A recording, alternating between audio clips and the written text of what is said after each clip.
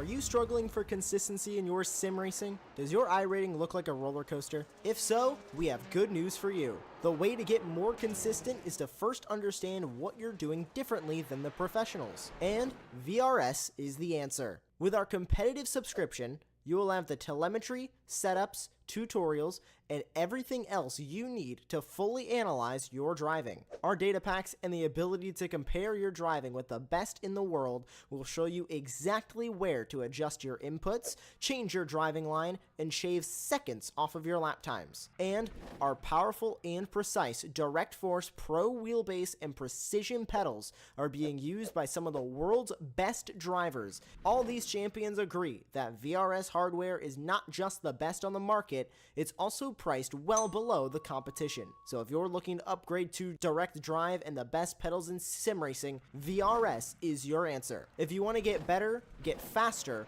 and make it happen sooner rather than later, you owe it to yourself to find out why so many people are switching to VRS. You'll be so glad that you did. Visit www.virtualracingschool.com and learn why the best use VRS.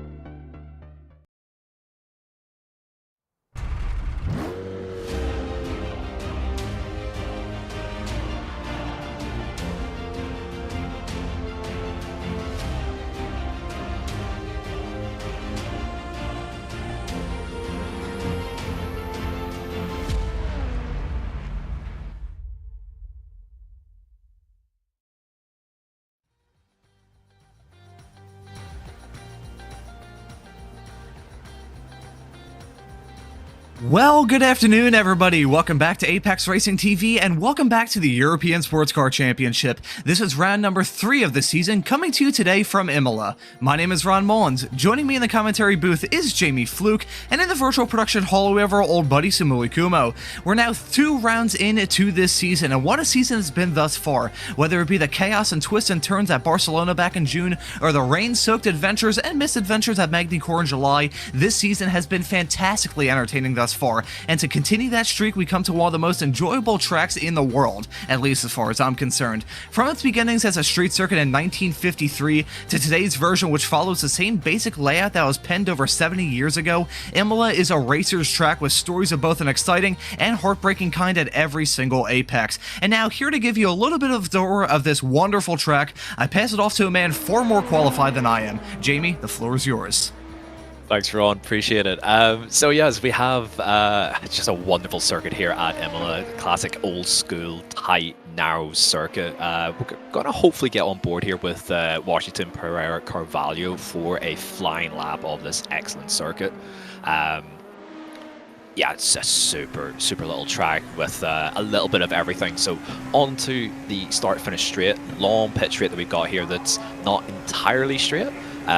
We've got turn 1 somewhere between the start-finish line, and then before we hit the brakes for the Tamburello chicane, so we're going to lean the car over to the right-hand side, bashing off the rail under there and then braking hard down into second gear. Oh, he's just about hung onto it through the right, and then through the left, hopefully then easy flat through turn 4. The next chicane coming up, the Villeneuve chicane, turns 5 and 6. Spot your brake point, flick it left, and then try and open up the right as much as possible and use all of the runoff available to you on the outside. Then quickly down into first gear, probably in the LMP2 here for the Tosa hairpin.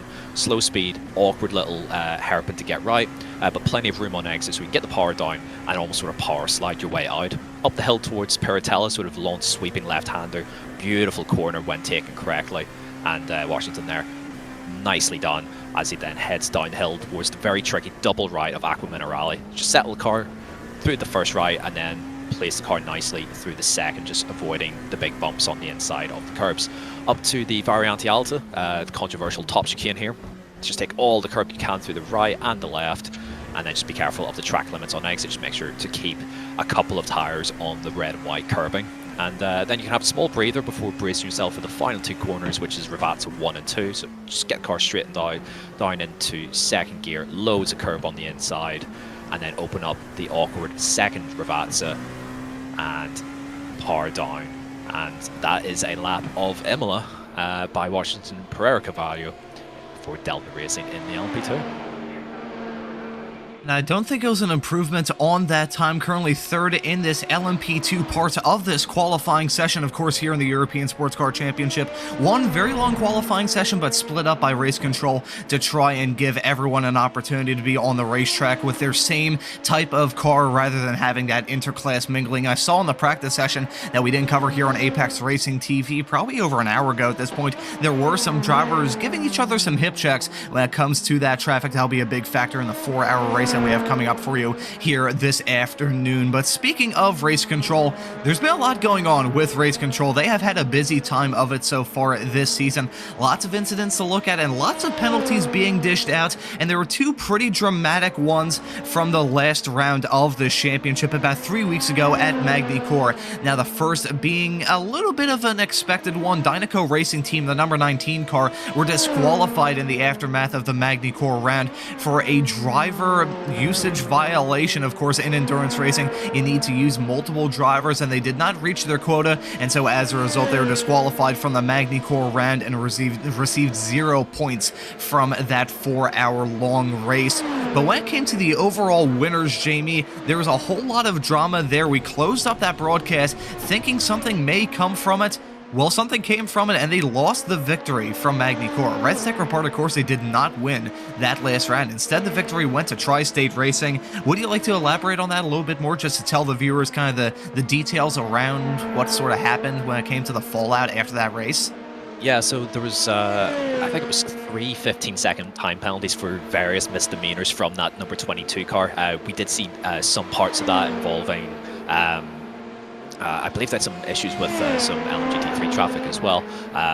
We had the fantastic battle in the last lap of the race, and we didn't know as we went off the air whether their win would stand. And truthfully, when we interviewed those guys, they weren't so sure either whether their win was going to stick, and as it turned out, they did. So 45 seconds were added to their total race time, but given the dominance really of themselves and the 12 car, the Tri-State Racing Team, they still finished second. So obviously not the result that they were looking for based off of how dramatic the end of the race was, but it's still second place. It's still really good points for the championship, and therefore then the win goes to Tri-State Racing, which had Michael Simpson and Bart Matthijs as well driving that car. So a cracking race all round. A couple of post-race penalties ending up deciding the race, but with the number of penalties that they were given, it's no real surprise that the win was taken off them.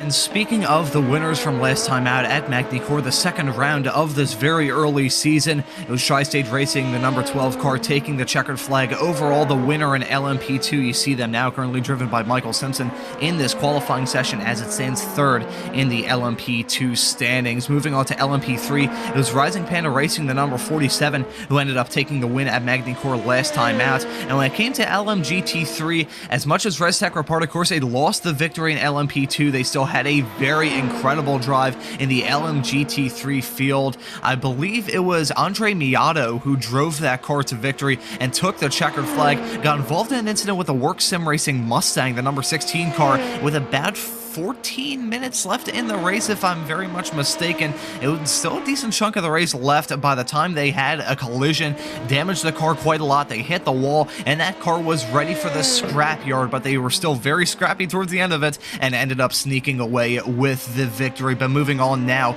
to this race at Imola in the qualifying session that we have on our hands right now. It's a Res Tech Repart, of course, the team, but not the team we've usually seen up at the front. The number 43 car is currently second in this LMP2 qualifying session. session with not very long left to go, Jamie. Looking very good for ResTech as they're currently P2 and P3. Never mind, you could see NOP Racing, the number 89 car, moving up to third, splitting the ResTech team.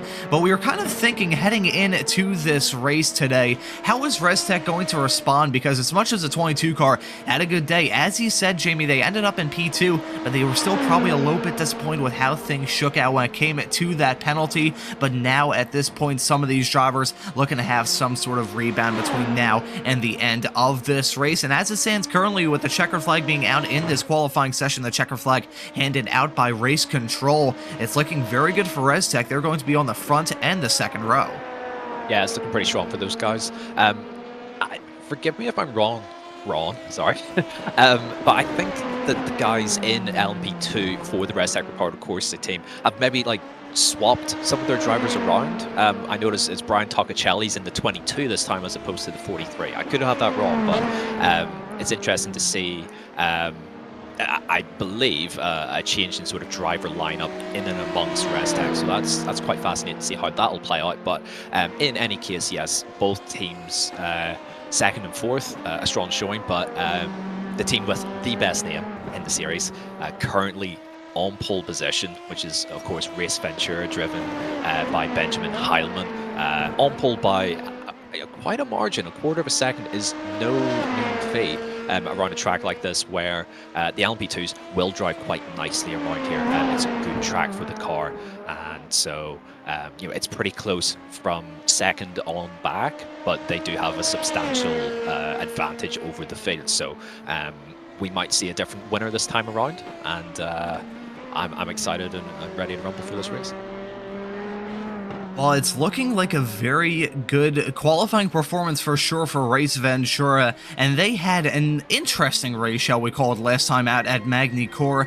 They started in the mid-pack of the LMP2 fight. However, they took an early, bold decision to switch to dry tires, and that really helped them out. However, when the rain came during that brief dry stint for that team, things just fell apart, and they ended up getting involved in an incident going down the start-finish straightaway, in which they nearly flipped and ballparked it out of the track. So it was an up and down race for sure for the 78 Race Ventura team. However, they're going to be starting this race from the overall pole here at Imola. 3 weeks removed from that, they're going to try and be smelling like a rose coming out of this 4-hour-long race. But the checkered flag has come out in this qualifying session. We're going to wait for a few moments time to try and get the starting grid for you. Whole lot of storylines to unpack for this race. A challenge of this circuit, 17 corners in all, that curved start finish straightaway being one of the only flat out blasts around this track, substantial flat out blast that is. It's a stop start track after that Tamburello chicane of 2, 3, and 4. You have a whole lot of challenge thrown in as well, as you point out during that track guide, during that qualifying session, Jamie. This track, it's a racer's track. There's just a whole lot of fun with this, but there's a heck of a lot of challenge, and with the weather conditions that we have today, I think it's going to make it even more tricky for these drivers. What do you think? Yeah, it'll be very interesting to see how it goes. I've done a little bit of multi-class racing around here, and all of it in the dry.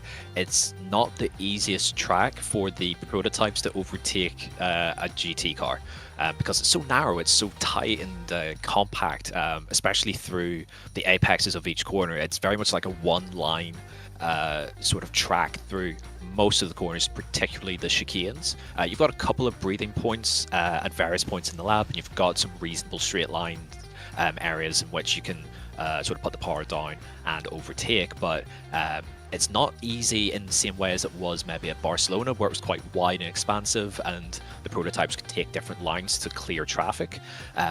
We don't have that option here, so it'll be really interesting to see. Even though the conditions do look pretty dry, it will be a challenge for these drivers to negotiate traffic cleanly. So it's going to be a lot of fun to see how this all shakes out. But yeah, we've got a long race ahead of us, and hopefully everyone keeps it clean. Yeah, fingers crossed we have a clean day of racing action. 4 hours in front of us, and it's going to be exciting as it's been all throughout this season. And just to wrap a small little bow around the track conditions, rain is not going to be a factor. I think the highest chance of rain we have is about 7%. Well, later on into this broadcast, that's not going to be much of a factor. The heat is going to be a big issue. We'll touch on that possibly on this formation lap. But here are the starting grid for all of the drivers in this field. It's going to be Benjamin Hellman starting this race from the pole in the number 78 Race Ventura car. He is going to be joined by ResTech Reparti Corsa on that second row. NOP Racing going to be starting this race in third, the number 89 car driven by Michael Sundstrom, the Swede, and then joining them on that second row is going to be ResTech Reparti Corsa, the number 22 car. Tri-State Racing going to be starting right behind their adversaries in fifth. Delta Racing going to be starting this race in P6, and you can see Simtech Sensations, who won the opening race at Barcelona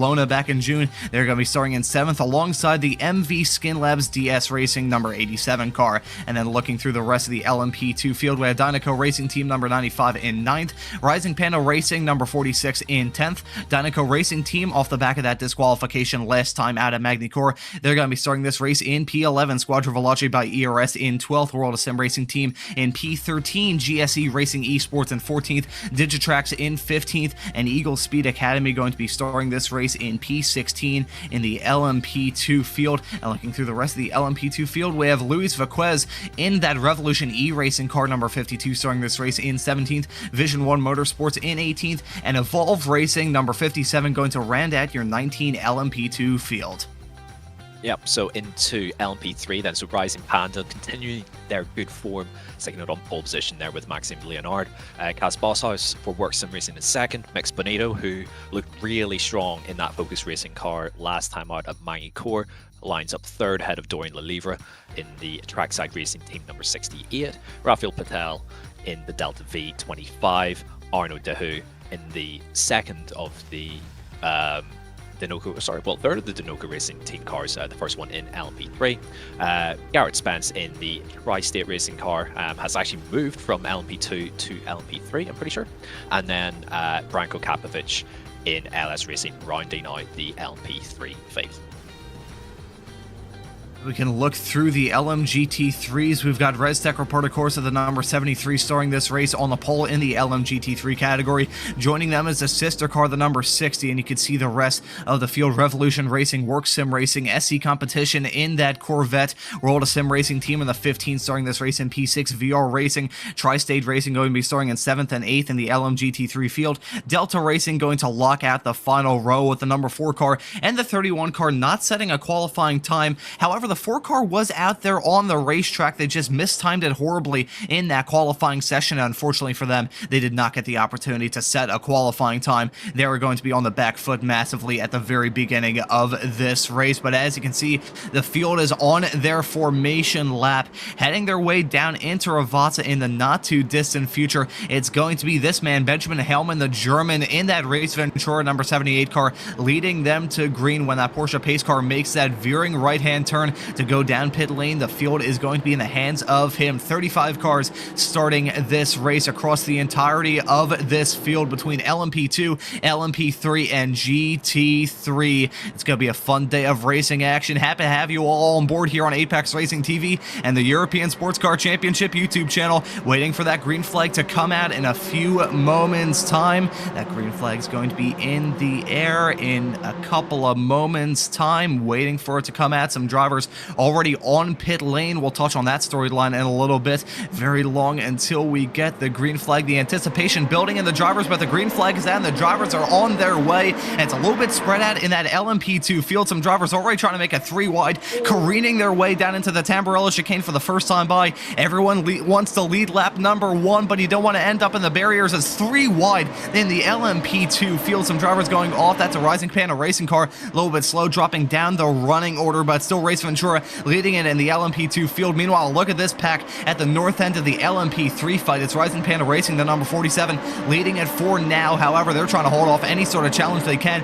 and they're also getting dicey with the back of the LMP2 field. Speaking of the GSE Racing Esports LMP2 car running 18th in class of 37 just went off the track coming out of the Villeneuve chicane, but so far clean heading through the Tosa hairpin for the first time by. Meanwhile, in the LMGT3 category, it's a ResTech Reporter Corsa Mercedes leading it over their sister car, the number 60, right behind in P2. It's a Mercedes stranglehold, and Jamie, we were talking about this before the start of this broadcast, how shocking it is that these drivers can wheel that Mercedes as well as they can around this racetrack. ResTech Reporter Corsa, that 73, put on a clinic on the field last time out at Magny-Cours, won the race with a car ready for the scrap heap, and it looks like they're going to try and continue that dominance into this round at Imola, but looking all up and down the field. So far, so clean throughout a vast majority of the field. Knowing my luck, I probably just jinxed it, and we could see a car going off in the not-too-distant future. But some hard racing on lap 1, to be sure, with some three-wide action heading down that small little flat-out blast between the Tamburello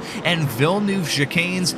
Some of these drivers may be taking it easy, the others are not. I'll tell you what, for lap 1, that was pretty exciting. What do you think, Jamie? Yeah, it was pretty good stuff there. It was 3 wide into T1, involving last round's protagonist, the 22 and the 12, ResTech versus Tri-State, and they just about got it done, all okay, all clean.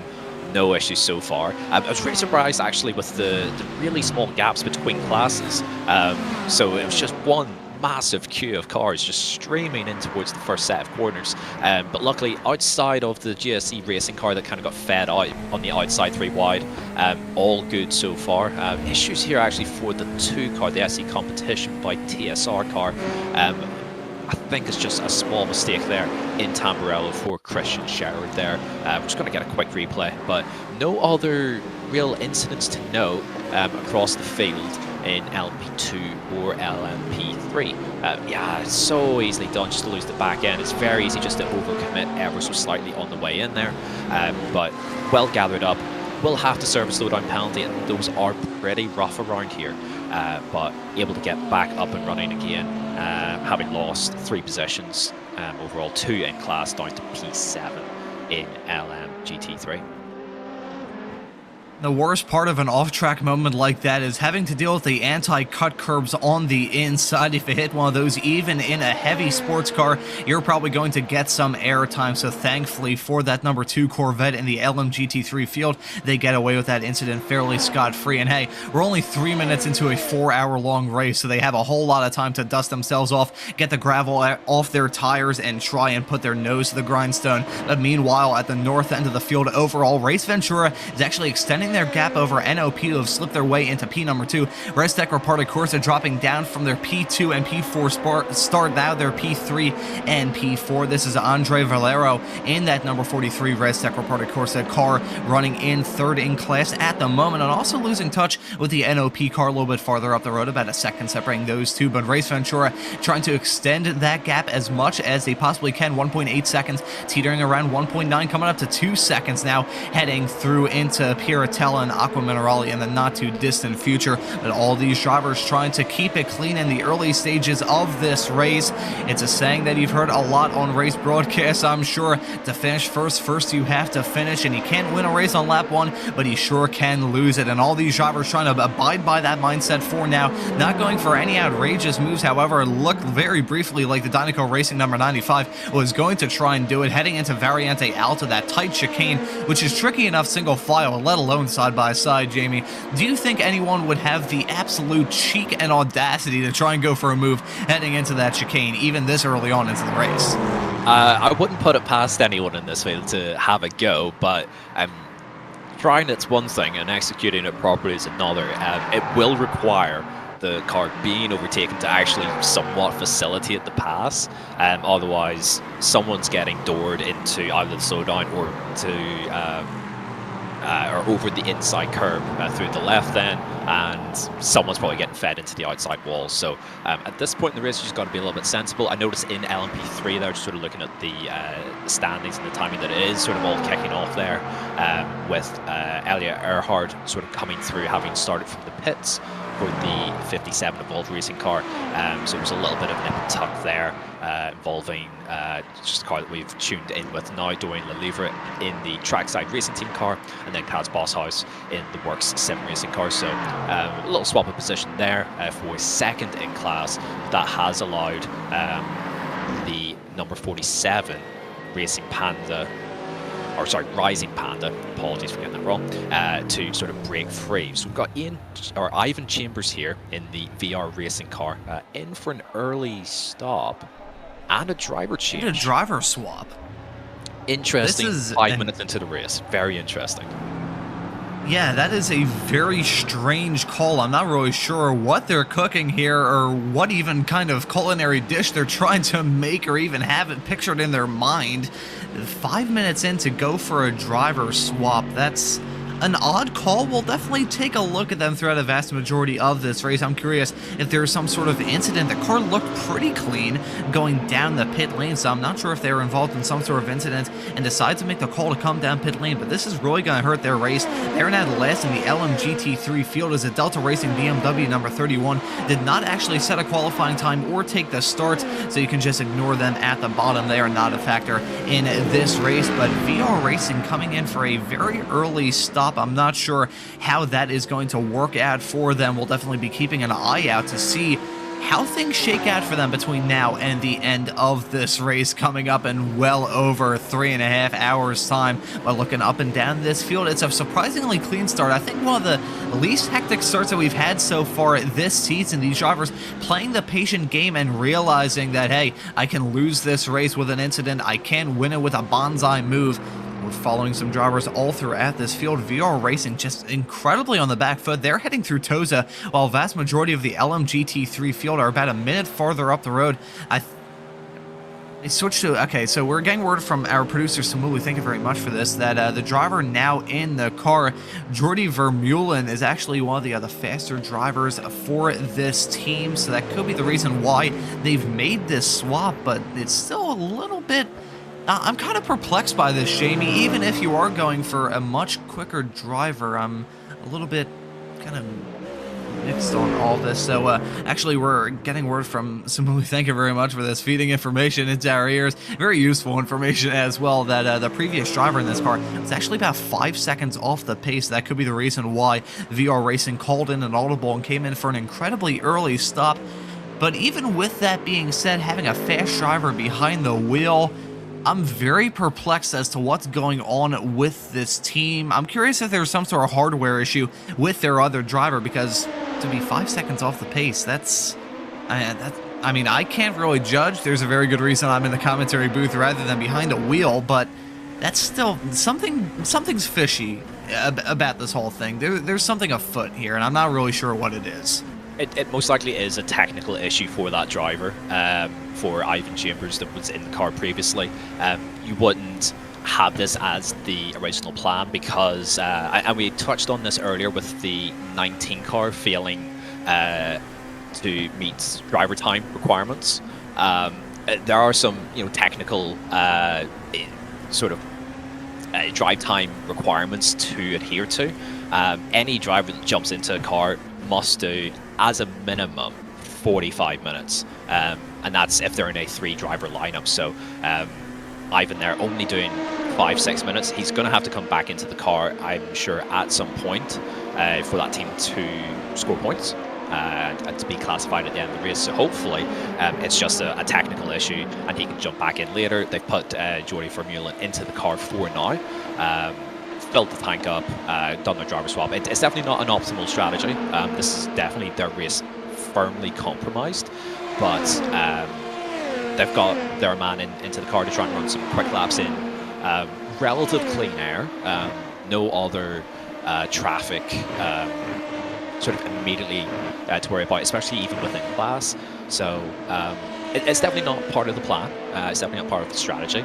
And they are going to have to get Ivan back into that car at some point, since he's taken part in the race and needs to do, I believe it's actually a minimum of 1 hour 30, based on the fact that Jordi is a gold driver, classified gold driver in the series. So he's in for now, and will only be able to do a maximum of 1 hour 15. But we'll see how this progresses for them, but it's not looking great based off the start of this race.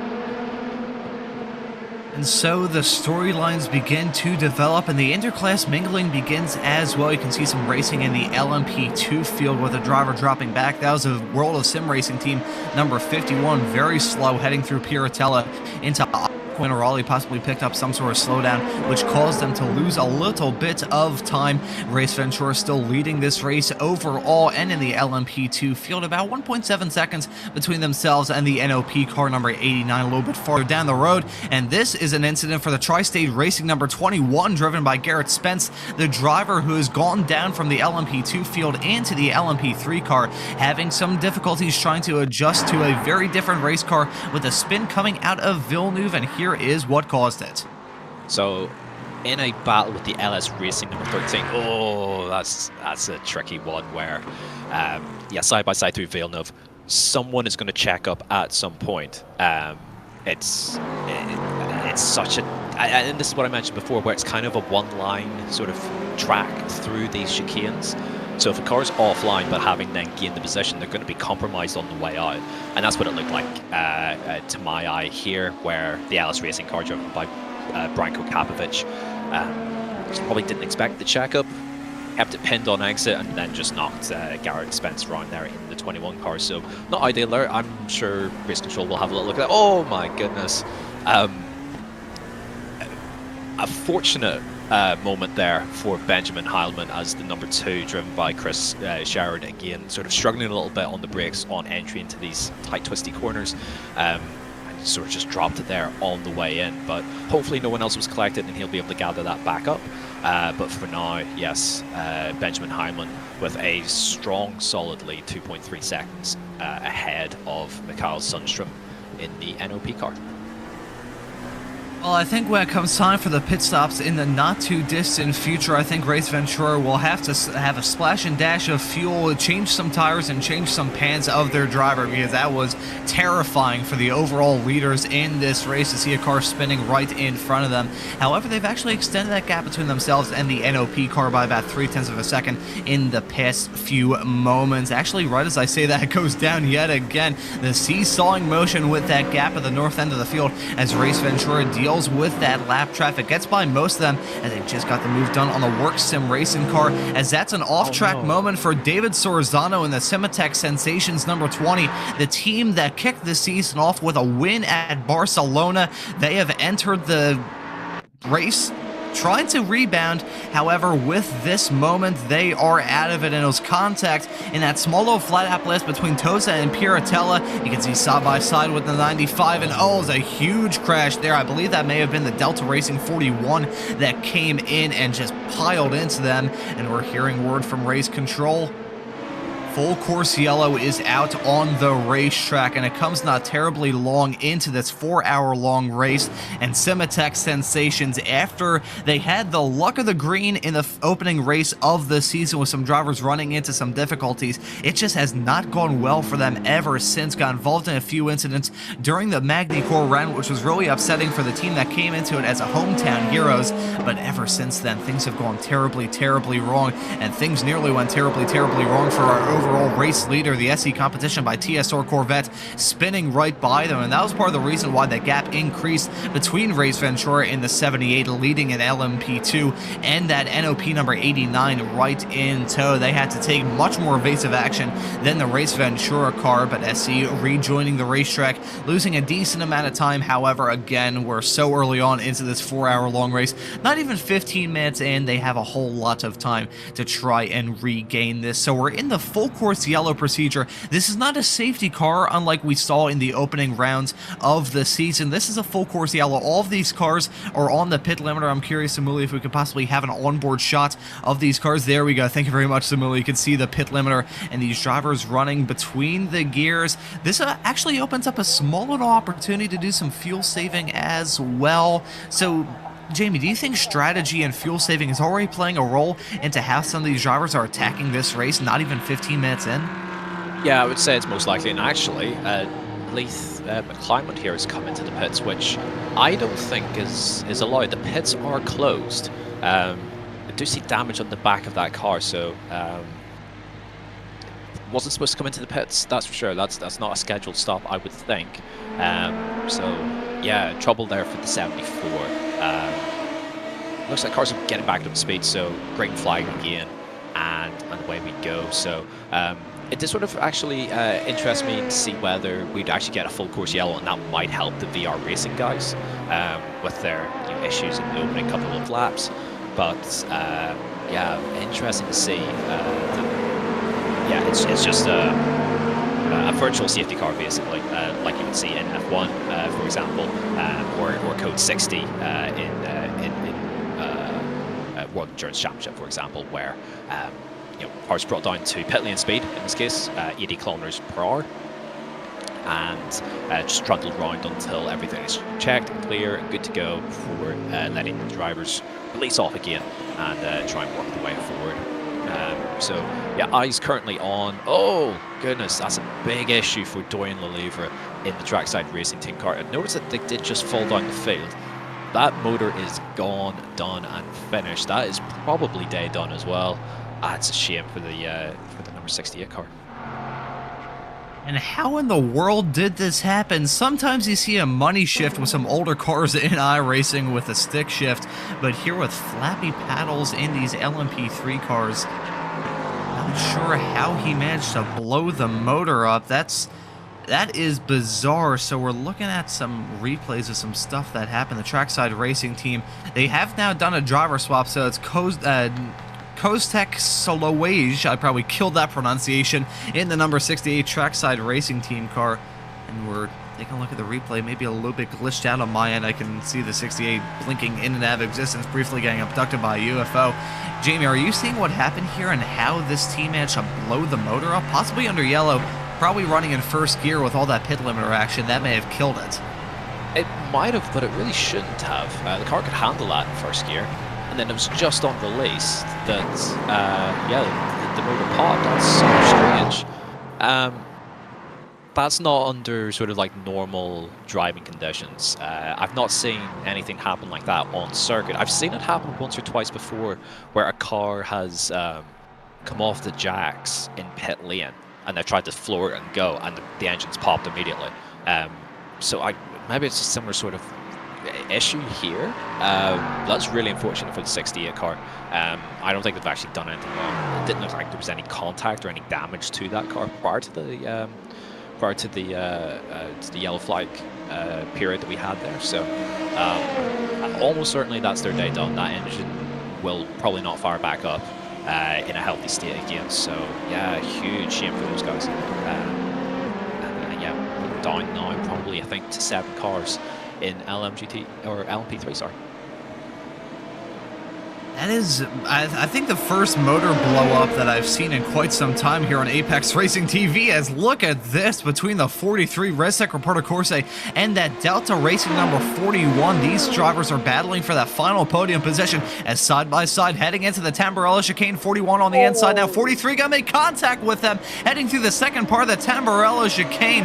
No harm done, too much harm done, that is, as nearly some contact with the drivers who have now inherited that battle for the podium spot. Tri-State Racing going side by side with MV Skin Labs DS Racing for that final podium spot. The team that won last time out at Magny-Cours now inheriting a podium spot in all of that. And ResTech, they have had a terrible start to this race, at least when it comes to the LMP2 field. They're now running in 5th and 6th after starting this race in 2nd and 4th. This has been a disaster start for them. The 22 has just dropped back on pace and pace alone. Meanwhile, the 43 getting involved in that incident with the Delta Racing car, who've dropped outside of the top 7. Hopefully we can find a replay to see exactly what went wrong with that ResTech Reported Course and Delta V battle. The 43 and 41 side by side ending in tears, and there you can see the Delta Racing car right behind the Rising Panda Racing number 46. They've dropped down to P8 in the midst of all of that. Now they're falling into the crutches of Dynaco Racing Team right behind, but hopefully we can find a replay. I think there wasn't the race control may have a look at that to see if it is penalty worthy, but I think it may have just been some hard side-by-side action heading through a section of a race course which is very narrow and hard to go side-by-side at. You mentioned it earlier on in the broadcast, Jamie, about how difficult it is to try and battle here at this racetrack, and we just saw that get put on full display one lap ago. Yeah, we certainly did. As the two red set cars are going to go side by side, not quite. The 43 will hang on, and that leaves Tarkicelli in the 22 off balance basically, and it's all starting to kick off. Oh, he's off the road. He's off the road. I'm not sure what's happened there, but the 22 off the road, 46 through, and the Delta Racing car is back up into P6. It's all chopped and changed frantically in the last sort of 5 minutes or so. But yes, it's not easy to overtake around here. It's not easy to pull moves on cars in class. We're just going to get a replay of what happened. So 41 getting squeezed, but I think that's all fair so far by the 43. And side by side then into Tamburello. So 43, yeah, just holding the outside, 41 to the inside. Pushing what? Okay, I see. So I suspect that the 41 hasn't left a ton of space on the outside there, and the 43's had to take the anti-cut curb. Front's popped up into the air, inability to steer, and Lance comes down and knocks the 41 round. So I feel like that's partly on the 41 that they've caused their own downfall on that one. But it's up to race control to decide. I'm not in race control. I'm not going to influence things, but I think the 41 sort of made their bed on that one. And I have to lie on it. Well, considering some of the experience I have doing some race controlling and race officiating for some multi-class sports car action, I feel like that would be a no action, mainly because the driver that got hurt the most in that drama was really the one that started it. I think that was mainly just a racing incident as far as I'm concerned. Going side by side at any section around this track is going to be tough because there's no real section of this track that is straight, but you can see some side by side action in that LMP2 field. Restec Reporter Course of the number 22 still dropping back now, running in P9 as it stands at the moment, and wrapping a bow around the ResTech number 43 and the Delta Racing number 41. They're now pretty much right on top of each other, separated by about a second and a half, right towards the tail end of the top 5. As you can see, some hard battling in the LMP3 fight. This is Dynaco Racing Team trying to hold off any sort of challenge from the Focus Racing 5 right behind. I believe that's Mix Bonito behind the wheel of that 5 Focus Racing car. I think he got a move done not terribly long ago, so I think hopefully we can find a replay to see the move and how he got it done. I believe that was heading in to Variante Alta. You can see running very wide, heading through Aqua Minerale, and that's going to give him the perfect opportunity to try and go for the move heading into the chicane. Going for a move like that, you need to know that's going to stick, and you need to be firm and aggressive to get it done, and that's exactly what the driver behind the wheel, the 98 Dynaco Racing Team car, got there. Moving up into the final podium spot in that LMP3 fight for now. They're still right on top of each other and may go side by side heading into the Villeneuve chicane. Understandably, backing out of it is the Focus Racing 5. But as these drivers start to battle, the Work Sim Racing car running second in class starting to pull away about 5 seconds farther up the road, as Rising Panda Racing still holding on to that lead 3 seconds up at front. And meanwhile, at the front of the field, Race Ventura and NOP may start battling here as they're separated by about 3/10.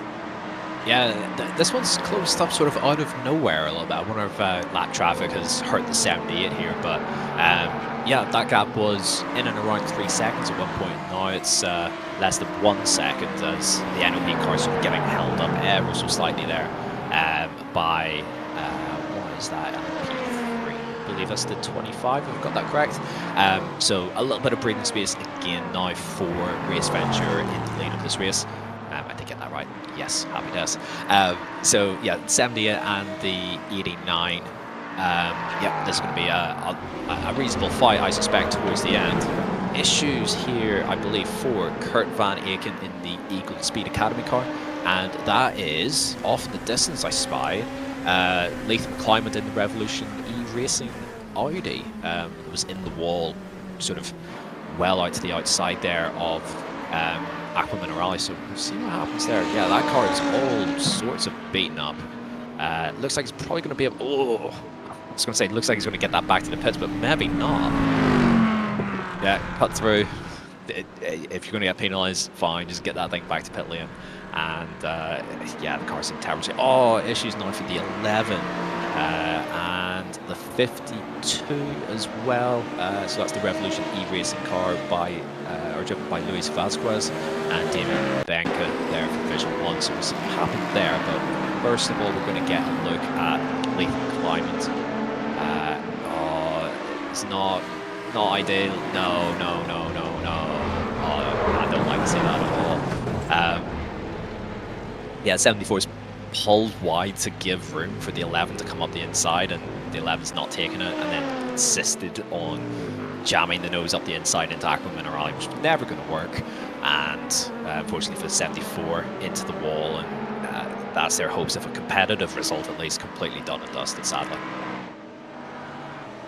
It's tough, but somewhat expected considering the close quarters racing around this track, as we're going to take a look at another moment involving the Division 1 Motorsports car going side by side, heading through Ravazza, making contact and spinning around, heading through turn number 15, and that was contact with another LMP2 car arriving at the scene of the accident.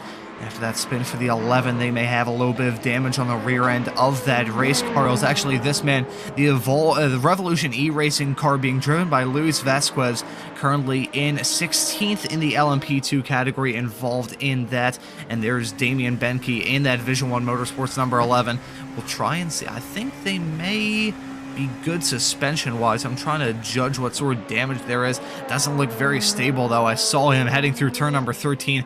That car looked very, very dicey when you tried to turn into that corner, which is really a nothing corner in these high downforce sports cars. So seeing that car be a little bit unstable heading through that is not ideal. It's 3 wide involving LMP3 with a beautiful maneuver put on the Dynaco Racing team. It's still not over yet. 3 wide coming out of Toza with the Delta Racing BMW involved in that as well. I believe that's a number 4 car that was stuck in the midst of that. But this is a fantastic fight between Dynaco Racing team trying to hold off, and contact coming out of Piratella. It was themselves and the Focus Racing 5 going side by side, and with how hard they were racing, heading through the middle sector of this lap, contact was inevitable, and sadly it comes heading through Piratella.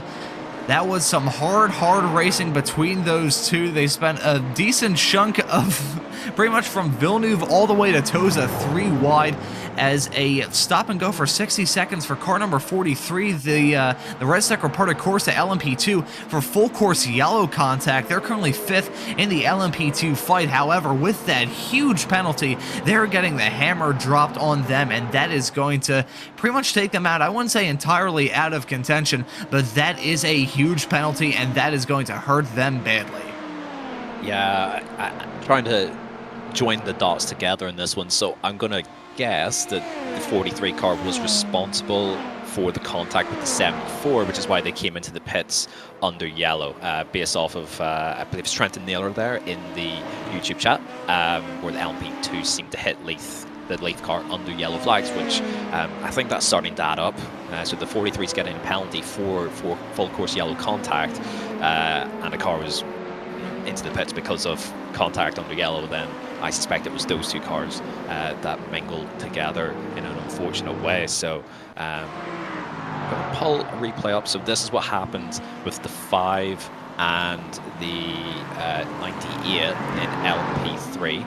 So yeah, okay, so the 98 just sort of getting pinned there behind the number 4 car in LMGT3, and then side by side 3 wide on corner exit. A bit of argy-bargy there, but all good, all fair. But it's side by side up at the top of the hill, and no one wants to back out here. That's just what's happened. The 98 squeezed wide, but the 5 is still there, doesn't have anywhere to go, and the 98 has, in my view there, just based off of the replay that we've got, has sort of just turned themselves trying to get clear on corner exit, not quite getting far enough, and paying the price for it on that one rather than giving away some room. So I feel like that's one that's going to resolve itself, and Stewards and Race Control don't need to take any further action. But yeah, it's a shame that those 2 cars made contact. But back with LMGT3, the 73 car off and running once again this week. A huge pace from Andrea Miato once again in that Mercedes for Red Stick Reported Corsa. Lead build up of over 12 seconds, which 30 minutes into this race is quite a substantial gap. They are comfortably the quickest car in class on track, and are pretty much every single lap as well. So looking really strong for these guys. The sister car there, the number 60, driven by Salvatore Ferrandino. I believe that's the first time that we've seen him this season, but I'm not 100% sure. It does look like a new name to me. He is also comfortably ahead of the rest of the competition in LMGT3, and then third place at the minute is the World Sim Racing team car that has had an up and down season so far, but they're currently running in third and looking quite strong in the Porsche. So back now with LMP2, we're back with Washington, Pereira Carvalho for Delta Racing, coming up against some lap traffic there, or some... Oh, it was the 41, not the 43. My apologies. So actually, the 41 picked up a penalty themselves.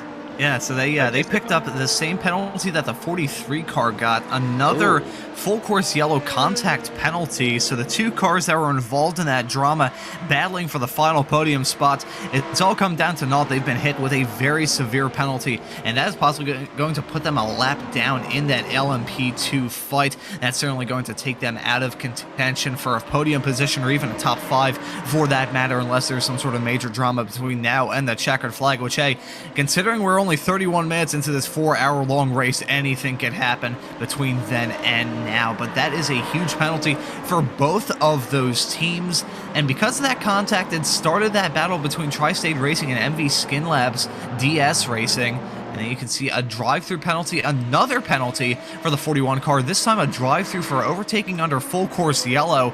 So clearly some wires getting crossed in the midst of all of this, and a hammer getting dropped on the Delta Racing car driven by Washington Carvalho at this point. Maybe we could see a driver. Well, I mean, they can't...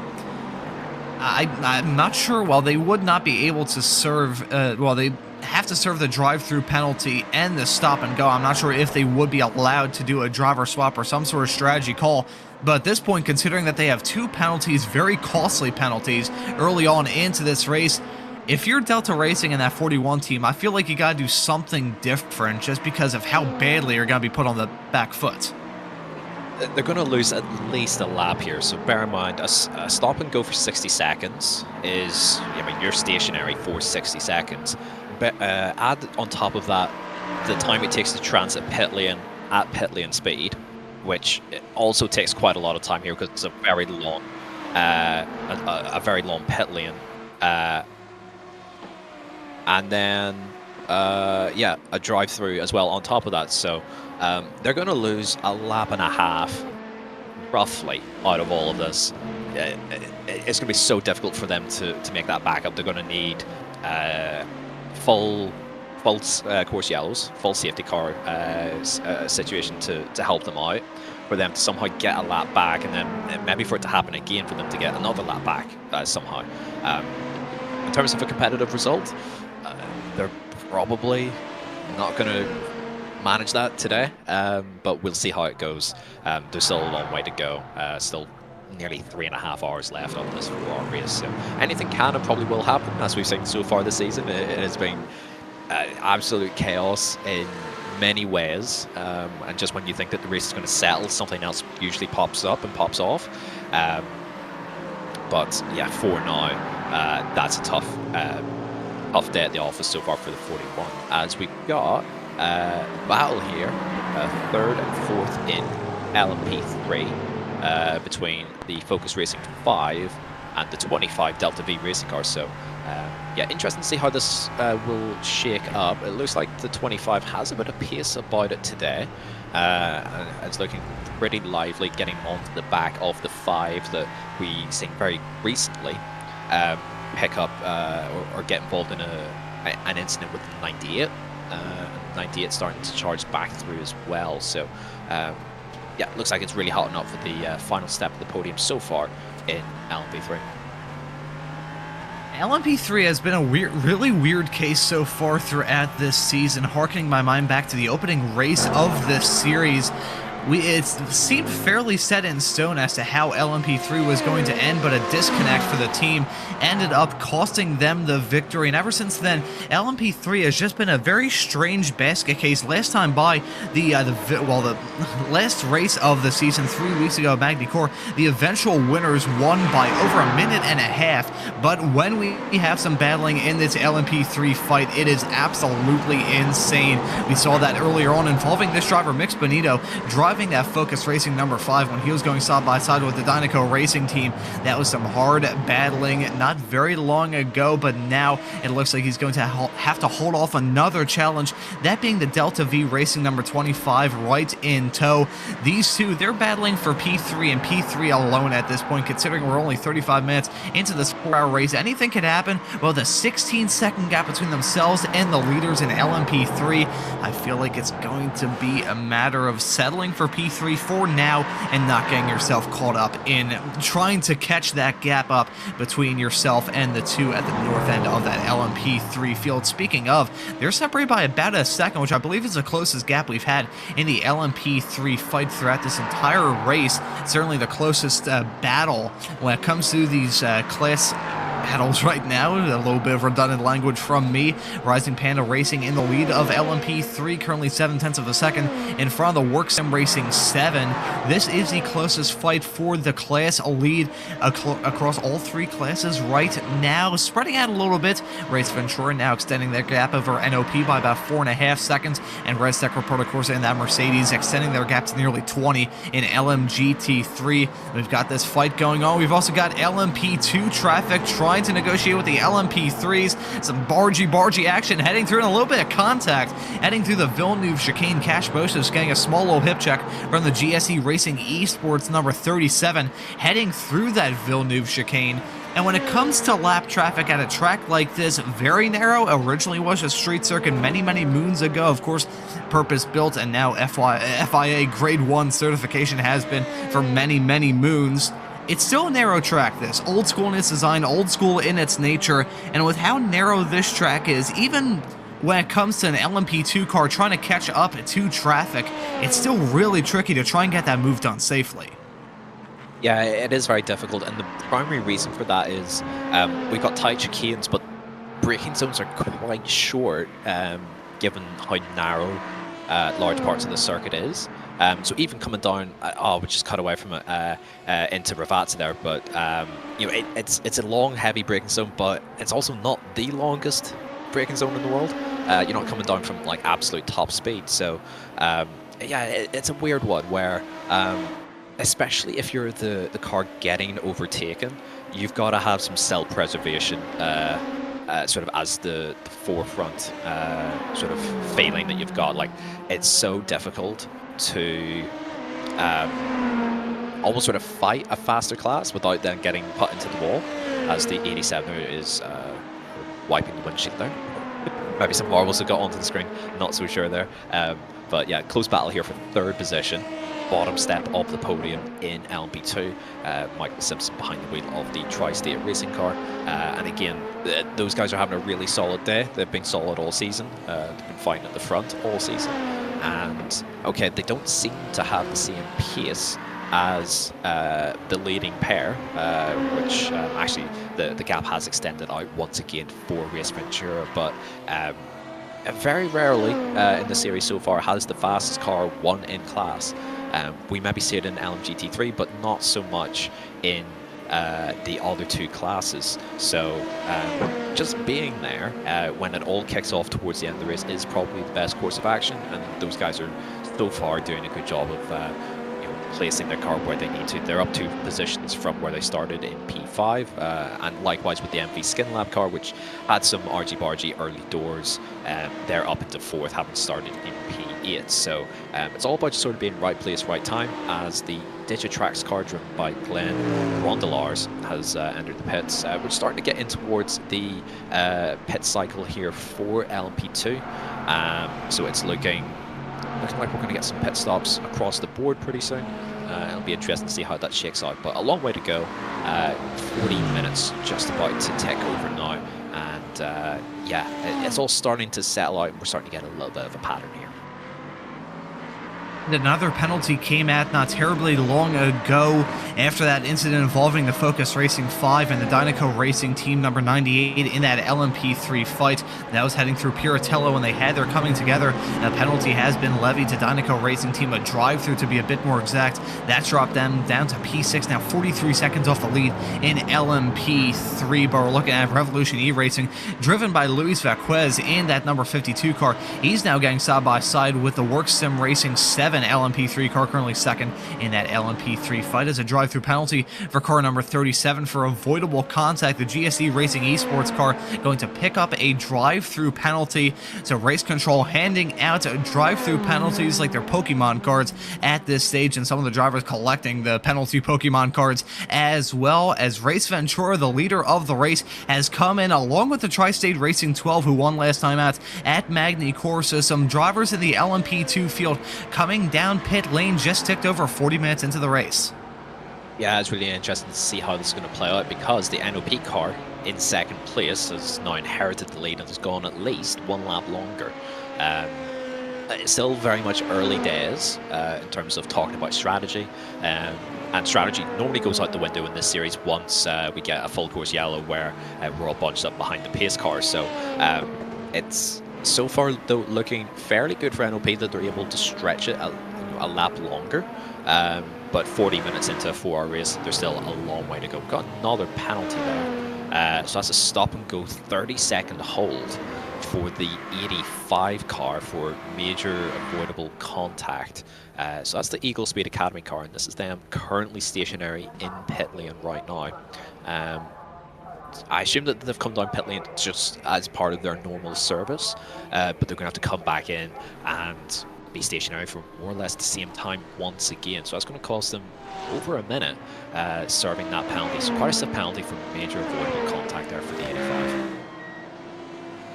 As the leader of the race, NOP has come down pit lane. They were in P2 for a vast majority of this race, inherited the lead after the team who was leading it, that being Race Ventura, came down pit lane last time by. They are now responding, stopping in their box now, not overshooting it. They hit their marks beautifully.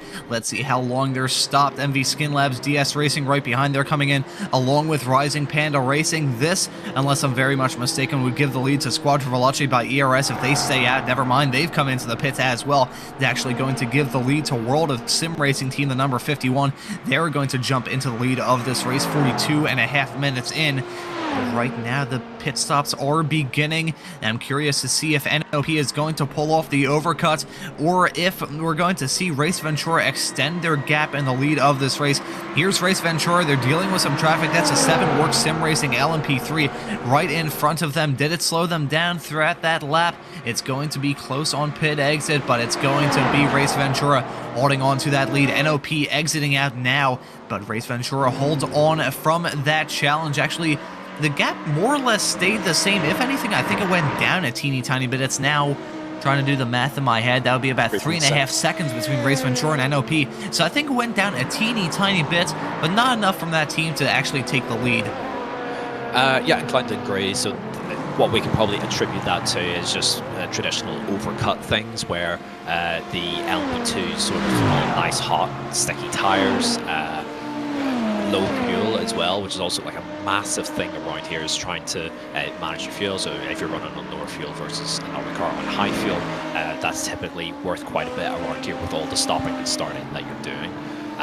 So that gap might stretch back out again, just with the NOP car also now having to deal with cold tires and a full tank of fuel, and just the adjustment that needs to be made in terms of your driving to compensate for that. So yeah, not much actually then changing, but it'll be interesting to see later on if we're able to get sustained green flag running as World of Sim Racing finally come in, the last car in LMP2 to make their stop. So the fact that they're able to go like 2 laps longer, slight overshoot in the box there, not ideal, but good job from those guys to extend their first stint. That's a tight squeeze there between Rising Panda there, and then the 87 of Ricardo Santos now has jumped into the MV Skin Lab car.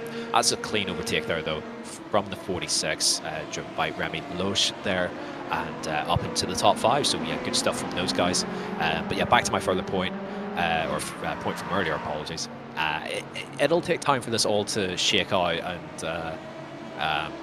and see where everything's at. But if we get a long, sustained run of green flag running, then the strategy will play a role at some point later in this race, especially with the amount of pit stops that the LMP2s have to make with the small tank size that they have. So a long way to go, but a race is brewing, and I like a tactical sort of chess match every once in a while, just to sort of see you know, what method works when you go all guns blazing, pretty much, and fully attack the race and maybe pay for it a little bit in strategy, or do you conserve, take things easy, and hope it plays out for you in the end? That remains to be seen, as it looks like Ricardo Santos is potentially struggling there a little bit, as Brian Tocchet up into top 5, getting that move done, I'm pretty sure, there on the MV Skin Lab racing car. And so, yeah, it looks like they're starting to fall back ever so slightly just there on the driver change. So, hopefully, for Ricardo's sake, and for MV Skin Lab's sake, that he can sort of get into the group quite nicely. But he's surrounded by drivers that I think have stayed in the car, and so have sort of a little bit of a more natural feel for it right now, having already done an entire stint, you know, getting used to the track conditions. I really like that saying from a few moments ago, Jamie, a tactical chess match. I may hijack that thread the rest of this season. That was very good. Well done. That's really the best way you can describe it, though, because there's a lot of strategy involved, but there's also some pretty high stakes. After this race, we'll now be halfway through this season, so some drivers eyeing up some championship contention, whether it be contending for the overall championship in their class, or whether it's just trying to scrap for every single points position they absolutely can. Evolve Racing may have had an up and down season, and here is a replay to see something that happened to them a few moments ago. Sadly, the replay is a little bit glitched out on my end. Jamie, what's going on here? Yeah, so that's just a big move there from the 57 on the 11. So bear in mind that the 57 Evolve Racing car started from the pits and had to sort of slowly plot their way through the traffic behind. So all of the LMP 3s and the LMGT3s as well. So it's not been an ideal day for those guys. They didn't get a qualifying lap and have struggled to sort of work the way through. This car had tremendous pace at the start at Barcelona, and then got caught up in that big incident under the safety car the first time around, which helped then kick more things off through the remainder of the race. And we haven't then seen them display as much pace since. They were sort of not really in the fight at Magny-Cours, and currently not in the fight here, but still a long way to go. They're up 6 places in class at least. Issues there for the 13, so that's the LS Racing car driven by Branko Kapovic, just trying to safely get that thing turned. Nicely done. Not the worst rejoin in the world. You got to rejoin at some point, but yeah, so small issues there actually for Branko Kapovic. I assume he's just dropped the car there on the inside curb coming into Variante Alta. It's so easily done. We've all done it before. There's no shame in it happening.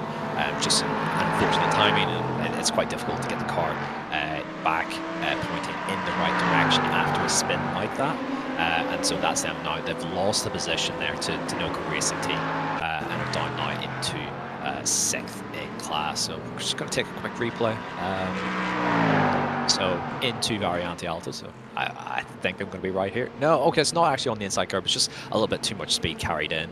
Kind of missed the curb then ever so slightly, which could actually sort of settle and stabilize the car if you catch it in the right way.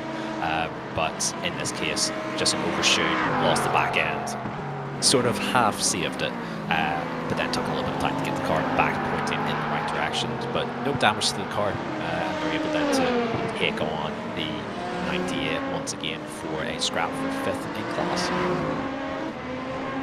Well, the curbs heading through that section, less so curbs, more so mountains. So I think that may have had a big role in deciding that incident there for LS Racing. They only lost one spot, pretty spread out in the LMP3 field, it must be said. Even though I say that, the front two separate by less than a quarter of a second. Rising Panel Racing still leading, Work Sim Racing in P2, Focus Racing in third, Delta V in fourth, and then Dynaco Racing rounding out the top 5 for now.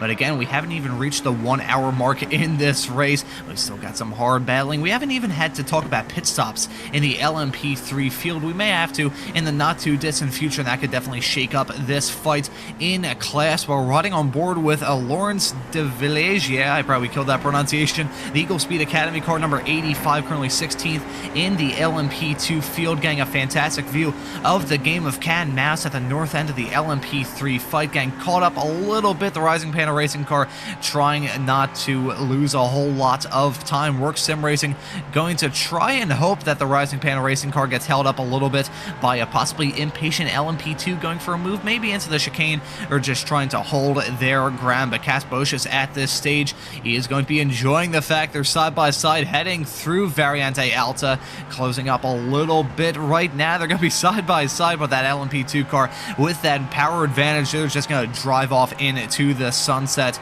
So now it's a heads-up fight between these two. I'm curious when the next bit of lap traffic may be at their hands, but currently separated by about 0.3 of a second heading through Ravata. I don't think they're going to force the issue yet because, again, we're still very early on into this race.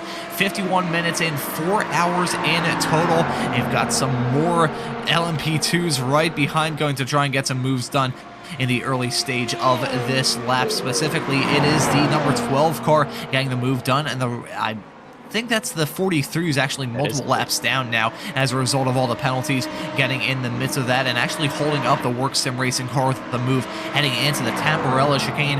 Where is the 43 ResTech Reparta Corsa car now in class? Because they had those penalties, and they're the highest running ResTech Reparta Corsa team, but ever since that, just fallen apart. You can see now 17th in class, and that's such a sting for that team because they're showing more speed than the 22 car, their sister car, which ended up taking the checkered flag. They didn't take the win, but they did cross the line first at Magny-Cours 3 weeks ago. So this was looking to be a very strong showing from the 43 car. However, as a result of those penalties, they are on the back foot massively. But again, only 1 lap down. Maybe we could see them get in the mix of it if there are some very conveniently timed yellows a little bit farther down the line. But 43 this far back, this early on into this race, and a race that could have been so promising. They run wide heading through Variante Alta. This just stings for the 43. Yeah, it's not been their day. That is total commitment through Variante Alta. It didn't stick that time, but it was a glorious sight nonetheless through the right-hander anyway, with all 4 wheels off the ground for the 43. But yes, they're over a lap down. It's going to be tough for them to find their way back. They are going to need a lot of help, but their pace is generally okay. It's not been that strong though compared to especially the top 2. So Benjamin Heilmann's still very strong up front. Mikael Sundström's his quickest times have been very, very good. The 43 just hasn't been quite as quick as it has been in previous rounds. Even the 22 in this case, driven by Brian Toccocelli. It's certainly not a bad day at the office for these guys, but not quite as strong as what it has been, what it could be for those guys based off of the previous rounds. But top 5, still a clean car so far for the 22, so not bad going, but and still a long way to go. But the pace, it looks like almost a bit of a 2-horse race up front between Race Ventura and NOP based off of what we've seen so far. Actually, Benjamin Heilmann there, once again sort of extending the gap. That's up to 7.3 now, and he seems to be sort of class of the field at the moment. I think a lot of the pace difference here, it's not necessarily raw outright pace, but more strategic management of traffic. We noticed there in LMP3 as the 43 and the 85 as well were working their way through the leading 2 LMP3s. just where it's really smart, where both of those cars were clever in backing up their entries, letting the LMP2 sort of dive up the inside, and then getting a really clean exit just to minimize the time loss by being overtaken. So yeah, really good job from those guys. But it looks like that the 78 is generally a little bit more committed in terms of its overtakes versus the 89, and that's where a lot of the pace differentials sort of comes from, because in clean air, the pace is quite similar between the 78 and the 89.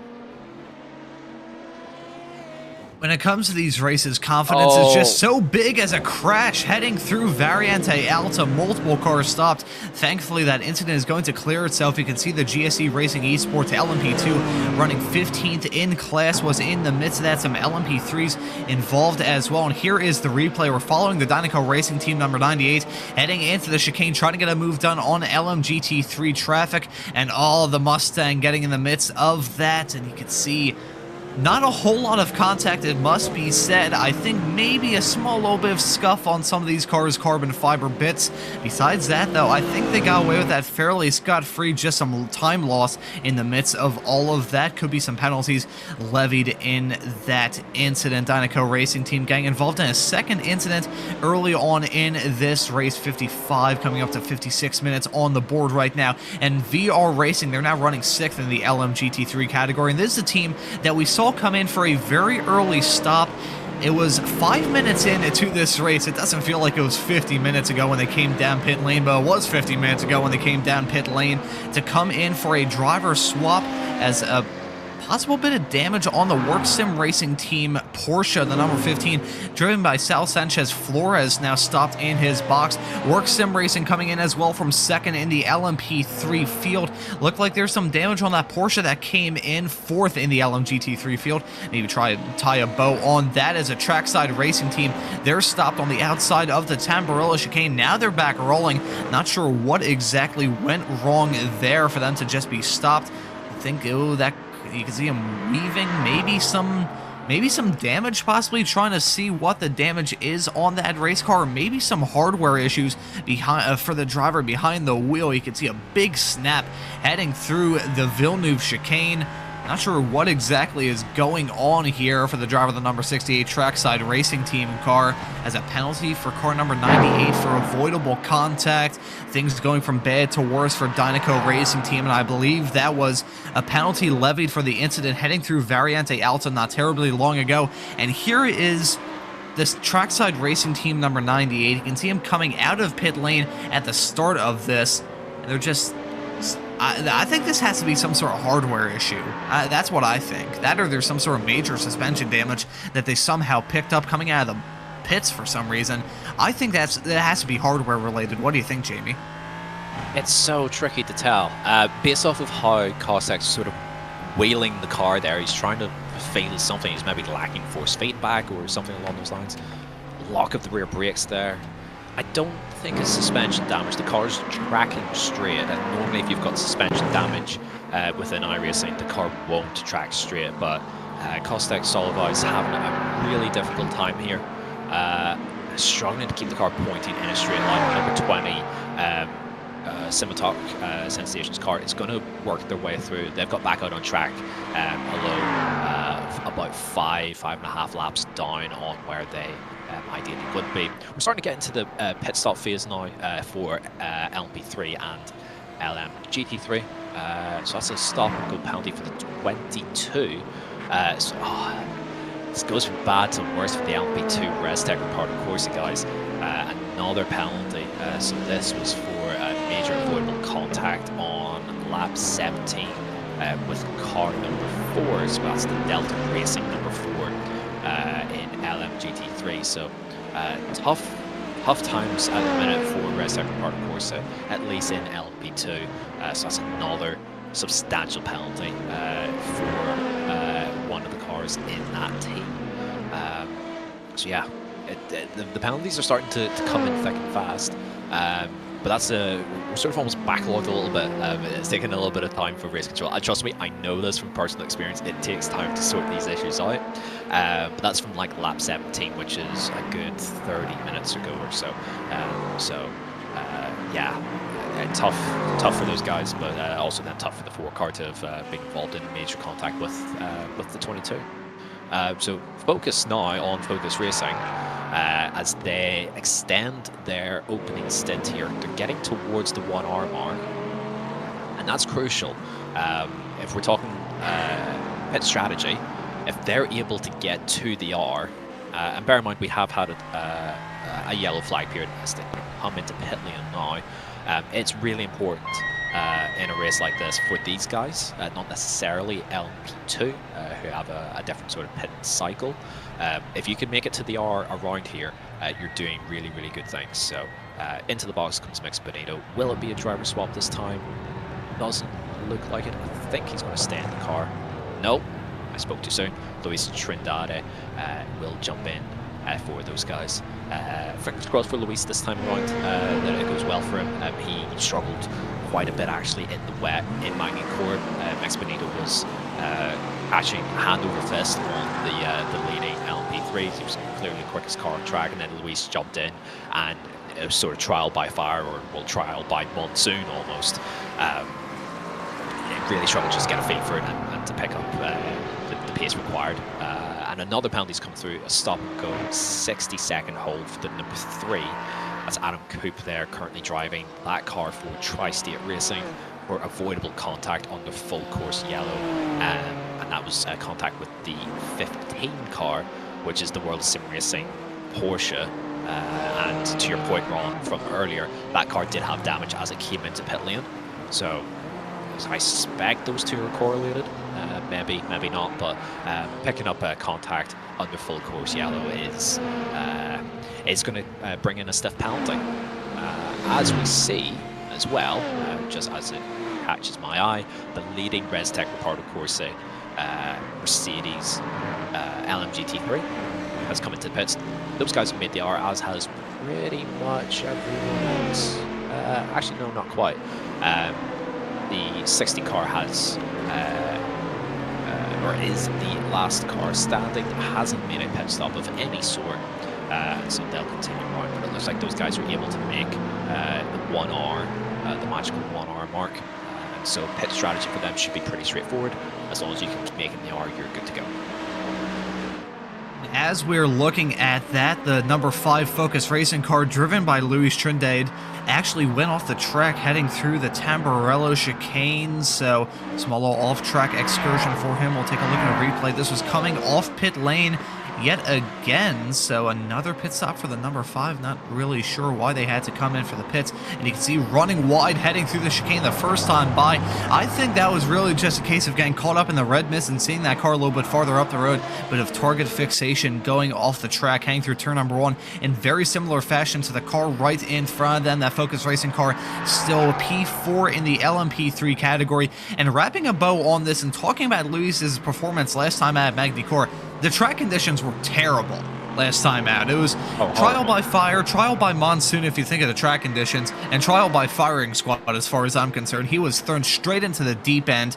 So it was a little bit hard to kind of gauge his performance, and here in Imola, complete opposite case. Currently 112 degrees is the track temperature, 86 ambient. As the leader in LMGT3, the other ResTech Reparto Corse Mercedes has come down pit lane. They took the lead after their sister car came in. And talk about a tale of two halves, Jamie. This is just night and day difference between ResTech Reparto Corse in LMP2 versus ResTech Reparto Corse in LMGT3. They both start up towards the front of each of their classes. However, in LMP2, as things have just fallen apart and have been pretty catatonic so far, ResTech Reparto Corse and LMGT3, they are putting on a clinic on the field. ResTech, the number 73, is going to be taking the lead from their sister car, the number 60, which is still down in pit lane, about to exit here in the not too distant future. But they have been running away with it in the early stages of this race.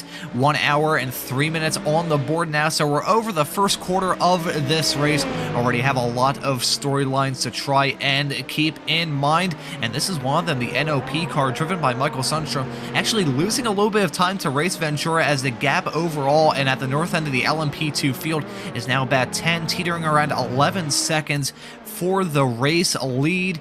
Race Ventura doing a fantastic and brilliant recovery drive after the chaotic, shall we call it, race meeting at Magny-Cours 3 weeks ago. At one point they were leading. At one point we thought that they may be the favorites to win, but then they got just dogpiled with incident after incident after incident, and things just went cataclysmically wrong for the 78 car. But now it's pretty much a complete opposite story. They've had a boring race outside the SC competition. Corvette spinning in front of them, heading through Aqua Minerale earlier on.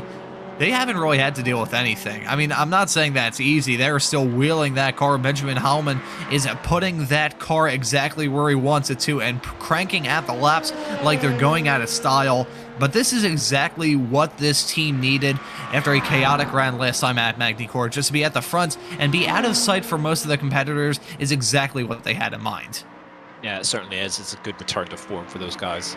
And I think they had like the right idea in terms of the pit strategy, or at least it was fun for them to, in the position that they were in, which was kind of mid-pack. It's like, well, why not? Let's try it and see how it goes. And for a while it was working, and then as soon as the rain kicked back in, they had a horrible time. Even when they went back onto the wet tires, it was a horrible time for those guys. So, so far so good. Benjamin Howman has, I think, so far proven that he is class of the field around here in LP2. That gap stretched now up to 11 seconds. Stop and go 300 for the 20. Oh no, that's a huge penalty for Scimitar. 300-second stop and hold, so a solid 5 minutes that you just got to sit there, because they obviously picked up the damage from earlier. They got that repaired. They're out going again, but yeah, not good for those guys. That's effectively day done. They're not really gonna work their way forward from where they're at, sadly. In comes the 29 car, VR Racing. So they're bringing Ivan Chambers back into that car, I've just noticed. Hopefully he's got his technical issues sorted, if it is technical issues. But Gordy Vermeulen there, just doing the solid, steady job for those guys. Bring them back into the mix ever so slightly. As other LMGT3 cars have sort of fallen away and got caught up in other incidents, they were able to run sort of by themselves for most of the last hour or so. And so Ivan Chambers will come back in with that car, probably still inside the top 5. So that's a really good recovery drive there from Gordy Vermeulen. Sort of looking at lap times as well. So nothing special or spectacular in general from that car, but they've just been able to stay out of trouble. They're sort of matching the times of the 16 Work Sim Racing Mustang. I'm just sort of comparing the two Mustangs here. Very similar sort of quickest lap times and general pace and speed, and the gap from the 16 to the 29 is more or less where it was at the point at which Gordy Vermeulen had jumped into the car. So Ivan Chambers is back in again, but keep an eye on how his progress is, and hopefully he'll be able to put down some good lap times this time around and try and lock down a solid result for that 29 car. Some side-by-side action develops here in the LMP2 field. That's World of Sim Racing Team, the number 51, who very briefly took the lead of this race. They're going side-by-side with Squadra Veloci by ERS. They're right towards the tail end of the top 10. But wrapping the bow on that LMGT3 fight, it's spread out quite a lot. I think they are the most spread out class by far. Currently the top 4 separated by 58.5 seconds. Work Sim Racing, who won the opening round of this season at Barcelona.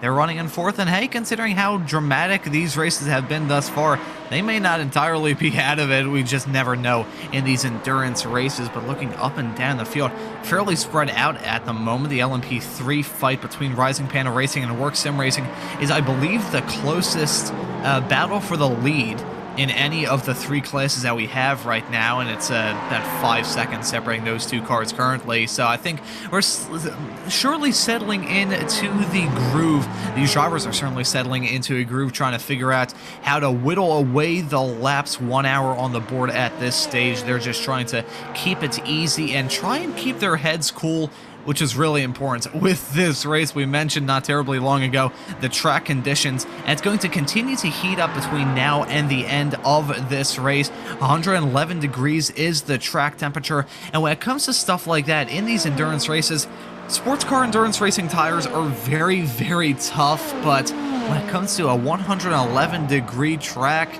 it's only a matter of time before the tires just get worn down to the canvas. I'll touch on that a little bit, as we just saw the Simatech Sensations car finally exit pit lane after being stopped for what had to have felt like 1,000 years. But getting back to that point, Jamie, and talking about tire management, how tricky is it to just try and keep the cars in a good operating window with a track that's this scalding hot?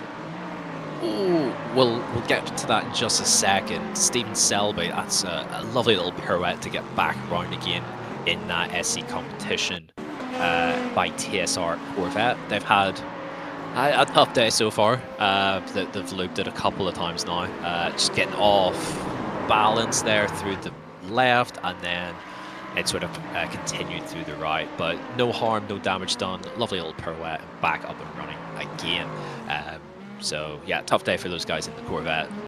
They had a better go of it last time around at Magny-Cours, but yeah, sort of struggling a little bit here. But yes, tire management. So when the track's quite hot, I actually find it almost easier to manage things. Obviously, like the wear of the tire and the temperatures are, you know, like they'll be in a worse state, as we get a replay here of the 95 Dinoco Racing Team car, driven by Matthias Medehi, who stuck on pole last time out at Magny-Cours, going for a little half spin there in Tosa. A few seconds lost there, but no harm done. But it is quite easy to do that, especially as I'm going to get to now, if the tires are worn and we're getting towards the end of the stint here for LMP2s, the tires could be worn. And this is sort of a rear limited circuit. What I mean by that is the fronts don't get worked that much. You're not loading the front tires all that much through high-speed cornering. There's a lot of traction zones, and so the rears tend to take the beating around here versus the fronts. So keeping them in check is quite important, though that being said, it's not a high degradation circuit by any means, primarily because it is almost entirely a traction circuit when it comes to wearing out the tires. So the important thing is knowing where the limit of grip is and just don't overstep that mark. Stay nice and disciplined, you know, on throttle, and just make sure that you're not spinning up the rear tires any more than you absolutely need to. The LMP2s and the LMGT3s do quite helpfully have you know, reasonably good traction control available to them. Not so much really in the LMP3s, so that's why we've seen at points this season some issues for those guys, especially as the tires wear out. And we've seen it at Magny-Cours last time around in that first stint, where with the drying track and those guys on wet tires, that they were really struggling to keep the car pointing in the right direction. So it is still an important aspect of this race, with it being a 4-hour-long endurance race. But and even with the excessive track temperature that we've got here. But I will say the Imola is not the worst in terms of track temperatures and degradation then on top of that as well. If this was at something like say Interlagos as a good example, where it can get very hot there in the summer months with excessive track temperatures, you know, well north of 120 degrees Fahrenheit. You know, it's very tricky there because it's a lot of long sweeping corners. But here, it's less of a concern, but not something to completely disregard as well. And thankfully, this track is a little bit smooth in terms of the asphalt on it. It's not like they're driving on sandpaper or cheese grater, so it's a little bit better for the tires. However, these drivers, I'm sure, are going to be very happy when it comes time for the pit stops and they can switch onto a new set of tires. And looking through this entire field, Rising Panda Racing, the number 46, we haven't really talked about them too much in this race. They're running 4th in the LMP2 category, and Rising Panda Racing has had an up and down season thus far, currently running P4 in that LMP2 fight, and they lead it currently in LMP3. It's been a really, I mean, you could call it an interesting season for a vast majority of the drivers in every single class up and down the field. 2 entirely different races. Barcelona, where it was a bit of a stop-starty affair with a lot of restarts, a lot of yellows to deal with, just trying to remain in the zone and really having to worry about strategy. Then at Magny-Cours last time out, dealing with the rain, trying to keep the car going on the racetrack and going in a straight line. But it's still just a lot of weird things have happened so far in this season, and many of them have happened to Rising Panda Racing. They won last time out in the LMP3 field. They have not taken the checkered flag in the LMP2 class, but they've been up towards the north end of the field, and I think if the chips fall their way in this race, they could be a contender for a podium. They're only about 3 seconds off the Tri-State Racing 12 for that final podium spot. But Rising Panda Racing has been quite impressive thus far in this season. How do you make of their performance so far, Jamie, in this race in both the LMP2 and LMP3 fights? In LMP3, they've been very, very strong. They've managed to hold off the work sim racing car with Maxime Leonard sort of piloting that car expertly so far. No issues, no dramas for that car, to my knowledge so far. In LMP2, though, they sort of started mid-pack, and that's always really dangerous in a series like this and in a multi-class environment, because the overtaking of the traffic that you'll have to deal with ends up being very hectic, especially in the opening few runs through. But they've worked themselves up into 4th from 10th, which is a really strong start, and the pace of the race is looking pretty good. They've been very, very strong for large parts of it. Actually, I'm just noticing here that the 12 car has had a really slow lap. They've lost over 2 seconds on that last lap to the Rising Panda car behind, which is chugging along nicely, but they're not like setting groundbreaking lap times. In fact, Matthias Medahe there in the 95 Dinoco Racing car that has also worked its way forward from P9 up into P5, so we've seen them have a little spin there, but have gathered themselves, composed themselves quite nicely, and are setting faster lap times than anyone else out there right now. But yeah, back to the point of the Rising Panda. They've been strong, steady contenders throughout the entire season so far, especially in LMP3, but they're starting to come to their own now quite nicely in LMP2. Remy Lewis there's done a fantastic job so far in this opening hour and 16 minutes, so it remains to be seen, especially when it comes to further driver swaps, what happens when some drivers come out, especially those that have done super well so far, and whether their teammates can back up the strong efforts that have been presented and have been delivered by the drivers currently in the car. So still a long way to go, of course. I would probably say that it's still a long way to go until we're into the last stint. But yeah, looking good for those guys in Rising Panda in 4th in LMP2 and currently leading in LMP3. It's been good to see.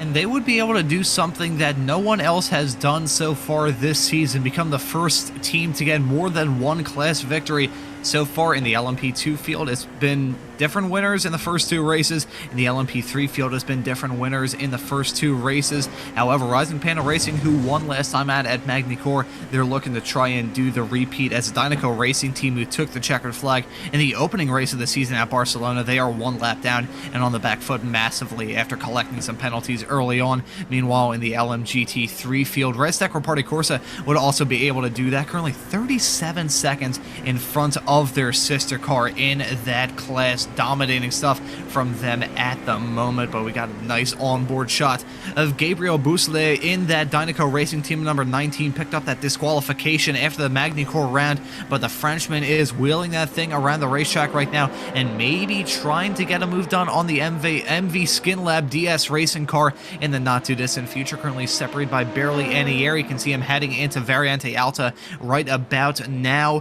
They don't have to worry about too many cars around them, as Dinoco Racing team number 95 is well farther up the road, currently about 9 seconds in front of the MV Skin Labs DS racing car. We're going to take a look at a replay to see something happening to the SC competition by TSR Corvette, driven by Steven Selby, heading through the Villeneuve chicane right now. Big sideways snap. Nice save, though, to keep it going and out of the barriers, and you can see the 4 car having to take avoiding action, running into the dirt, trying to get past that number 2 Corvette. Corvette, but very well held from Selby to keep it going in a straight line. At this point in time, the LMP, really all of these drivers at this stage are starting to struggle, seeing the fact that, oh yeah, we're 1 hour 18 minutes into this race, as a spin for the number 4 Delta Racing BMW, backing up onto circuit to try and get going in a straight line. Very good on the rejoin there, and a little bit of damage, I think, on the front end of that race car as another off track. This is a number 13 LS racing car, and the no good, very bad chicane. Every single off track they've had so far has been through that Variante Alta chicane, and I think this is the 3rd or 4th time they've had a moment heading through there. And here is a replay heading into the chicane, heading through the braking zone, hits that first curb, hits that second curb, and it's that weight transfer between the two that got them sideways and sent them around.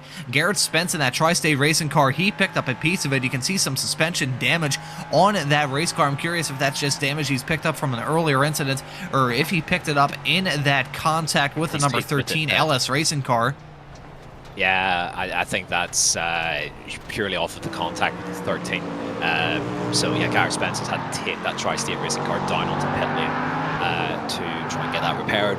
That's a really unfortunate incident because it's so difficult to take that chicane safely, if that makes sense. You kind of just have to fully commit to it, as, oh no, Ricardo Santos has had an issue there out of the second Vatsa corner.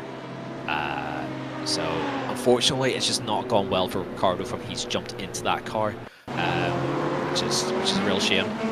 But we'll take a look at what happens with the 19.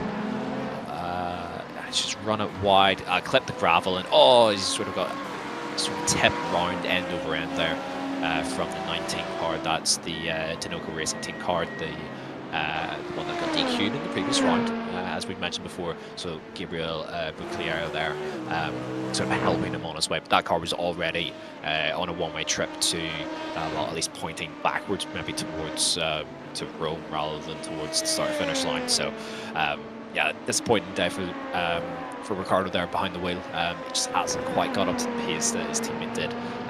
But out and away again, P10 still in class. Not all is lost, but they've lost substantial ground sort of in the last 30 minutes or so. Yeah, P10 is still a P10. I don't think they would be particularly happy with the P10. However, I don't think they'd be complaining either. Tri-State Racing, who won last time at Magny Corp, now come down pit lane. There's Michael Simpson behind the wheel. He took the start 1 hour and 21.5 minutes ago. We could possibly see a driver swap of that driver behind the number 12 car getting at and handing the controls over to his teammate. You can see him stopped in his box, hit his marks there. They came in from 4th in class. Dynaco Racing Team in the number 95 has come in, as well as the Dynaco Racing Team number 19 has stayed out, and they're going to leapfrog in front of the Tri-State Racing car as well as their team car, the number 95. They jump up to 4th. And just waiting now to see Tri-State Racing exit pit lane. I am not entirely sure whether or not they did a driver swap. Hopefully we can see once they exit pit lane to see whether it's still Michael Simpson behind the wheel of that car. Yes, it is. So Michael Simpson still staying in that race car. 1 hour and 22 minutes in, as Race Ventura has come in from the lead. 14 seconds between themselves and the nearly on pace NOP number 89.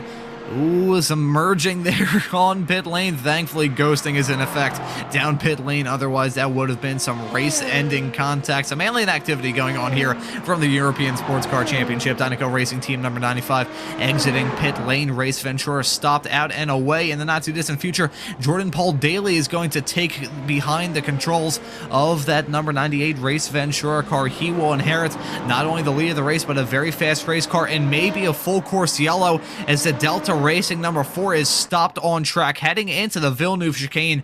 He is in neutral right now, and you can see a little bit, I believe that would be right hand down on the steering wheel, possibly some contact heading through Tamburello, and he's stopped on the side of the track. I'm listening very carefully to hear full course yellow coming in 20 seconds, and this may be some sort of hardware failure, possibly. No. Oh my god, I think that may have been the Rising Panda Racing number 47 that nearly just got cleaned out by the Delta Racing 4. We're gonna ride on board with Rising Panda Racing, maybe. His engine blew up, another engine failure. So as much as the hot track temperatures were going to try and affect the tires, they've also affected the engine, and Rising Panda Racing just had a scare to end all scares. We nearly just saw an airplane crash heading into Villeneuve. Yeah, really, really scary stuff there. So the 47 taking the right course there, full evasive action, just making sure that they didn't get caught up there. Happy to take a slowdown as well on the way through. They're leading by a reasonable margin, so if we can, on board with Maxime Leonard in the Rising Panda Racing car. See the smoke This is going to be scary on board. Yeah, it definitely is. Oh my goodness, no. Oh my god. Yeah, just sort of kept it pinned going through. in a straight line. Oh my lord. Sorry to budge in there, Jamie. That was just my inner race fan looking at that and being dumbfounded. The fact he kept that thing going in a straight line after that rally action. I think they're very happy to slow down, because if I had a moment like that, I would be terrified for quite a while afterward. And I think in all of that, it's definitely changed the complexion of this race. NOP, they're now leading 1 minute over Rising Panda Racing. They've had to stay out for a few more laps than they probably had in mind. How do you think that's going to change the complexion of that LMP2 fight now that this yellow's come out in the midst of the pit cycle? Good question, because I think NOP probably wanted to pit last time by, but pits are closed. That didn't stop the 11 from coming down pit lane, so maybe they just realized they were never going to make another lap and will take whatever penalty they get. Rising Panda, the 46, comes in as well. Pits, I will state, are still closed. So potential penalties on the way, but this is just horrible timing for those LMP2s that haven't come down pit lane for their second pit stop. So they're in and around the 40-minute mark, all things being normal and equal in terms of their fuel cycle or their fuel stint. We've had a couple of yellows now to sort of help that and alleviate some of the pain of burning through all of the fuel, but this is going to be really interesting. If we can stick with the 89 here and make sure it actually comes down pit lane next time, cars are back up to speed. One, can this car get down into pit lane without losing any substantial time? And two, what then actually happens in terms of driver change as well, as we are back green flag racing. So I'm really interested to see whether this actually helps or hinders NOP. They were able to go 1 lap longer than Race Ventura last time by, or through the first stint, I should say. So they have the capacity to go that little bit longer, it seems. So we're on board now. Everything's sounding healthy and clean. A little bit of slipstream off of the 11. That's a big lift though, coming down into Ravazza 1. They must be in this time. So Ravazza 2 now, over the inside curve. I'm going to expect them to come in. Yes, there they go. Do. And down onto pit lane speed. All good. Car's not chugging, so they'll be okay to actually make it to their box from here. So all good on that front. So potential disaster there for NOP, but they've been able to just about eke the fuel out, make to their pit stall, and they are now safely into their stall and able to take on fuel and tyres. It'll be interesting to see as well whether Mikael Sundstrom does stay in the car. He doesn't. It's Oliver Hagstrom who jumps in. So the dynamic now changes. We've got Jordan Paul Daly in the Race Ventura car, and we've got Oliver Hagstrom to jump into NOP, and we'll see how these two guys duke it out for the potential lead of LMP2. Race Ventura do proceed on through and will retake the lead for now. And do so by quite a margin actually, as NOP, just looking at the live timing here, come out of pit lane, back onto the circuit. That gap is significantly larger than what it was before. In fact, Rising Panda are very close behind in the 46, but bear in mind as well, those guys served or took on a full service under the full course yellow conditions, so that obviously isn't allowed. It'd be interesting to see what the penalty for that is later on in this race. Yeah, we're probably going to get some word about what sort of penalty may fall the way of Jesper Fabian Bon in that Rising Panda Racing 46 car. That is going to be a storyline to follow and would give the final podium spot to Dynaco Racing Team in the number 19, which are now in front of Tri-State Racing. That will be a fight, though. As you can see, those two cars covered by barely any air. It's just nothing at all, about a half a second separating them, but now that gap is going to decrease a whole lot as you've got the Porsche, the number 15, the World of Sim Racing Team car, kind of acting as a rolling roadblock, but the 43 is acting like a rolling roadblock too.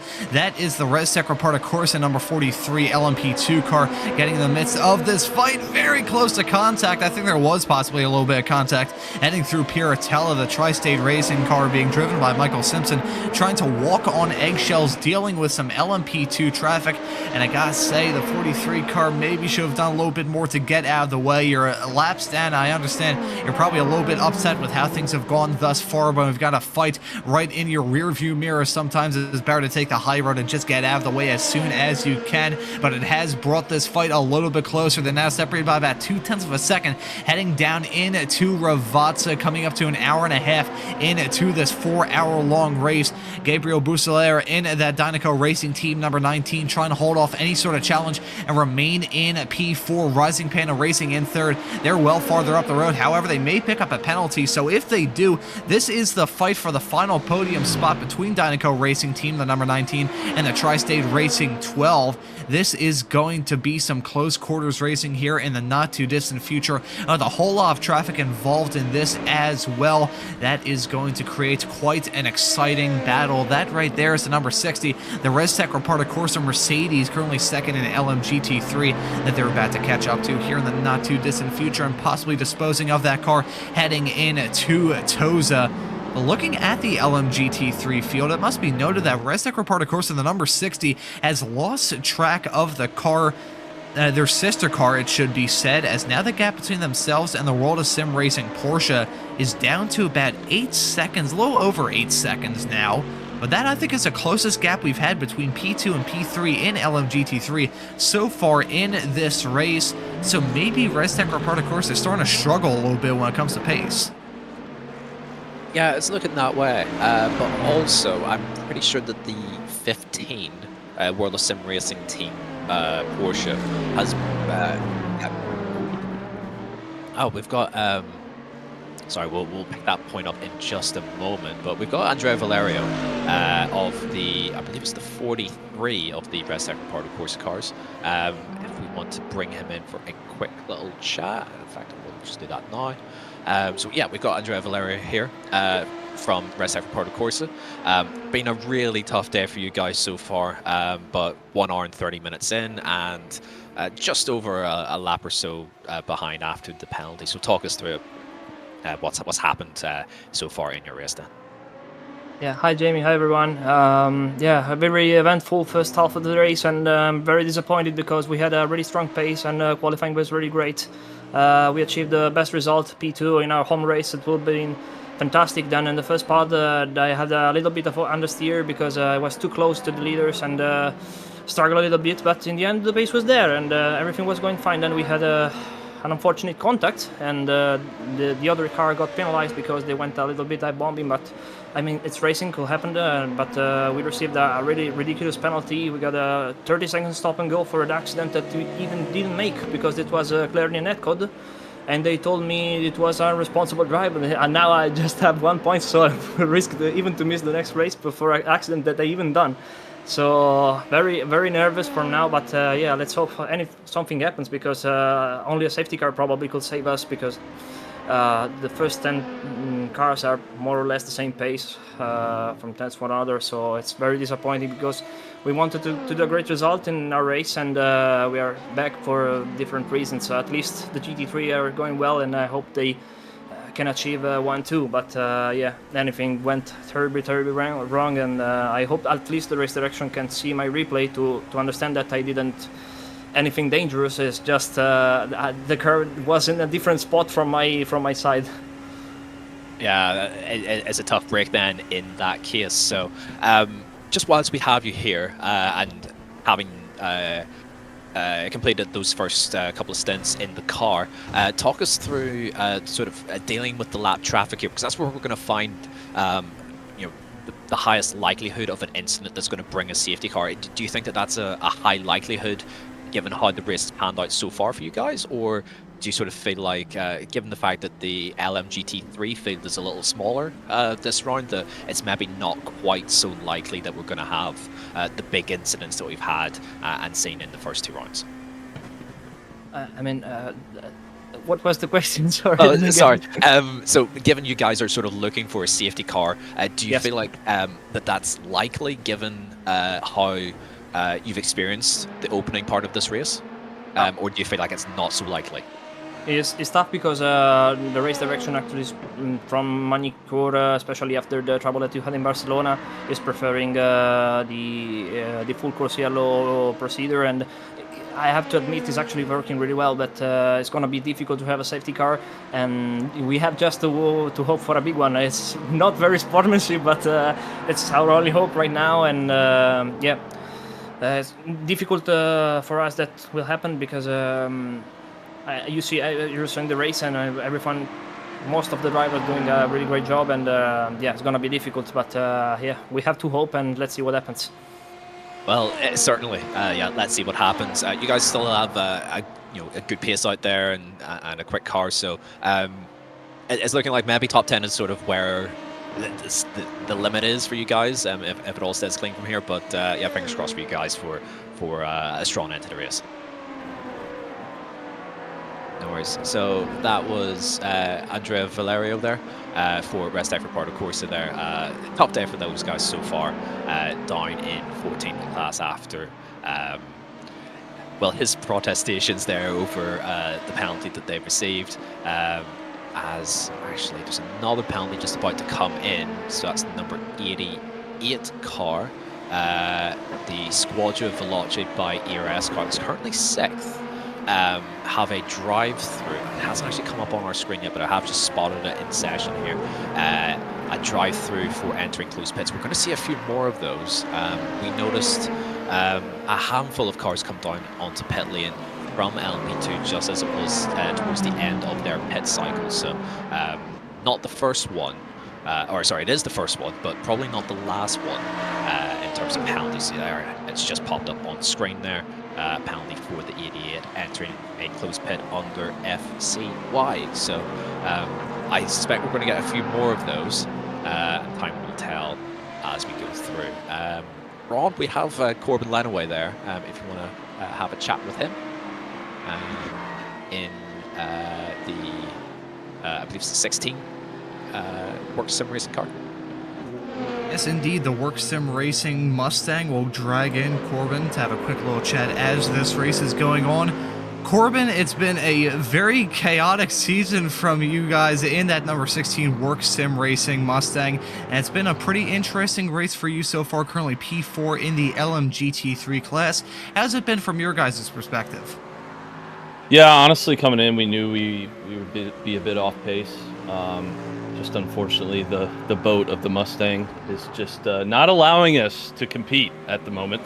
But yeah, hats off to the Restec guys. I mean, they've been quick all year long, and obviously it's really showing today. So just hanging on to what we can, trying to stay out of trouble as we have the first 2 rounds, and maybe hope for a safety car later in the race and get back in a podium spot potentially. So we'll see. I do see a little bit of damage on that Mustang as we're taking a look at y'all heading through, about to enter Ravazza in a few moments time. See a little bit of damage on the hood, crinkled up a teeny tiny bit.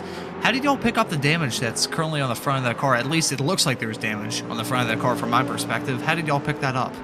Yeah, unfortunately, in the last couple corners, Brandon had a LMP2 close behind, and as they were accelerating out of the final corner, the LMP2 just caught our left rear, and then we got hit by the car behind as well. So probably a loss of about 30 seconds or so, so pretty unfortunate, but luckily we're on an island by ourselves right now, it seems, on track. So yeah, no loss of position, but a little loss of pace, and obviously bigger gap to the car in front. So doing what we can. We're going to try to manage it as we have the last 2 races and see where we end up.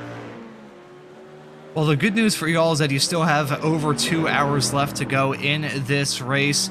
So what's kind of the goal at the moment? Is it just going to be whittling away the laps and coming out with a top 5 result, or are y'all possibly trying to eye up a podium spot? What's the goal for the end of this race? Ideally, there's a safety car later in the race, and we're in a fight for the podium. But for now, we're just going through the motions, clicking off the laps, and then hopefully for the last hour, 15 minutes, when I'm in the car, potentially make up some time and hopefully end up in a podium spot, depending on what happens with the guys in front. But yeah, just trying to stay steady. We knew this was going to be a tough one. I know Spa will be better for us next month, so as long as we keep it close, championship points-wise, we'll be happy with today. So P3 would be ideal, but P4 isn't horrible, so we'll see how it works out. Yeah, P4 is still a very good result, and fingers crossed for your sakes that y'all are able to hold on to that spot between now and the checkered flag. Gonna take over the controls of that Mustang in the not-too-distant future from Brandon Mosby. And excited to see you out on track, Corbin. Thanks for joining us in the commentary booth, and excited to see how y'all finish off this race. Thanks for joining us, man. Appreciate it, guys. Talk to you in a bit. And that was Corbin Lenaway, and we have some penalties that we have going on, some penalties for full course yellow violations. We'll go through those right now. So we had the entering a closed pit lane penalty to the Squadra Veloce Alpha by Eagle RS number 88 not terribly long ago. We also had one for the Eagle Speed Academy 85 entering a closed pit lane, as well as the number 11 for entering a closed pit lane. We may see the penalty and the hammer fall down on the number 46 car in the not too distant future, because we saw them enter a closed pit lane. And you know, speaking of some of these full course yellow violations, you know, there's been some discussion because this has been an odd race. I mean, we've had 2 cars at this point, maybe even more, blow their motors up at this point, and it was 2 isolated cases as well, with not a whole lot of commonality. It was an LMP2 car and an LMGT3 that, actually no, it was an LMP3 car, my apologies, and an LMGT3 that blew their motors up. But it was right after or around a full course yellow. I think there's something to do with this, and there's been some discussion, mainly from VR Racing, that there could be some problem with the full course yellow procedure causing these cars to pop their motors. Jamie, what do you think of that theory from VR Racing? Yeah, it's an interesting one. I can't explain it. I'm really not sure what the cause of the blow motors is. Bear in mind, this is a track where you do sort of thump the car over the chicanes. You'll scrape the underside of the car along the top of the curbs. You might catch an anti-cut curb wrong, and that could cause some damage to the motor. But the fact that it's all tied in and linked to the full course yellow procedure, where each car is required to bring the car down to pit lane speed and will then run on the pit limiter. It is just so interesting that in different classes as well, we've had the same things sort of pop up. So yeah, I'm not sure what the solution is or even what the cause is, but it might be linked to the full course yellow, but it also might be completely standalone. So if we get another one and another motor pops, then you know we can maybe start attributing the full course yellow procedure to engines getting toasted. But until then, I'm going to reserve judgment. Yeah, it's really hard to gauge. I think it has something to do with them running on the pit limiter, and I do have some experience with this, so this is going to be a long, possibly at some points rambling stories, but it's always good to share a story with these endurance racing broadcasts. So, one of my friends, basically, well, my best friend, not really a keen sim racer. I'm the race fan. She used to be a classical dancer. She used to dance classical ballet, so she's not really keen in the world of racing. However, I have gotten her to drive on the sim rig I have in my house in the past, and for her to just kind of get her bearings straight, she usually does some laps with the pit limiter around the track just to figure out where she's going. And occasionally, if you spend a whole lot of time on that pit limiter, the motor will get hot. The water temperature is going to shoot up, and eventually you will pop that motor. So with these cars, and bearing in mind the water temperature for them to start off with after thundering around this racetrack for however long it may be between full course yellow periods, the motors aren't cold when that full course yellow is called. So I think that could be something to do with it. I think riding around on the pit limiter may cause some of these motors to get a bit too hot and just cause them to pop. We'll just have to wait and see if there is another full course yellow. Considering the precedent that's been set in the past few races of this series, we'll probably see another one between now and the end of this race. And if there is another motor blowing up, we definitely have to call some sort of commonality. But looking at the LMP3 fight, one of the classes that did have a car blow their motor up, Rising Panda Racing haven't had a motor blow up. They nearly blew up into the back of the Delta Racing 4 car before that latest full course yellow. However, ever since then, they've still held on to the lead in the LMP3 category, currently in front of Delta V Racing as Work Sim Racing and the 7 have come down to pit lane. At this point, it's still looking very, very good for them. We could see some sort of response here. Maxine Lennart has driven in this car ever since the drop of the green flag 1 hour and 44 minutes ago. Work Sim Racing, meanwhile, they're still in the pits, and I believe just based off the fact that the car blinked briefly out of existence while it was in the pits, there was a driver swap, and yes, there is. You can see Faizan Sheikh in that Work Sim Racing number 7 car now, so a driver swap going on in the LMP3 field, and I think this car, the Rising Panda Racing car, will have to respond here in the next few laps. We'll just have to wait and see when they come down pit lane. Certainly will. Back to the earlier point on the full course yellow procedure and trying to keep the temperatures down. Bear in mind as well, it is hot in Italy for this one today. And VR Racing in the YouTube chat have said that they're running in 4th gear on the pit limiter and still have to lift at points just to keep the temperatures down. And if we remember back to when the trackside racing car had their engine pop, they were running in 1st gear. I remember that very, very clearly. 1st gear on the pit limiter. So, yes, there probably is then a correlation. Yeah, if we get another one of them, everyone knock the car into the top gear and run around on the limiter.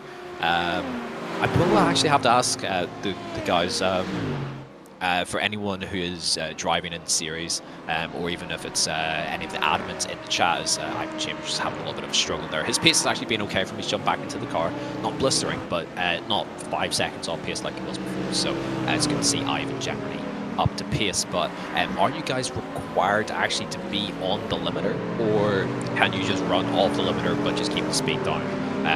Because if I was driving, I'd be trying to keep off the limiter where possible because it keeps you under the limit, and comfortably so on iRacing, and it's quite a nice little sort of cheat code almost, without actually being a cheat code, to just run not on the limiter, but still keep the speed where you need it to. So it'll be interesting to see if we do get another full course yellow, if everyone can sort of try and keep the temps down. But yeah, it does look like VR Racing have called it spot on that the temperatures are the issue, and you know, with such a hot air temp, if you're just not getting cooler air or a ton of air into the radiators, then yeah, there's a potential for bad things to happen, which is really unfortunate for those guys that were sort of first to fall victim to it. When it comes to the motors blowing up in this race, I feel like the only saying we could apply to it is the old saying that once is an accident, twice is a coincidence, and 3 times is a pattern. But right now, 2 instances, if we see a third motor blow up as a result of a full course yellow, I would honestly make a plea to race control just to throw a normal safety car. As much as it disrupts the race and may affect the outcome, it's better than having motors blow up just because of the full course yellow procedures that we have on deck. I don't know. That's not my call to make. I'm just a commentator. I'm meant to call the racing that I'm seeing right now.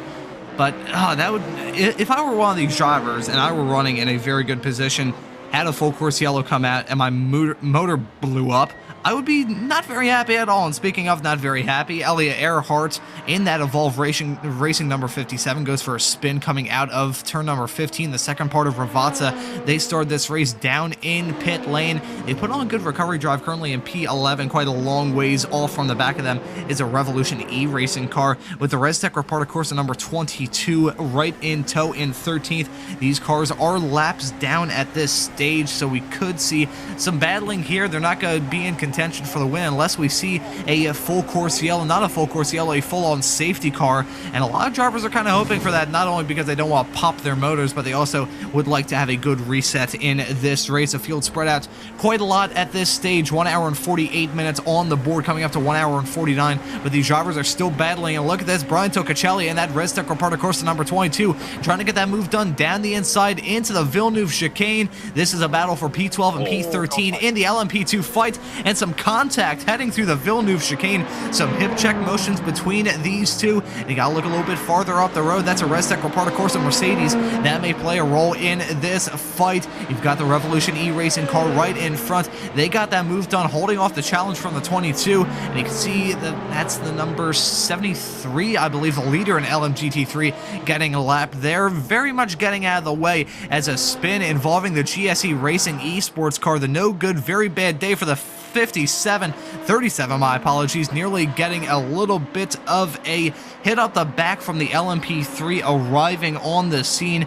They're down in P16. They have had a bad afternoon thus far.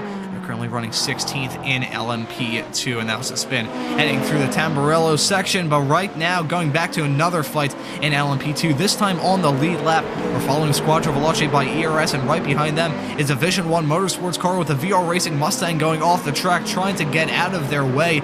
Those two cars separated by only a matter of feet, heading through the Tosa hairpin. This is a battle for 7th in the LMP2 class. These two are the last ones on the lead lap as it stands at the moment. Currently a minute and 24 behind the Race Ventura team, the number 78, which still leads ever since they started this race from the pole. They've only relinquished the lead in the case of some pit stops. They are putting on a very good drive indeed, but these drivers battling hard towards the tail end of the lead lap.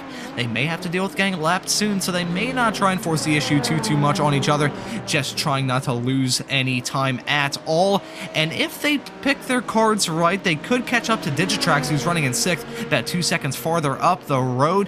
We'll just have to wait and see how this fight shakes out in the LMP2 field, as nearly a collision with the Vision 1 Motorsports car in the number 60 Restec Reparta Corsa Mercedes GT3. That was coming under the bridge out of turn number 13, and I think the Vision 1 Motorsports car had to do some rally action to avoid a horrible and hellacious collision between these two. Hopefully we can find a replay to see that very close call. That was not what those drivers had in mind at all. Certainly wasn't, but yeah, solid little battle here for P7 and P8. We're just going to get that replay actually. So yeah, Damien Banca in the 11 Vision 1 Motorsports car, and there the overtake on the number 60, and oh, that is so tight. Well avoided from the 60, but yeah, tough call there. But no harm done. Everyone's able to progress through. You're going to get little pockets of that, little moments where it's all quite calm and quiet and chill for a moment, and then all of a sudden you just got this moment of madness and chaos, and it sort of shakes you back to life again. So yeah, well avoided there from 60. That it's very much running its own race. Okay, yes, 6 seconds now ahead of the World Sim Racing Team Porsche.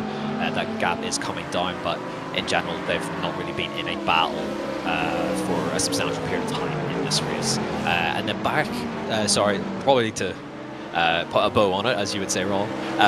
Under the full course yellow, the drivers are required to run on the pit limiter so that they don't receive a penalty for potentially running above the speed that they should, or to fall victim, just to create a violation against the rules there. So, yeah, I think that neatly wraps that up. Advice then for those driving: run the car in a higher gear and hope for the best. as Elliot Earhart there. Again, another issue for the 57, who, as you had said, Ron, running quite nicely at points today.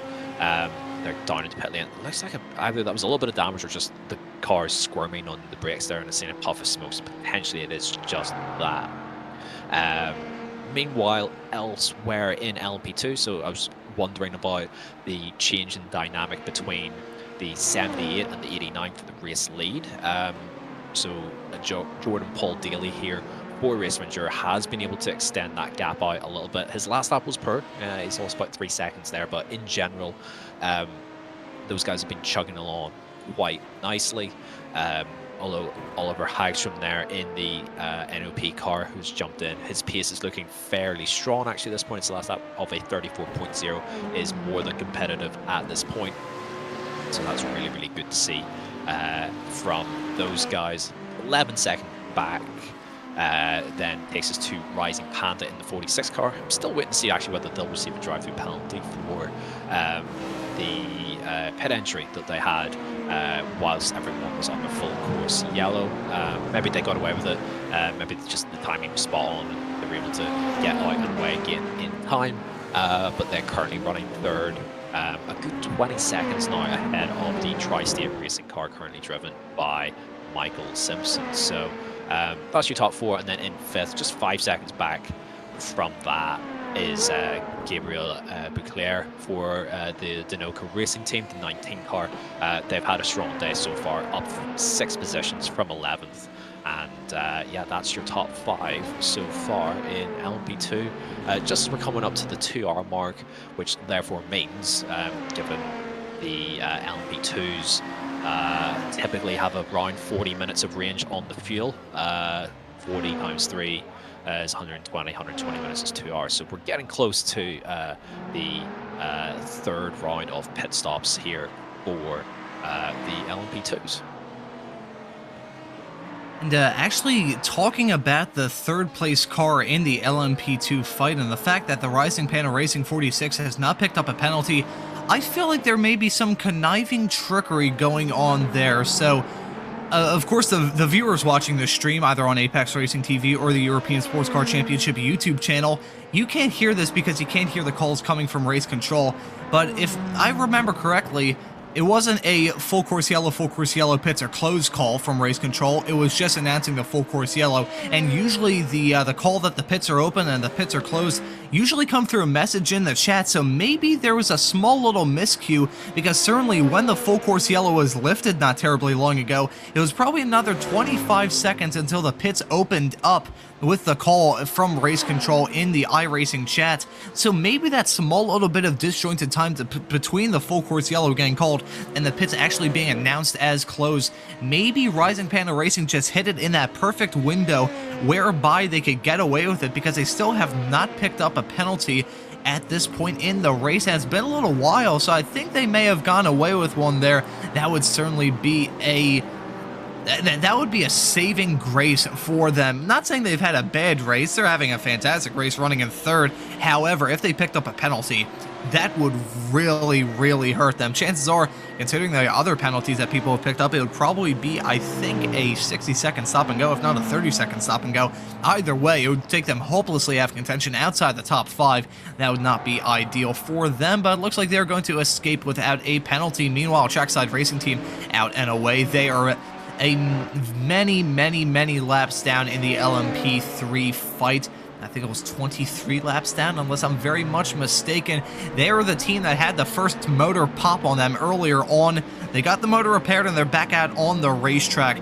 But that team, oh, you gotta feel so bad for them, because harkening my mind back to the opening round of the season at Barcelona, Dorian Lievre driving that LMP3 car was a force to be reckoned with in the early stages of that race, and even after a spin, he held on to it. But then, ever since he gave up that car, in the early stages of that Barcelona race about 2 months ago, things have just gone from bad to worse. If they didn't have bad luck, they would have no luck at all. But now Dorian Lievre is back behind the wheel of that trackside racing team. Of course, 24 laps down now, hopelessly out of contention, unless the entirety of the LMP3 field gets struck by lightning. They're probably going to have to settle for a P8 result. But Lievre, very, very fast in these LMP3 race cars. And I think I touched on this point last time out at Magny Cours. The LMP3 car drives very similar to another car that Dorian Lievre frequents in iRacing, that being the Radical SR10. I have covered official races, covered every single Friday here on Apex Racing TV at 2100 GMT, 5 p.m. Eastern Time for those of you who are part of the American time zones. As we have a spinner for the American team, the SC competition by TSR Corvette has gone around in, I believe that's a Ravazza section.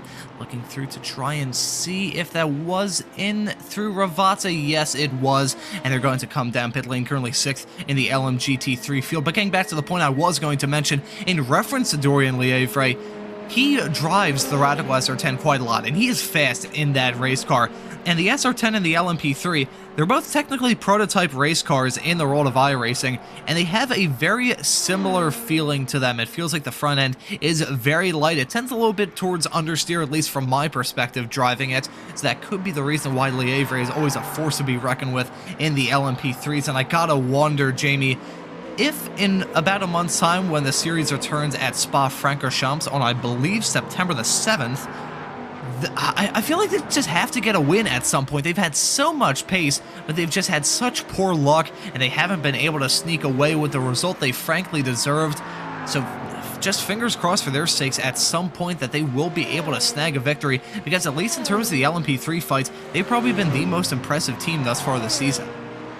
Yeah, it's sort of been a toss-up between the car that we're looking at now, which is the 47 Rising Panda, and then the 68 trackside racing team car in terms of just outright pace. Although the 47 car, as we just see, a massive tire mark through the gravel. Someone's clearly went off into Tamburello there. But I think the Rising Panda car maybe at points has lacked absolute outright pace, but they've done very little wrong, which is why they've had such a strong start to the season. Whereas the trackside racing team, at points, they have been very quick. Although, to be fair, in this race, it just hasn't been their strongest round in terms of raw speed. But they've also just not had the good fortune. They've got themselves into incidents, a couple of spins here and there, sort of a thing. So it's been tough for those guys through the course of the season. But you're right, especially with Dorian in the car. Those guys have shown really good pace at points, and fingers crossed for Spa for those guys that they can have a better day of it, because we don't want to see anyone have a bad day. But yeah, currently, as you say, 23, nearly 24 laps down. That's not getting recovered anytime soon. They're not laps down, and it almost feels like they're time zones down at this point. It's a long way back, but they're still chipping away. They're still giving it a good go. In fact, they've actually technically now then just made the spot on the Simotalk Sensations car overall for 33rd overall, but the Simotalk car has had their fair share of issues. Those are the round 1 winners at Barcelona in LMP2.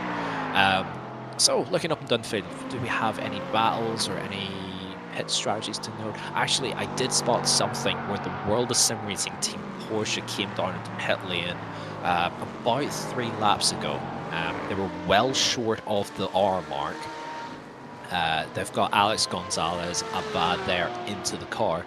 But that doesn't bode well in terms of requiring an extra pit stop around here. And something as well to note, just they're trying to not get run over there by the 52 Revolution E Racing car, or the 46 Rising Panda car there. Just getting well out of the way, just making sure that they preserve their P4 position at the moment. But for those guys, it looks like they're going to have to take an extra trip down pit lane as it stands right now, unless they get some help along the way in terms of their fuel mileage. They were well short on both of the first 2 stints. So my worry for those guys is that they will need an extra stop, and the pit lane here being as long and as slow as it is, and the amount of time that you lose taking that transit, that's going to really hamper their chances of holding on to third position, which is now currently being held by the Work Sim Racing car, driven by Brandon Mosby. So just where it stands now isn't how it's going to shake out in about 10 minutes from now. But maybe towards the end of the race, if the Work Sim Racing guys in that Ford Mustang can sort of hold on to their pace. Actually, as I say that, they've just entered the pit lane, but they are past the 2-hour mark. We are past halfway. So this is bang on when these guys want to be coming into the pits to service their car. So World of Sim Racing will retake third position, but their pit strategy isn't looking entirely optimal right now, shall we say. I think they may have just done a driver swap. Corbin Lenaway, who we had a chat with not terribly long ago, I believe has just taken control of that Work Sim Racing Mustang. Actually, no, it's Liam Kilton, my apologies. So Kilton coming in to the car now, the first driver swap for this Work Sim Racing Mustang. Ooh, as an off track for the Evolve Racing 57, that's heading through Variante Alta, and that's a big hit on the outside wall. I saw a bit of front end bodywork, I believe, pop off the car. Actually, no, it looks like everything is still on it, but that car is stopped against the wall in a very precarious situation. We've seen some drivers hit the wall there so far in this race. They've certainly gone off track there a lot so far. So right now, still stopped there on pit lane. I'm listening very carefully to hear a call from race control. Is it going to be another full course yellow? And then when it comes to that full course yellow coming out in 20 seconds. So another full course yellow in this race that's going to come out once we take a look at this replay of Elliot Earhart in that Evolve Racing number 57, heading into the Variante Alta chicane. Big moment heading through, and that was a hit, a salacious hit into that outside tire barrier as a drive-through penalty for car number 46, the Rising Panel Racing LMP2, finally getting that penalty for what happened during the previous full course yellow. So it took a little while for them to actually get that penalty call in the books. Now the full course yellow out. And a moment for the Vision 1 Motorsports car, the 11 of Damian Benka, involved in a moment, I believe that's with the number 3 Tri-State Racing BMW. I'm not too sure. It was a BMW. It was a 3-car. Yeah, you can see a little bit farther up the road. And we're going to take a look at a replay to see exactly what happened here. Oh, it was contact with themselves and the VR Racing Mustang under yellow. That is going to be a huge penalty for the 26. They slowed down for the full course yellow, and the 26 just got called out horribly there. The 3, an innocent bystander involved in that. Gotta take a look at another angle. You can see Benka getting the move done to overtake that lapped car, slowing down. Oh, I'm not really sure. You can see him put the pit limiter on. I'm not entirely sure if it was contact, more so the Vision 1 Motorsports car just losing it, trying to get slowed down once that full course yellow call came out. Either way, I think someone is going to get a penalty for that, because that was a very big moment and took out multiple cars, and it was a Tri-State Racing 3 that was the one involved. You see him slowing down, and it just gets hit by that spinning 11. And hopefully, similarly, we could ride on board with the VR Racing Mustang and see it from their perspective. This is Ivan Chambers in that car, the number 29, running in 4th. Oh, I think there was a little bit of contact, but it wasn't really contact that sent him around. No, it definitely contributed to the accident, but I don't think that sent him around entirely, and the full course yellow is going to be rescinded right about now. The field is about to get fully back up to speed. So we take a look at another angle of that incident involving Ivan Chambers in that number 29. Either way, no matter how you slice it, that is definitely going to be a penalty levied towards someone, Jamie. A whole lot of drama happened in the past few moments, and we've got some more drama as Race Ventura coming in from the race lead. Yeah, it's all kicked off in the last couple of minutes, but yes, I would pin that more on Ivan Chambers there in the VR Racing car. He did go into the back of the 11 there, causing the spin. So obviously it's so difficult to judge everything once the full course yellow has been called. Everyone obviously wants to try and get down to speed correctly ASAP, and there's a miscommunication there. It's so easy for it to happen. So yeah, it's not ideal. Someone is probably getting a penalty, and it's probably going to be the VR Racing car out of that. I have sympathy for them, but an incident has happened under full course yellow, and we've seen how severe the penalties have been for previous incidents under full course yellow. So I do worry for those guys currently running, as it stands right now, in 4th position in the LMGT3 class. We're getting to that second half of the race, and these small little incidents are going to start to make a really big difference. Tough stuff for the drivers involved in all of that, and it threw a big wrench in the works when it comes to the fight for all of the classes, really. LMGT3, that got shuffled up a little bit not very long ago. ResTech Report, of course, was about 59 seconds in front of their sister car, as VR Racing now stopped in, well, coming down pit lane, about to be stopped in their box in a few moments. I don't believe this is not a penalty call on the number 29, so this is just a genuine pit stop from Ivan Chambers. Actually, is it? Is he driving down pit lane presumptively? I don't really see a call from race control towards a penalty for him, but he just drove down pit lane. Okay, that's... what happened there, Jamie? No, apologies. No, I think you're right. I was scrolling back through just to make sure that there wasn't a drive-through posted that I had missed by any chance. They were involved in a car receiving a drive-through where they were the victim of avoidable contact. That was with the 98 quite some time ago now, actually. Only got some 1 hour ago. Ivan has just come down pit lane and driven straight through. A little bit confusing. I would assume he's probably just missed his pit box and then just had to keep going through rather than reversing down pit lane. That's my best guess, but yeah, not ideal for the 29 car. They've been in the wars a little bit today. A little bit of everything has happened. They're still in P5. They have quite a margin actually back to the SE competition guys in the Corvette in P6 who've just had a torrid day without actually having anything catastrophic go wrong. I don't think they've been involved in major contact, again, unless I've missed that. Yeah, back with that incident under full course yellow as NOP come into the pits well past the 2 hour mark, which is good for those guys with their 3rd stop. As did Race Ventura a lap or so ago, a couple laps ago actually.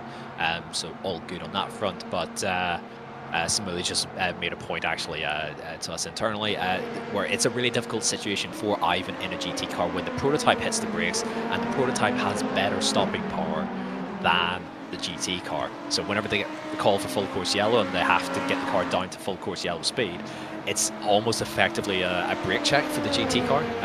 He doesn't really have anywhere to go, sadly. So that car is now back down into pit lane and taking a service. I'm pretty sure we've not seen anything come up to say that they have received a penalty.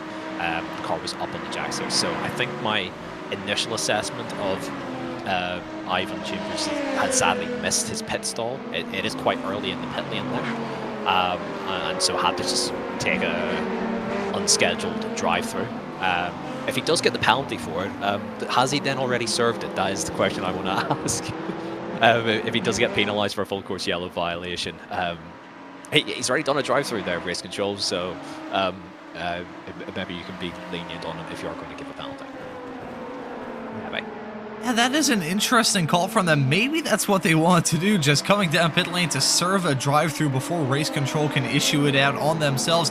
I feel like race control would not really change their opinion on that matter. I feel like they would still levy it with a penalty. If I were in race control and this was a race that I was officiating, I'd probably still give them a drive-through penalty.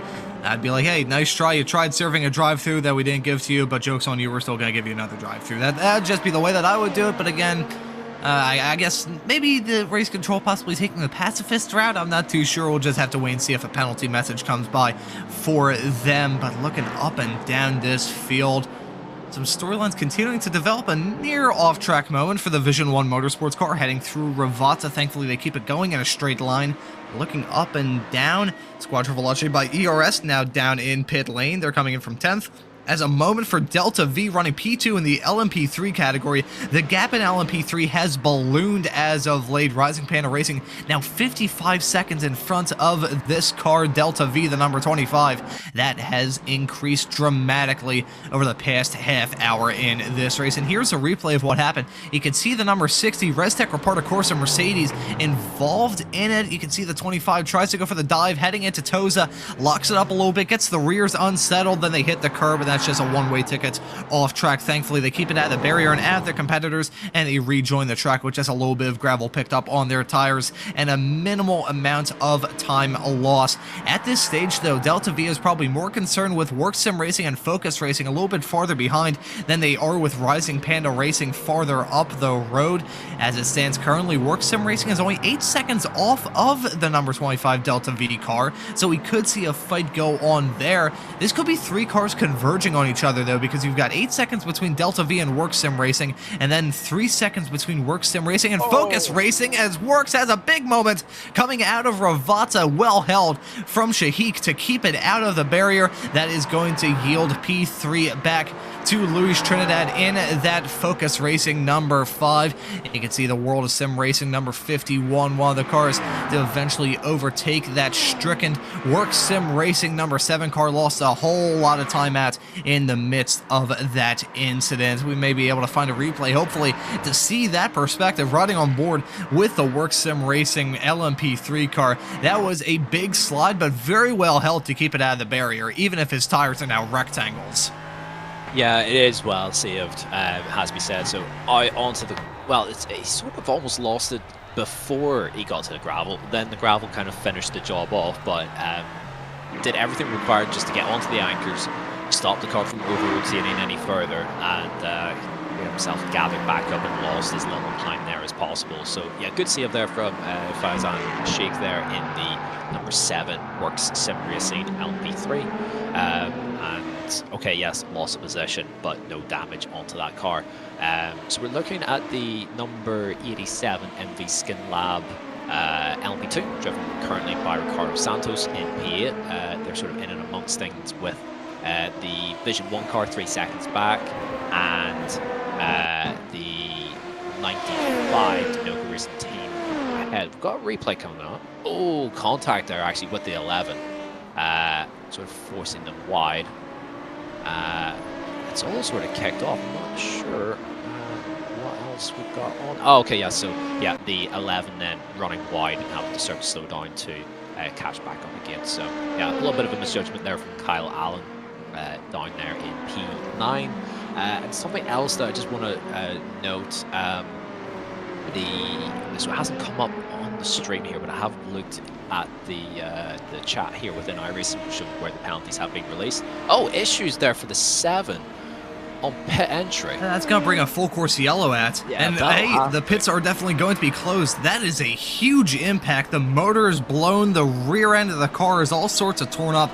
That car is destroyed. So 1 lap after having a moment coming out of Ravazza, Bazan has another moment in that Work Sim Racing 7, and the full course yellow has come out yet again. Here is the replay. The team that were running in a podium position, it has all gone horribly wrong in the past few moments, and it was... Oh, what? no. Oh, no. Oh, that was a salacious impact into the pit attenuator, coming down on pit lane, locking up the rears and nosing it in there. Pretty much Austin Powers parked it, would have to pull off a 575-point turn to get that going back in a right direction.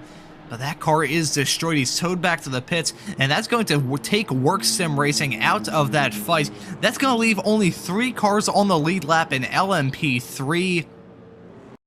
Drama, a whole lot of drama, and I think we'll take a look at another moment involving a different prototype, this being the Restec Reparta Corsa number 22. They had a moment right as the full course yellow was declared, possibly overtaking under yellow. That could be a penalty levied the 22 car's way. They have had a disastrous afternoon. Started this race in 4th. They're running at the north end of the field early on, but things have gone from bad to absolutely horrendous for that number 22 car, and that may be another penalty levied their way. There's a 20-second warning before the full course yellow is actually declared from race control. So seeing these close calls as the drivers hit the pit limiter button and try and get it woed up, I wouldn't say it's unnecessary, because of course them being racing drivers, they'll try and extend that gap as much as they can and try and go flat out for as long as they can. But seeing the amount of close calls we've had with these full course yellows being called, I'm not really sure what to make of it, Jamie. I feel like these drivers, as much as they don't want to give up any sort of time at all, they're really playing with fire when it comes to these scary calls when full course yellows are called. They are, but to be fair, looking at the 22 there, I'd be really annoyed if I was them if they receive a penalty for that, because they let the 11 back ahead. It was the 11 car? Sorry, the 88. My apologies, I did get that wrong. As we're back into green flag racing once again. This is now a tight battle for the back end of the top 10. But yeah, just to quickly wrap up the point on that. They made sure that they weren't tucked up directly behind the car ahead, and they made sure to give up the spot again back to the idiot. So I would hope that that isn't a violation. Maybe just the idiot was a fraction earlier onto the brakes, and that's what resulted in what we've seen. Just a quick note, before that all kicked off, there was a drive-through penalty for the 46 for entering a closed pit for the previous full course yellow, not the one before it though. So they did the same thing, it seems, again, and this time did get penalised for it. It was for a violation on lap 79. So those guys did have to come in. They've served their drive-through and they've lost third position to the Tri-State Racing car, currently now driven by Bart Mattia.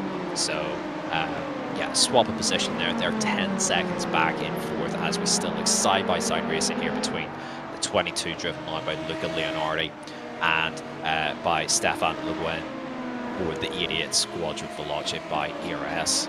Still side-by-side, coming through Paratel. It's excellent racing so far, lads. Keep it up. That's a wonderful move round the outside. So difficult to get that right, but if done correctly, if you carry the momentum on the outside, it's not a bad way of getting an overtake done. Really nicely done there by Luca Leonardi, and that's P8 after a couple of pit stops ahead there for Red Tech Ricardo Corsi. So it's not been their day, but P8 isn't a total disaster if they can keep this up. Just sort of looking at when they pitted, they are sort of broadly on pit cycle as well. So it's been a tough day, but they're slowly working their way forward as we see a penalty there for the 29. So they have got the penalty there. Avoidable contact on the full course yellow. I'm going to stick up for Ivan there. I think that's really harsh. I'm sorry, but where else was he supposed to go? Unless I've missed something with the like the procedure and he hasn't followed procedure, but looking at what happened there, I think that's harsh. I have to say I'm kind of with you. I feel like it would still be a penalty because he did, create the incident that kind of set all of that off. But I think a 60-second stop and go is a little bit harsh. Maybe a 30-second stop and go still wouldn't be ideal, but it'd be half as bad as a 60-second stop and go, as Revolution E-Racing has had a moment heading through the Tamburello chicane. Spun around is Anthony Escoba in that 52 car, running 11th in that LMP2 fight. They're going to rejoin the track. They're one lap down in that category. And we're going to take a look at a replay to see that moment that Anthony Escoba had heading into turn number 1 in the midst of some LMGT3 traffic. Some blinking going on as well, and ran into the back of the number 3 Tri-State Racing BMW heading into the Tamburello chicane. Spins him around. Very lucky not to get hit by the CS Competition Corvette that came on right after that. But a moment involving Anthony Escobo spinning around yet again. Lots of the teams up and down the grid have had really, really eventful and bad afternoons in some cases. And at this point in the race, the field is spread out. Probably the most spread out we've seen a field be so far this season. In LMGT3, the Red Tech Ricardo Corsa Mercedes, they are leading one lap. However, for the first time in, I can't even remember when the last time this was the case, They don't have their team car right behind the Res Tech Reparto Corsa number 60 Mercedes is now running down in 4th, with the World of Sim Racing Team Porsche and the Work Sim Racing Mustang occupying the final 2 podium positions. However, they have a 1-lap advantage in the LMGT3 field. So, Muli, I'm curious if you could possibly ride on board with the Res Tech Reparto Corsa team just to see the mastery at foot. At this point, the closest fight in any of the classes, at least for the lead, is LMP2, where it's about 16.7 seconds. So let's ride on board for a little bit with Alessio Corallo in this Res Tech Reparto Corsa number 73. Let's just ride on board for a lap and see poetry in motion.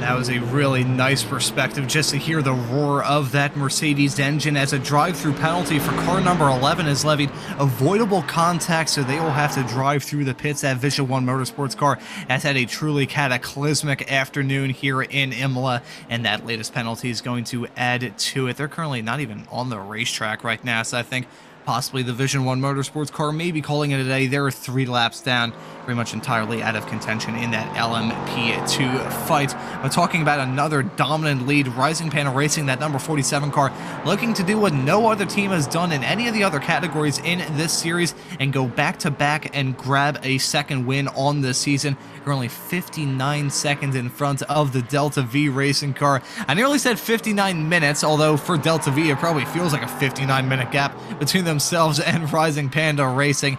They are running away with it at the moment, over halfway through. Michael Loeffler behind the wheel of that number 47 car now. He has put on a very strong show and will try and bring it home with only a few more pit stops left to deal with in this race. And as we're riding on board with the Res Tech Reparto Corsa number 73, we noticed that, well, I say we, it was our producer Samuli noted that there was a little bit of lifting going on there, Jamie, so maybe some fuel strategy playing a role in how they're driving right now. And I guess considering they're 1 lap ahead, they can afford to lift and coast wherever they want. Yeah, so actually to my earlier point where the World of Sim Racing Team Porsche hadn't made the top of the hour, but the Reparto Corsa guys did, that to me indicates that these guys have been fuel saving the entire race, and they're still like comfortably quicker than the cars around them. So it's such an impressive job there by everyone at Res Tech Reparto Corsa for that LMGT3 squad. I'm just going to see just another moment there of just disciplined GT3 driving in this series where quicker classes come to overtake them. That's another opportunity to see a fuel. Just lift off, let the car go, tuck it behind, lose as little time as possible. So really strong stuff here from the 73 squad. I'm not actually sure what happened to the 60. They've fallen, as you said, down into 4th. They had a really long pit stop. They lost, let me do some quick calculations, probably the guts of a full lap in the last pit cycle there. Their stationary times are about a minute and a half longer than what it should have been. So yes, they've fallen down into 4th position. So it'll be interesting to see actually if these guys can work their way back up into 2nd. But first of all, they've got 33 seconds to climb up and try and overtake the World Sim Racing 16 that has done a super job this season throughout of not necessarily displaying amazing outright pace, but displaying amazing consistency and resilience and sort of stayability, for lack of a better way of putting it. They've always made sure that they're in and amongst it towards the end. They keep their car clean and they keep their nose tidy. So yes, the 60 car has been stronger throughout this entire race, but they've clearly had an issue in the pit stop, and so the 16, despite a little bit of a bruised front end there, they're up in the podium once again, and deservedly so.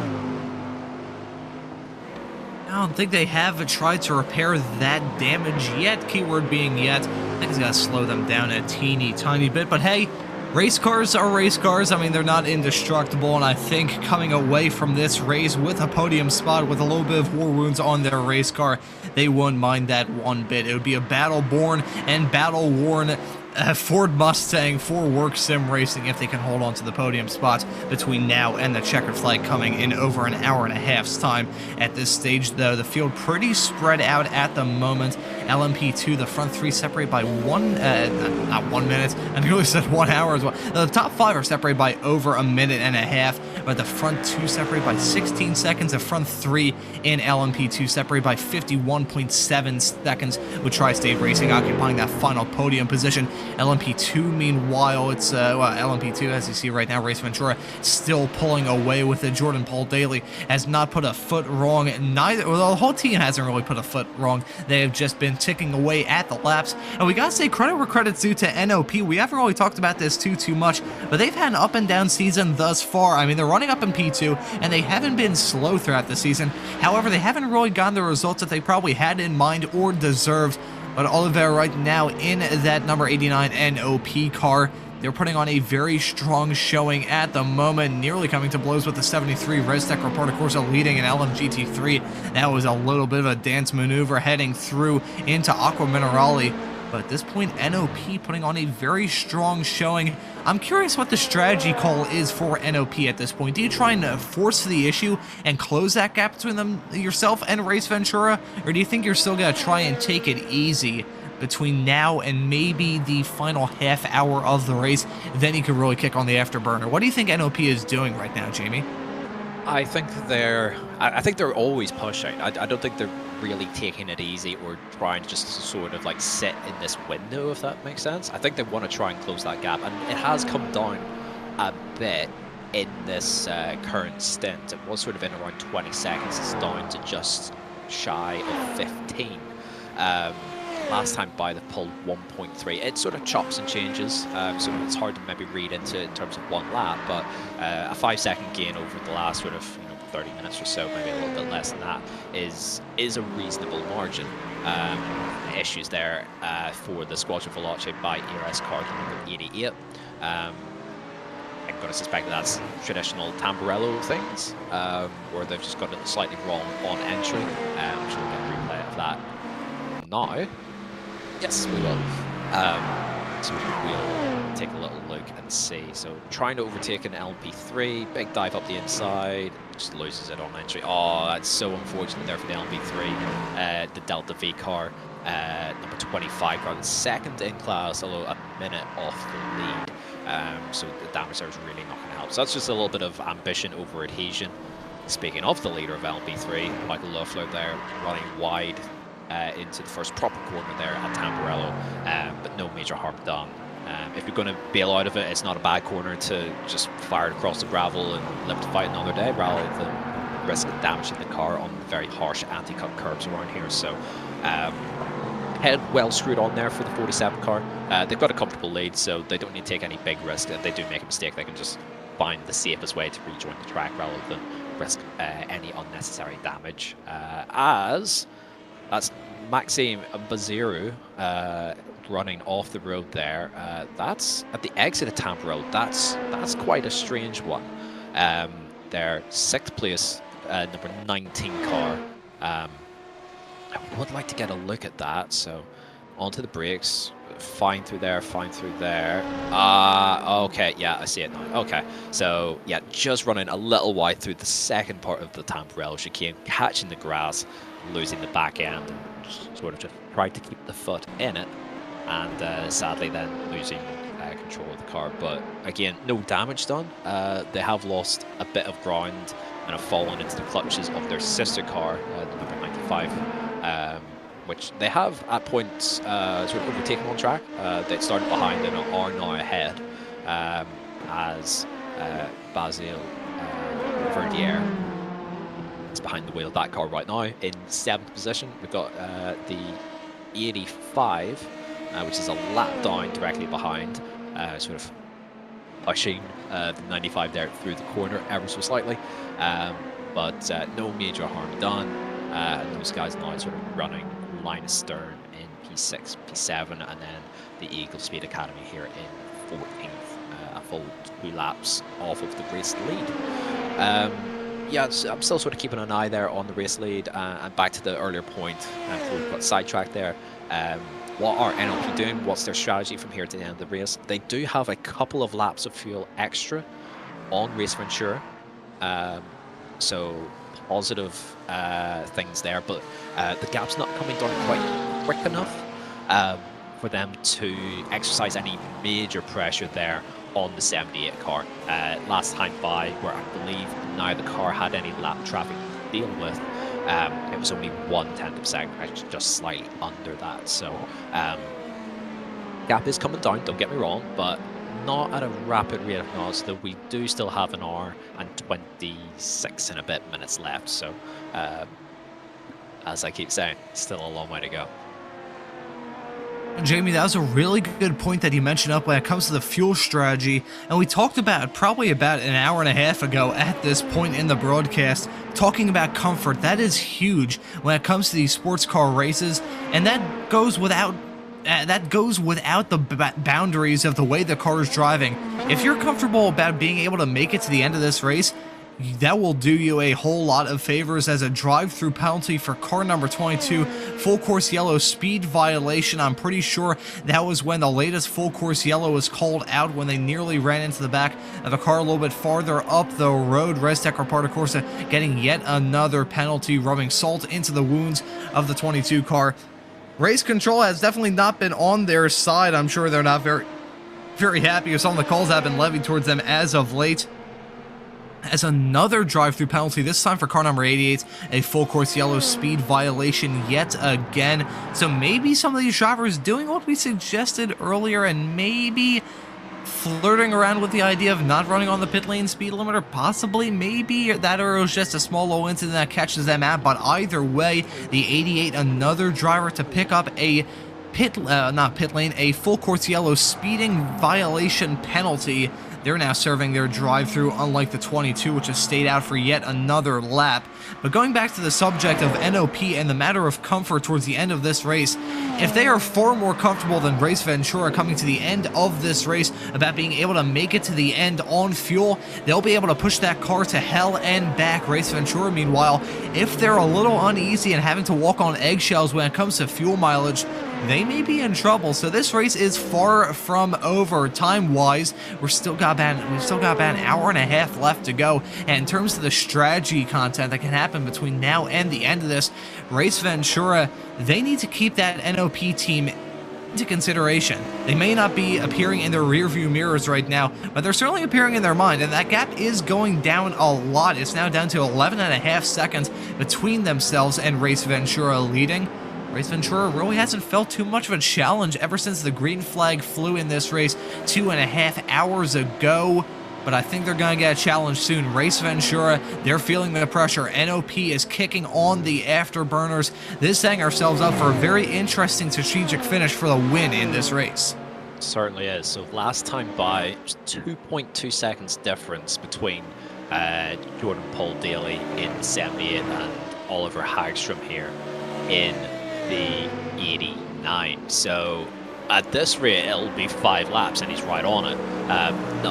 No 2 laps are going to be the same, and it looks like Oliver Hagstrom here is dealing with the same traffic that Jordan Paul Daly had to maybe deal with in the previous lap, trying to overtake the Mustang there. But it'll ebb and flow, but in general, this gap has come down quite a bit on this lap right now. Yes, with that overtake, the the gap has sort of extended out a little bit, but we're going to keep a close eye on that as it progresses, and we'll see as well in the next round of pit stops sort of due in the next few laps, to be fair. It won't take long before these guys are back down on pit lane and potential driver swaps once again to see who will jump in, who will stay out. But it is fascinating to see how it will go between now and the end of the race. But that gap in general, since these two drivers have jumped into the car, has swung in favour of NOP. So yeah, we're shaping up for a really interesting end of the race. These two drivers in general have been class of the field, or at least these two cars have been class of the field since the drop of the green flag. We've seen little pockets of pace from, for example, the two Restec Repardo Corsa cars, some strong things from the Rising Panda 46, and we've got Bart Mattia back in the Tri-State Racing number 12, who's been very strong historically so far in the series in terms of raw speed. But in general, in terms of both consistency and raw lap time, the 78 and the 89 have been head and shoulders above everyone else. Looking down through the field, so we don't have any clear on-track battles that are brewing at the moment as the 22 comes in. Not only after having served their drive-through, but now I believe in for service, if I've got that right. So down into pit lane they'll come. It's just been such a tough day. Actually, no, this is them serving their drive-through. They have 3 laps in which to serve it, so I think they're stretching that out as long as possible. But yeah, we're coming up to the 2:40 mark, which to me indicates that these guys are pretty close to the end of their fuel stint, and so we'll need to come back down onto pit lane pretty soon. But yeah, tough day for the Restec Repardo Corsa guys in LMP2, but still really strong stuff from their 73 car in LMGT3. Alessio Carola there dominating the field a full 2 minutes, a lap and a half nearly over the World of Sim Racing 50 Porsche. So even though we want to talk about fuel strategy and see how it shakes out towards the end, these guys can do nearly whatever they like as long as they don't pick up a penalty or run into an incident, and they should come home with victory in this race at their home event here at Imola as well. This is obviously in Italy, and the Italians are flying the flag very, very nicely here. Looking down through the field in LMGT3, so there's a 49-second gap or so between the World of Sim Racing team Porsche, so they have been able in the last hour or so to eke out a reasonable gap over the Work Sim Racing number 16 Mustang, currently driven by Liam Hilton. And so even though it seems likely that they're going to need the extra stop, that's enough of a margin for a splash. You're losing 25 to 30 seconds or so coming down pit lane. They'll only need the smallest splash of 3 to 5 seconds maximum, and so as it stands, they're still probably going to hang on to second position unless the number 60 Repardo Corsa Mercedes picks up a good chunk of pace and starts to work their way forward. So their fastest lap of the race, as we see an incident here, for the 5th placed LMP3 car. This is LS Racing, number 13, driven by Branko Kapovic. They've been in the wars today. It's been a little bit of a struggle for those guys. But again, the car still looks fairly clean. So even though they've been, having a difficult day, the car is in one piece, thankfully for those guys. They are a little bit off the back of the remaining LMP3s, sort of a lap and a half sort of behind the 98, and a similar sort of gap actually ahead to the 21 Tri-State Racing car. So into the pits comes the number 43. Again, they've had a rough day, as we mentioned before, picking up that very harsh penalty, at least according to Andrea Valerio, who we had in the booth earlier. But Ron, yeah, we're starting to get in towards sort of overall pit cycles here, or the end of the pit cycle for LMP2, and yeah, it's been really interesting to see that gap come down for the lead between Race Ventura and NOP. It's also been interesting seeing the mixture of beliefs heading into the end of this race, what drivers are trying to do, what they have on their agenda. Some drivers are pushing, some drivers are backing off a little bit, and it looks like Race Ventura currently being driven by Jordan Paul Daly, as it's been for a little while now. He's been in that car for quite some time. He is starting to back off now, 8.9 seconds between himself and NOP, right behind him, P2. And like a Tri-State Racing in third, they're quite a long ways off of NOP.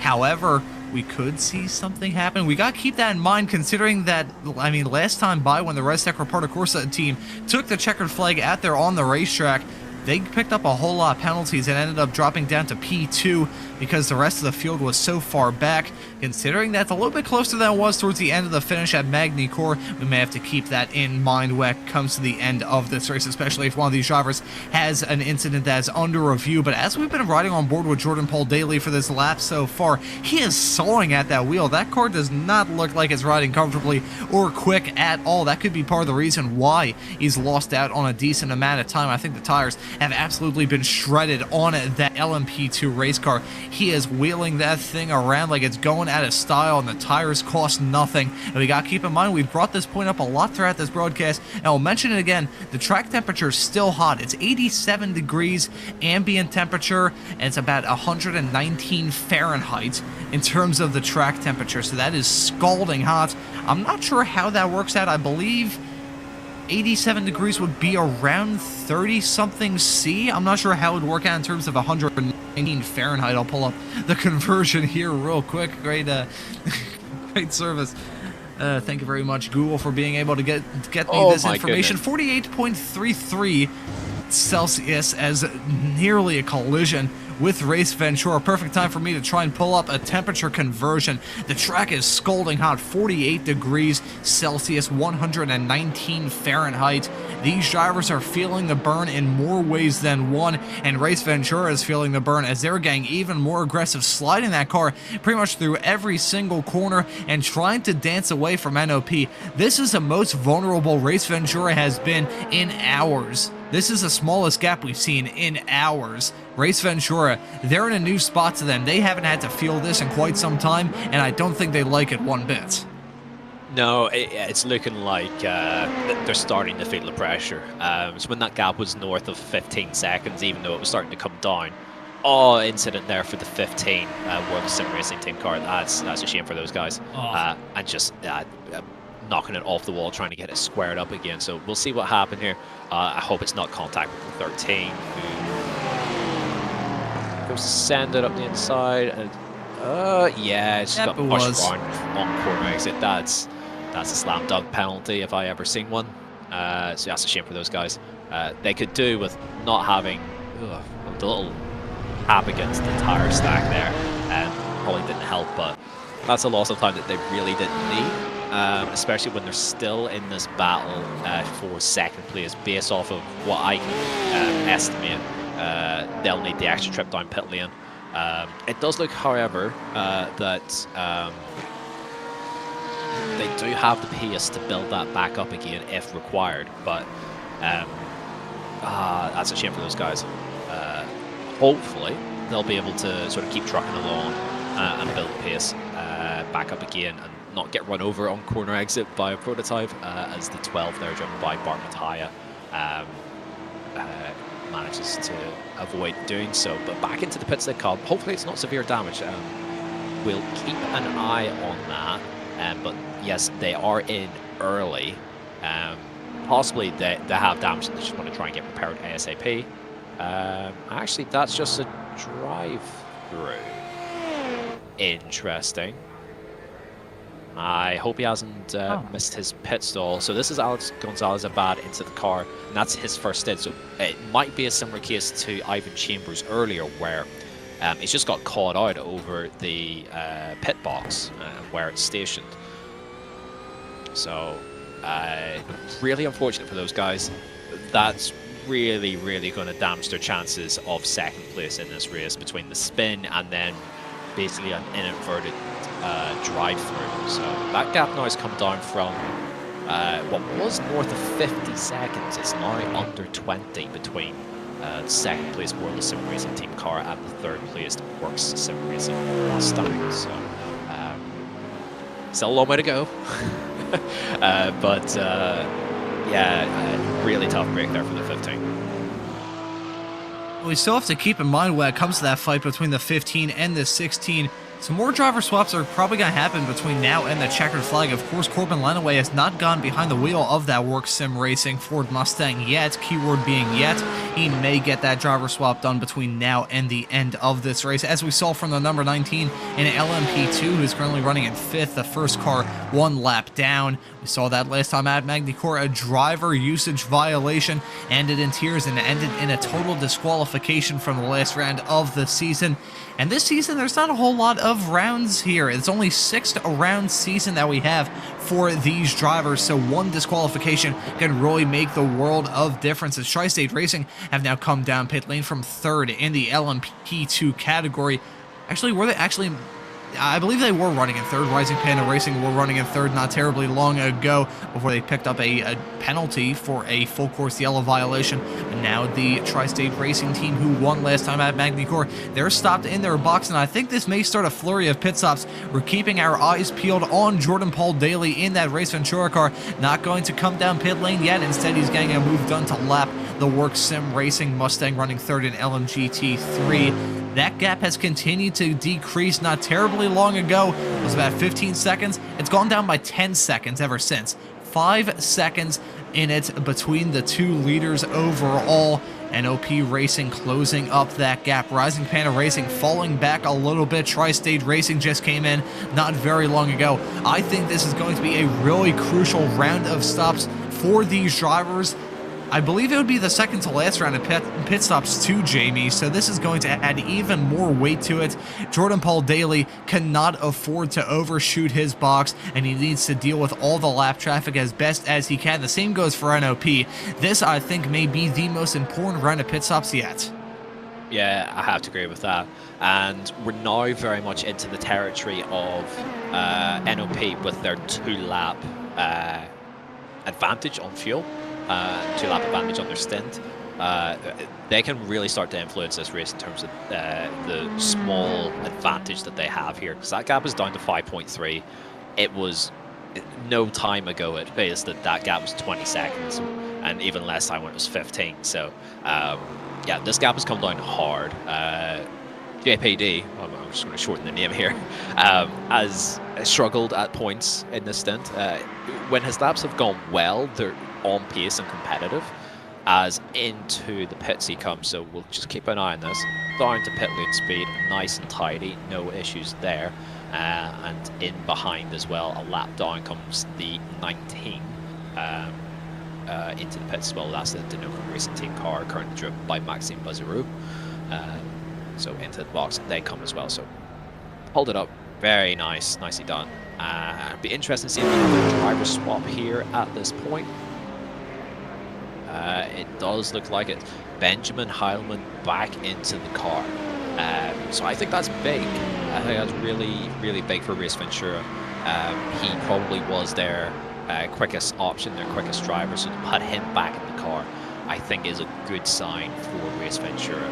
Not that Jordan Paul Daly had a bad run of it by any means, but he was losing time to Oliver Hagstrom here driving for NOP. So out and away comes Benjamin Heilman in the 78 car. So full push, absolute hammer time here for Oliver Hagstrom in the NOP number 89. And out and away comes Benjamin Heilman. So it's a 2-lap overcut that NOP have, plus potentially saving an extra lap of fuel. At which point, you know, that could really influence the outcome of this race. I don't think it's just come in. So that is a drive-through for the 16 for a race start violation. So that is the Work Sim Racing Mustang that is currently third in class and potentially looking towards second. That's an interesting one. So yeah, a drive through that's going to knock them behind the ResTech Ripardo Corsa number 60 that has been on the charge recently, and only 15 seconds behind. So that's really going to hurt Liam Kilton there in the 16 Ford Mustang Corsa. I think they're going to have to put all of their chips into one basket and hope that Corbin Lenaway can bring this car back from the dead and get back into a podium spot, because as it stands at the moment, they're probably fixing to lose it. But getting back on topic and talking about that LMP2 fight between NOP and Race Ventura, this is an odd comparison as Rising Panda Racing have come in the number 46 car with the 88, I believe, coming in right behind the Squadron Veloce ERS car. Yes, it was that car running in 7th, coming in right behind the Rising Panda Racing car. I'm curious when it comes to that driver discussion with NOP and Race Ventura, because when they did their driver swaps earlier, it was pretty much back-to-back, if I remember correctly. It wasn't one driver swapping and then like a half-hour crossover until the next driver came in. So we're going to see, we're going to possibly see a driver swap with this NOP car. Oliver Hagstrom will probably get out of this car and yield it back to Michael Jensen, I believe, the driver that started this race. You can see now coming down pit lane is that NOP number 89. Be careful trying not to speed and really want to hit your marks on this pit stop, what could be one of the last pit stops of the day. And I'm curious, are they going to try and short fill it? They have that fuel lap advantage when it comes to fuel. Do they want to keep that fuel lap advantage, or do they want to try and use that advantage they've built up to try and have a slightly shorter pit stop, which could make a big difference in this race? Stopped in the box is the NOP car. Getting out of it is Hagstrom. Getting into it now is Michael Sundstrom. He is going to be in that car to bring it home in the final hour-ish of this race. It's going to be a 1 hour and 5 minute long stint for him to bring it home, and he is going to be in the midst of a fight between this man, Benjamin Hellman. These are the two drivers that were trading blows early on. Let's see how it shakes out now. Drive-through penalties to car number 13, avoidable contact. They're running 5th in the LMP3 fight, 4 laps down. That's not too much of an issue. You can see the Race Ventura car buzzing by on pit lane. He's on that start-finish straightaway. NOP is on pit exit now. It's going to be Race Ventura retaking the lead of this race. And how is the gap between those two? I think it's actually increased a little bit ever since that round of pit stops. So NOP not really helping themselves out too much when it comes to that latest round of pit stops. However, they still have the fuel advantage. It was about 3 or 4 laps that they're able to stay out longer compared to these drivers in the Race Ventura number 78 car. That is going to make a huge difference in deciding who's going to end up victorious in this race. At this point, though, Jamie, it is a mad scramble to the end, a mad dash, if you would.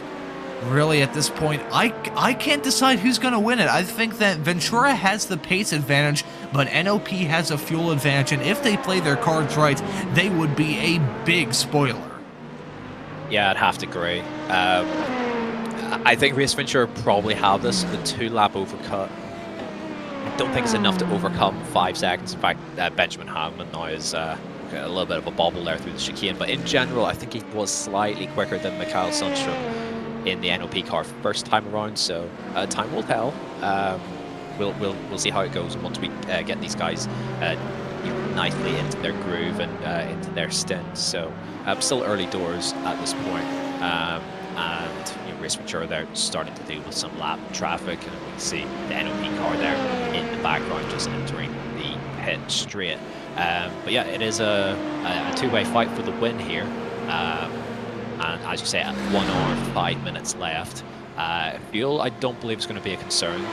Both cars, I'm pretty sure, fully topped up. If not, Benjamin Heilman. So we're just looking just at the timing here of how long they were stationary for. It was just less than a second difference between the two cars. So probably very little difference in terms of the fuel that went on board for these guys. Actually, they're on similar tire strategies as well.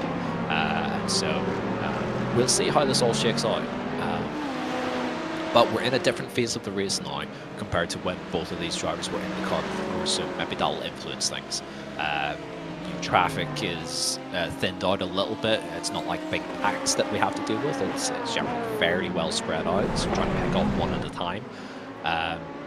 Wide there goes the SE competition. Number 2 car currently now by Tom Tweed. Those boys have firmly been in the wars all day. There's always been something that has happened to them, but they're still going. They're still second class, still having a day out. That's for sure. And the car still doesn't have a scratch on it. So even though they've kind of been, having a tough day, the car is still in one piece, and that's the main thing. Yeah, their car is clean, and fingers crossed they can keep it clean between now and the checkered flag. Knowing our luck, Jamie, we probably jinxed it. They're going to end up broken in a million pieces between now and the end of this race, which is coming up in 1 hour and about 2 minutes time. This race has pretty much entirely flown by, and we're getting to the point now where the action is starting to ramp up and down this field. As much as it is the same drivers that were in these cars earlier on, there's so many different factors. Comparing the stint that Benjamin Hellman and Michael Sundstrom had earlier on in this race to the stint that they find themselves in the midst of now, it's like comparing apples to broccoli. There's just no crossover at all. The track is entirely different. Their cars are probably driving a little bit different. There could be some damage on them. Nothing major, however. The cars probably aren't driving the same that they drove earlier on in the race. The track is continuing to be scalding hot. Looking at it right now, it's actually decreased a little bit since the last time I said. Now 118 degrees, only 118 degrees Fahrenheit. That would be hot enough whereby you'd probably get some sort of burns on your feet if you were walking around this track barefoot. And chances are, considering if you were walking around this track, even in shoes, you would walk out of them because the amount of rubber that's on the ground. There's just so many things that have changed ever since the first hour and a half of this race that comparing the pace of these two from earlier on to now, it's not, we can't really judge too much about how this fight is going to shake out. The gap isn't increasing between these two, but it's not decreasing either. NOP is going stride for stride with Race Ventura. They're keeping them honest, and at this point, any sort of pressure is good pressure if you're NOP, because you could pressure a driver into a mistake. That is big. This track, 17 corners. If you discount all the kinks, there's still a whole lot of corners around this racetrack, a whole lot of challenge, as we've talked about a lot throughout this race. We've seen drivers get caught out in just about every single corner of this racetrack thus far. So NOP, even if they're not seeing Race Ventura in front of them the entire time, as long as they're applying pressure and making sure Race Ventura is like, hey, I am here, and if you screw up, I'm going to be there to pick up the pieces. That is big when it comes to these endurance races. These drivers are exhausted. They have been driving for the past 3 hours. Of course, they did have a break when they weren't in the race cars, but they're talking about racing. They're thinking about racing. They're in their rigs. Their rooms are getting hot, and the tensions are starting to build as the checkered flag is now going to come out in less than an hour's time. These drivers are not the same drivers that they were at the start of this race. They know more than they did, but they're more worn out than ever. So we're going to see some drivers maybe have some mistakes, maybe taking a little bit easy. The yin and yang going on between Race Ventura and NOP is going to continue. That gap now about 4.5 seconds has gone down a little bit ever since last time by on the previous lap.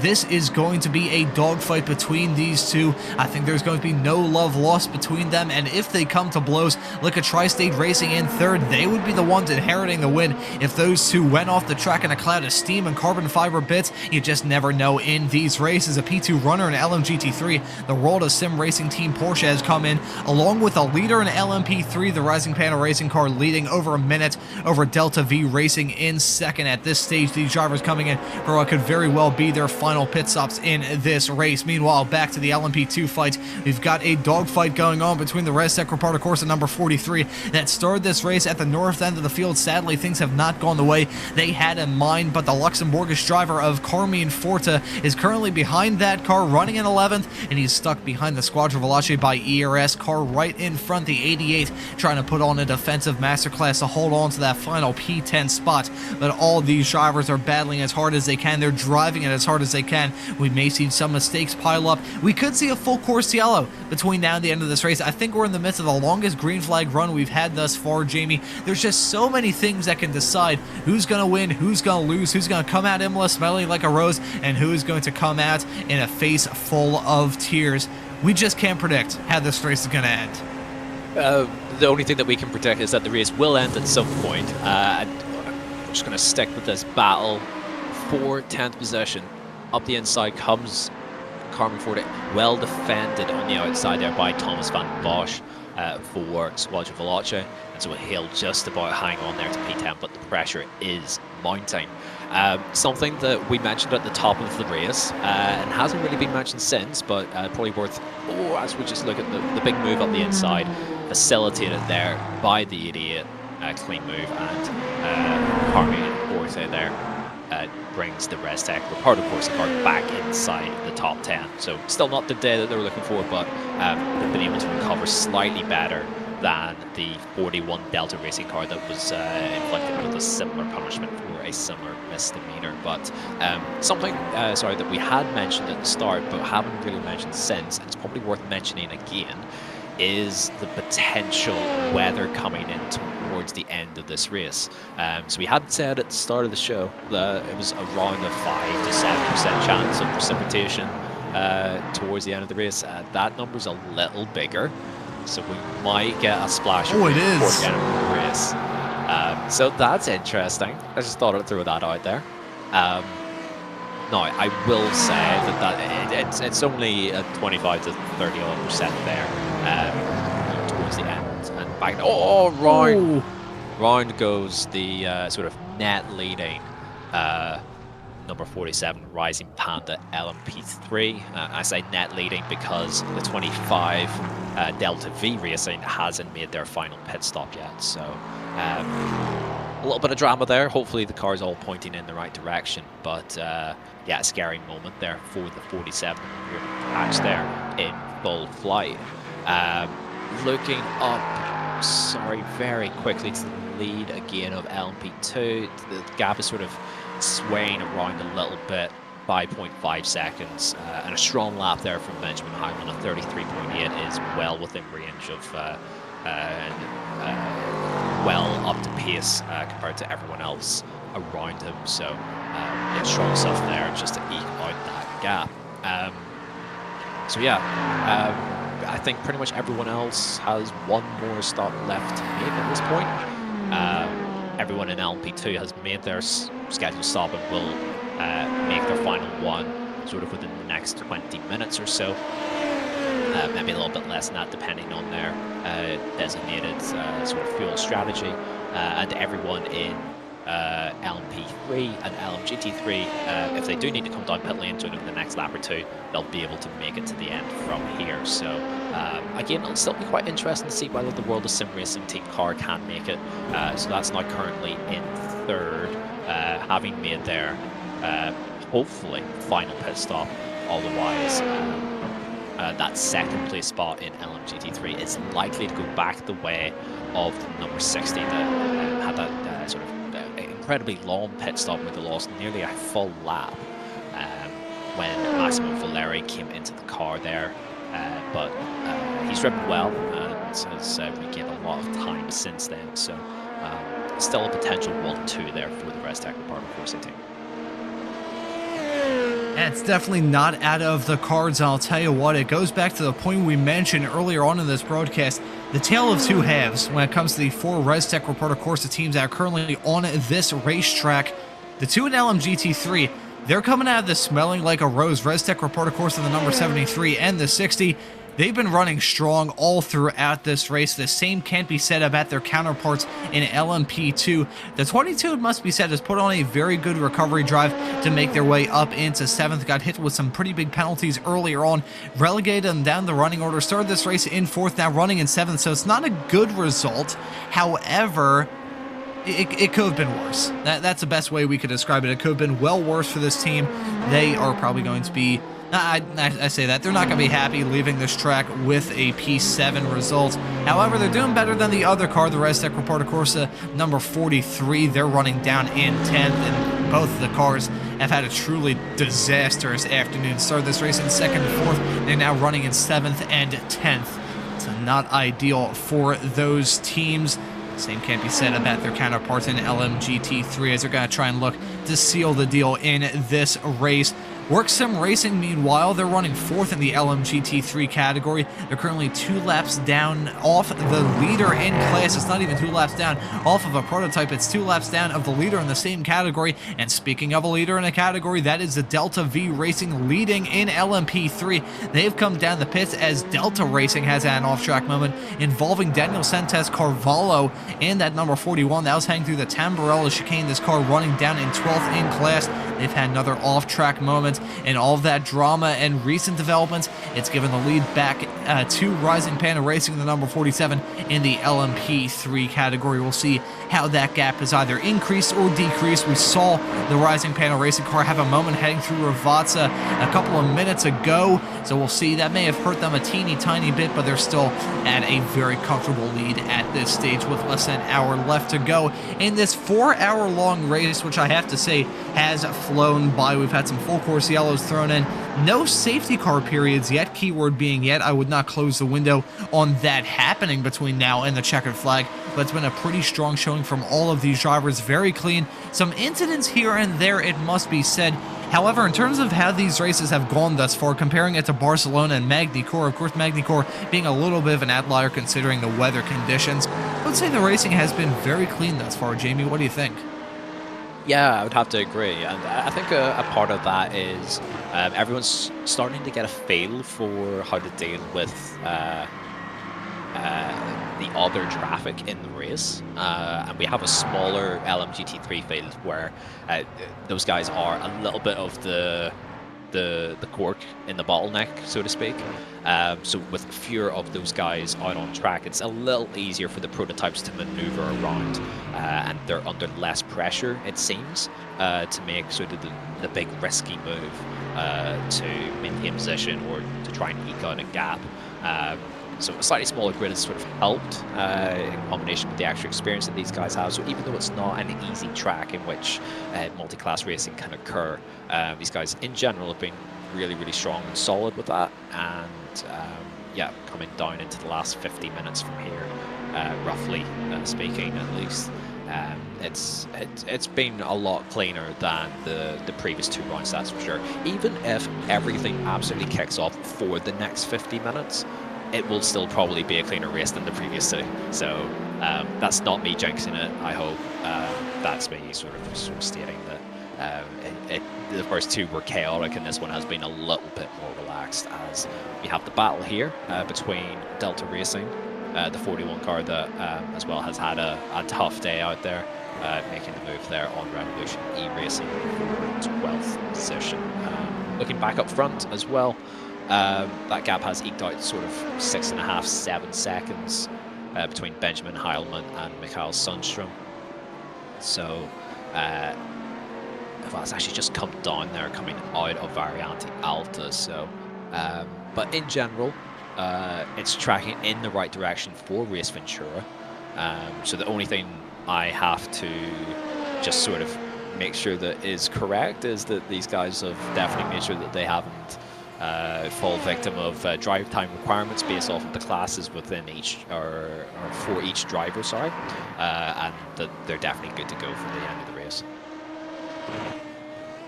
Thankfully, we won't have to deal with any of that drama. Hopefully, we don't have an overhead cloud when it comes to some penalties. Of course, I wouldn't say it spoiled the battle we had towards the end of the Magny-Cours race. However, we had to keep in mind that those results were very much provisional, and in the end, it resulted in a penalty for the Restec Repart, of course, the number 22, that took the checkered flag on track but did not sneak away with the victory. Race Ventura, meanwhile, they had a rocky afternoon 3 weeks ago at Magny-Cours. At one point, they were smelling like a rose. A few minutes later, they were smelling like a dung pile after an incident heading down that start-finish straightaway.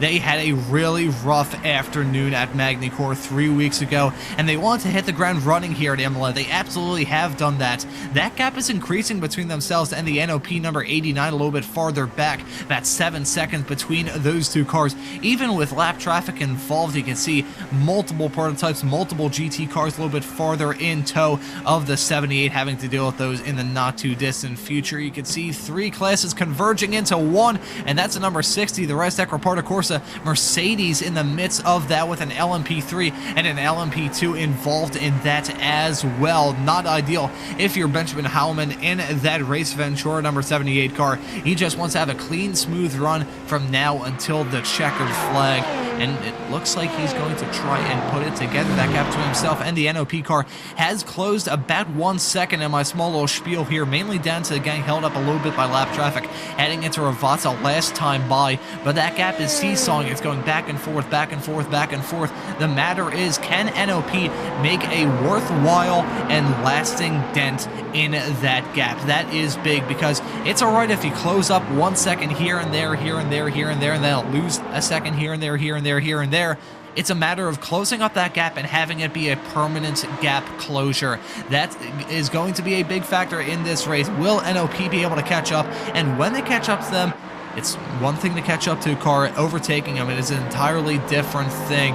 It's also a matter of patience with these two. If you're seeing that checkered flag come out, they have been patient in this race thus far. They've been driving around for the past 3+ hours.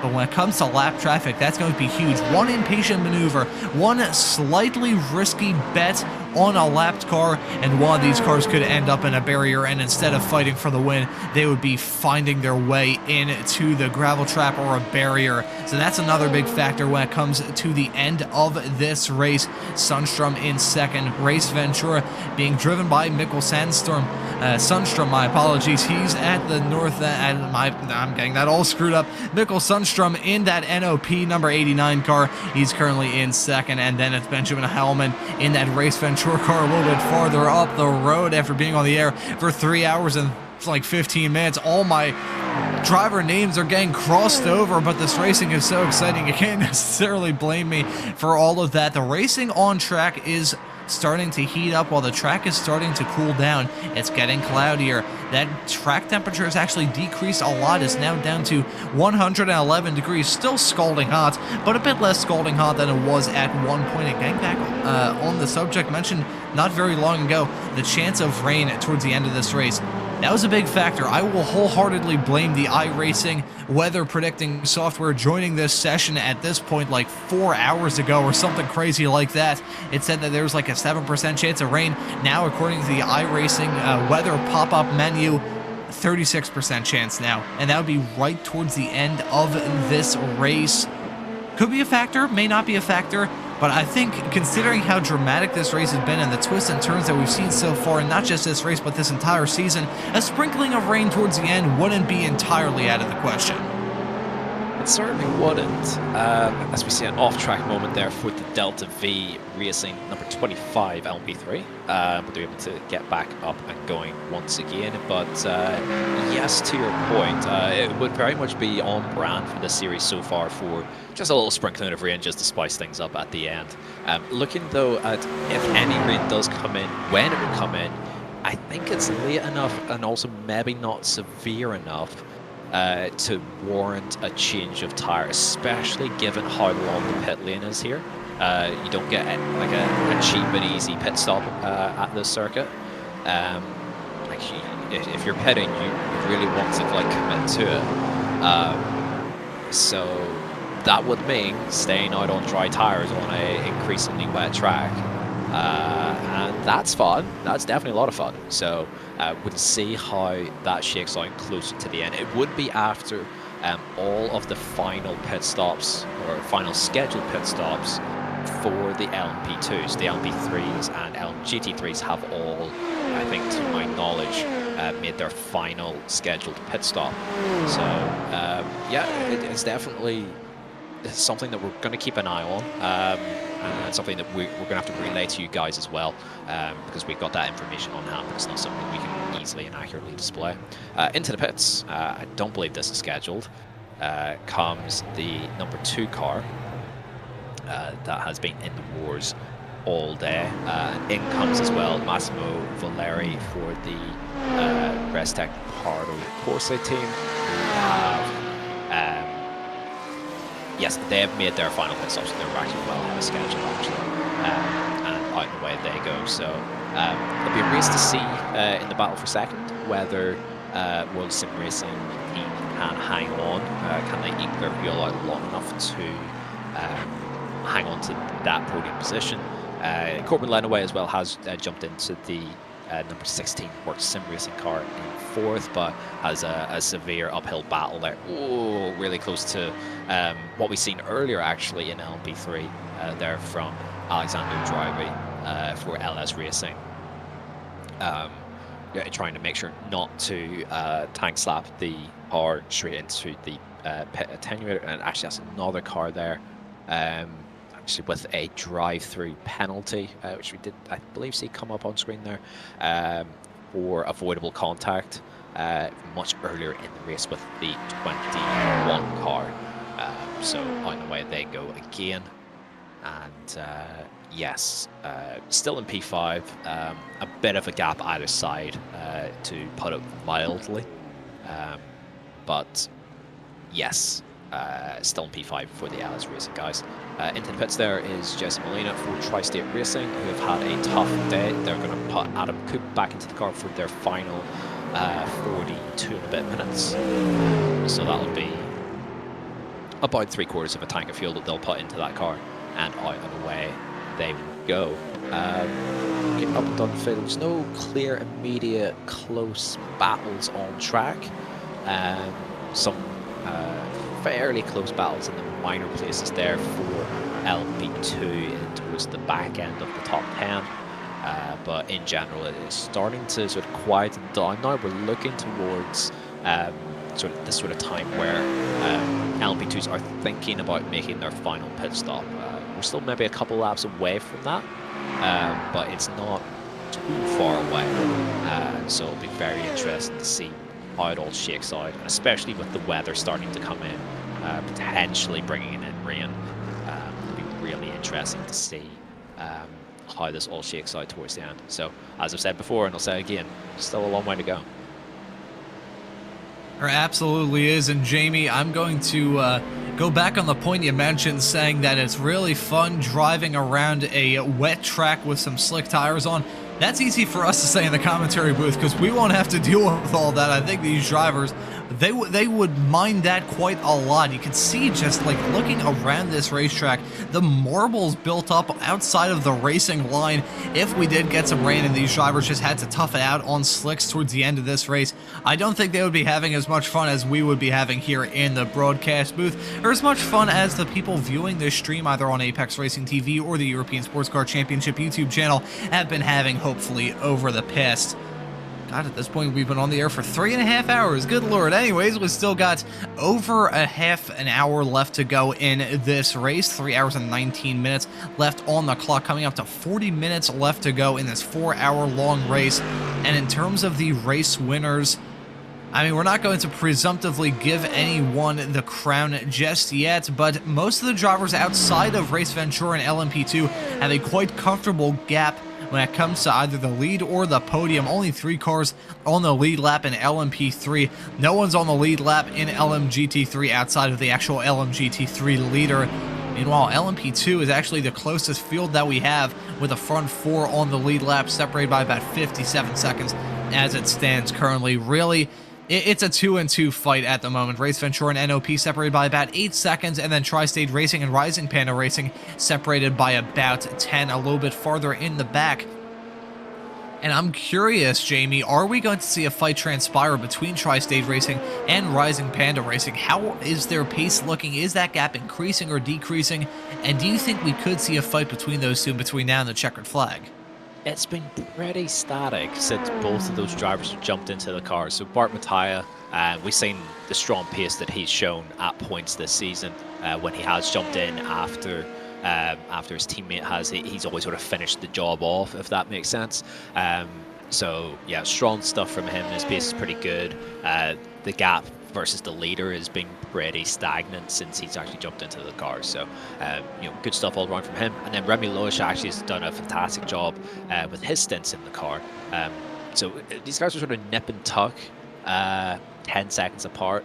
The Rising Panda car has 3 laps of an advantage in terms of fuel.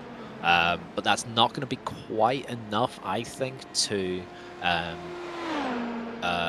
sort of influence the outcome of this race in terms of just pure pit strategy. He's going to need to get it done on track and get it done on pace as well. So time will tell. Last lap, though, for the leader, Benjamin Heilman, of a 33.3. That's about the quickest lap that we've seen anyone do since probably the opening couple of laps of the race, when these guys had clean air, clean track in front of them. No issues, a fairly fresh track as well. So, yeah, really strong stuff from Benjamin Heilman there. Gap at 8.4. He's keeping Mikael Sundstrom of NOP sort of at arm's length. So anytime that he loses a bit of time through traffic, he always brings it back out again. And yeah, it's looking pretty good as we're coming towards the final round of pit stops. The number 43 has come into the pits, as has the 41 and the 51. So sort of looking at the time, we've got 38 minutes plus 1 lap probably left. These guys should be good to go to the end with a full tank of fuel from here. So at this point, it is a dogfight between all of these drivers in every single class up and down the field. I gotta say as well, we haven't had too many retirements from this race. I believe, I'll take a look at the live timings to see exactly how many cars are left out there on the circuit. I don't think there's many people that have just up and retired from this race currently. I believe the only would be the Simatech Sensations team. Actually, well, Revolution E-Racing Alpha, who I don't think we talked about at all throughout this broadcast. They're number 74 car. They're 114 laps down currently. Delta Racing 78 laps down. Simatech Sensations down 76 laps as a spin involving the Squadra Veloce Alpha by Eagle RS number 88 car. You can see, oh, very close with Benjamin Howman for Race Ventura coming into that incident and having only one lane to his outside to try and move around that car. That would be a big bit of drama if that ended in tears. And here is a replay of that spin. Simple self spin. Oh, and it was contact as well. Who was that ran into the side? Oh, JSE Racing Esports. They goes from bad to cataclysmic to even worse, rubbing salt into the wounds for a team that have had a no good, very bad afternoon. Thankfully for Race Ventura, though, they didn't get a piece of that. However, they're gonna have to deal with the GSE Racing Esports car right now. You can see the damage on the front end of that car. Just looks like someone kicked the front splitter in, so that is going to slow that car down quite a significant amount. They were 3 laps down. The closest car right behind them, the World of Sim Racing number 51 team, they're at 3 laps behind them, so it's not too much of a heads-up fight between those two, as Digitrax also coming in pit lane, coming in like a bad av hell right behind the car in front. I was really worried at first that they were going to be speeding down pit lane. However, crisis was averted for them. The team running in the 5th position right now. Everyone really talked about them too much in this race, but they're putting on a good show. About to get a move put on them by Danico Racing Team, who stays out. Digitrax coming in for a late splash and dash. So this is probably going to be one of the last LMP2 pit stops in this race, Jamie. At this point, it's getting more and more of a just straight up dogfight. That's the only way I can describe it. There's no other factors. Well, there's certain factors, but it's not pitch strategy factors that are going to decide who's going to win in this LMP2 fight. Just getting to the point where it is a shootout between Ventura and NOP. Yeah, well, these guys all still need to come in soon, very soon. So Bart Mattia there from Tri-State has just come down pit lane. He last pitted on lap 104, coming in lane 124 if I got that right. So yeah, it's looking like we're going to see everyone else sort of come down the next 2 to 3 laps and then not need to take on a massive amount of fuel. Victor Miranda here has jumped back in for MV Skid Lab, and it's been rapid. He's been very quick from his jump back into the car. They've had an up and down day, but P6 is pretty strong and stuff. But they'll have to come back down fairly soon, and we'll have to concede that spot back to Digitrax, who have just pitted. Speaking of Digitrax, as you said, we haven't really spoke much about them. They qualified 15th. They are a net P5, so we're providing everything goes well from here to the end, that's where they'll finish. That's a really strong day for those guys. The fact that we've not really mentioned them at all up until this point indicates that they've just had a really quiet and just sensible day out today. No issues, no drama. Their pace has been solid without being spectacular. They've slowly worked their way forward as other cars have ran into issues and into trouble. It's been a really good performance from those guys. They've had a difficult opening couple of rounds, and so to bounce back here at Imola with a potential top 5, even if it might not work out that way. We've still got 33 minutes left of this race, but they've been really strong as the MV Skin Lab Racing car does come into the pits. Ricardo Santos into the car just to finish that off. And so, yes, really strong stuff here from Digitrax. Especially given the slightly weaker qualifying out of the 19-car field, only qualifying 15th. They've done an excellent job working their way forward, and if they can get a top 5, that'll be an excellent result for them. It very much would be, and you brought up a good point there. Just having a calm and quiet day in this series, that can mean a lot, and that can give you a lot of good points, and it looks like it's going to be a very good points day for them. Meanwhile, Revolution E-Racing going off the track and losing a spot to the Res Tech Report. Of course, the team who now slipped their way up into P number 10, so that was just a small little bit of off-track encounters heading out of Variante Alta. They're also going to pick up a slowdown, so they're going to lose even more time to the back of the 43 car, now running in that final top 10 position. That is a wonderful shot coming out of the second part of Ravazza. Just seeing the marbles on the outside of the corners around this racetrack, it is insane. And really, I'm surprised we haven't seen too many drivers get caught out by that. Just hitting those marbles, it'll feel like you're driving on ice and you'll just see a car skid off the racetrack. Haven't seen too many off-track excursions thus far in this race. I mean, we've seen a few, and we're off the back of seeing one with the Revolution E-Racing car, but that wasn't a major off-track excursion. They just went through the asphalt runoff area, one of the few patches of asphalt runoff around this racetrack, so no harm really done in that outside of the loss of one singular position. At this stage, though, all these drivers running a very calm and collected race. Haven't seen as many incidents as we've seen earlier on in this season. Haven't seen as many incidents as we saw earlier on in this race, for that matter. I think we're off the back of... I mean, how long has it been, Jamie? How long do you think it's been since we had our last full course yellow? It's been well over an hour, I would suspect. So these drivers running very, very clean and just having, hopefully, a clean end to this race.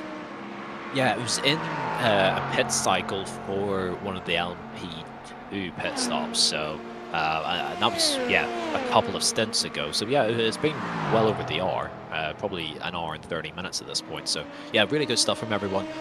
That being said, the incident that we seen between the Squadra Veloce by ERS and GSE Racing Esports cars, where the 88 had sort of dropped it on the entry to Tosa and got collected. Both of those cars have stayed in pit lane for the last 5 minutes or so with substantial damage, so they were both able to get back to pit lane, but have not yet been able to repair their cars. So maybe not quite day done for those guys, but yeah, down 14th and 15th. The World of Sim Racing team number 51 is looking like grabbing both of those spots, and then yeah, it probably will be day done. The 88 and the 37. But yes, to your point, it generally has been quite clean. There's not been any major incidents, or at least major crashes involving multiple cars. There's been little tiffs here, don't get me wrong, but in general, it's been, for the last couple of hours at least, pretty well behaved. So yeah, good job from everyone. It had been a pretty hectic opening couple of rounds, but so far, all going well, as in comes our leader for their final pit stops, Benjamin Heilman for Race Ventura. Yeah, eking out that gap towards 10 seconds. They've been so strong. So yeah, really good stuff. Into the box, on the marks, up into the jacks.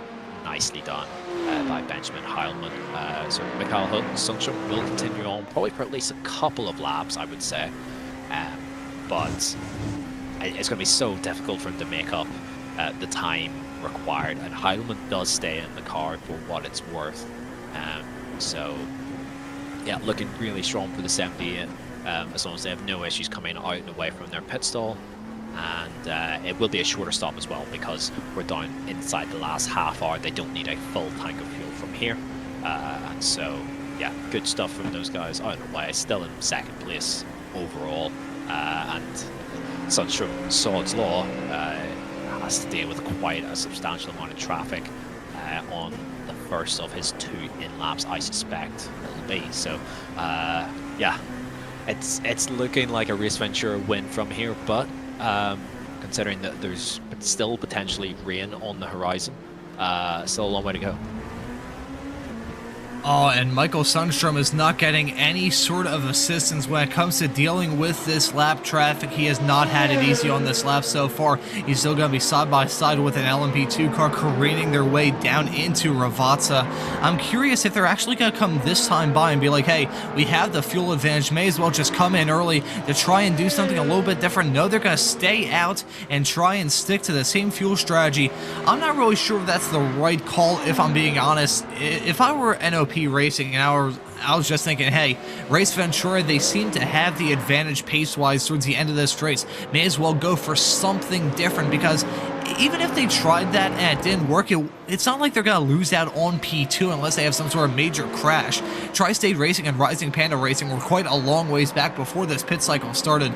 So maybe my mind's just a little bit different and thinks in different ways as a broadcaster. But if I were NOP, I would have tried to do something different, as Dynaco Racing Team has had an off-track moment with the number 95 car now running down in 11. That's coming out of Ravazza onto the start-finish, not so straight away, and you can see the Race Ventura car threading the needle between the Dynaco Racing Team 95 and the SD Competition Corvette, heading down that start-finish straightaway. But really, at this stage, I don't think NOP... I don't know, again, maybe I'm different, maybe I'm weird, but if I were involved in NOP racing, I would have been like, hey, come in one lap after Race Ventura does, maybe have like a pit stop that's a couple of seconds slower. A couple of seconds could make a difference. Let's say it's a 10-second gap, which it was when this pit cycle started. If they decrease that down to 7 and Race Ventura has an off-track that costs them 8 seconds, bang, you're winning it. You're leading it towards the end of this race. So maybe my mind's just a little bit different, but I would have tried to do something a little bit different. If I were Michael Sundstrom, he is still pushing that thing to hell and back. That was a nice drift coming out of Ravazza to begin lap 131. Now less than a half an hour to go in this race. NOP is leading it. However, it's Race Ventura who would be the net leaders of this race. And I don't think they're doing good pace-wise on these laps that they're staying at compared to Race Ventura. I think that gap is actually decreasing, so NOP may be sealing their own fate, staying out for even longer than before. I think they'll have to come in this time by, because I'm sure the tires on that car are in pain, let alone the fact they need to come in for fuel.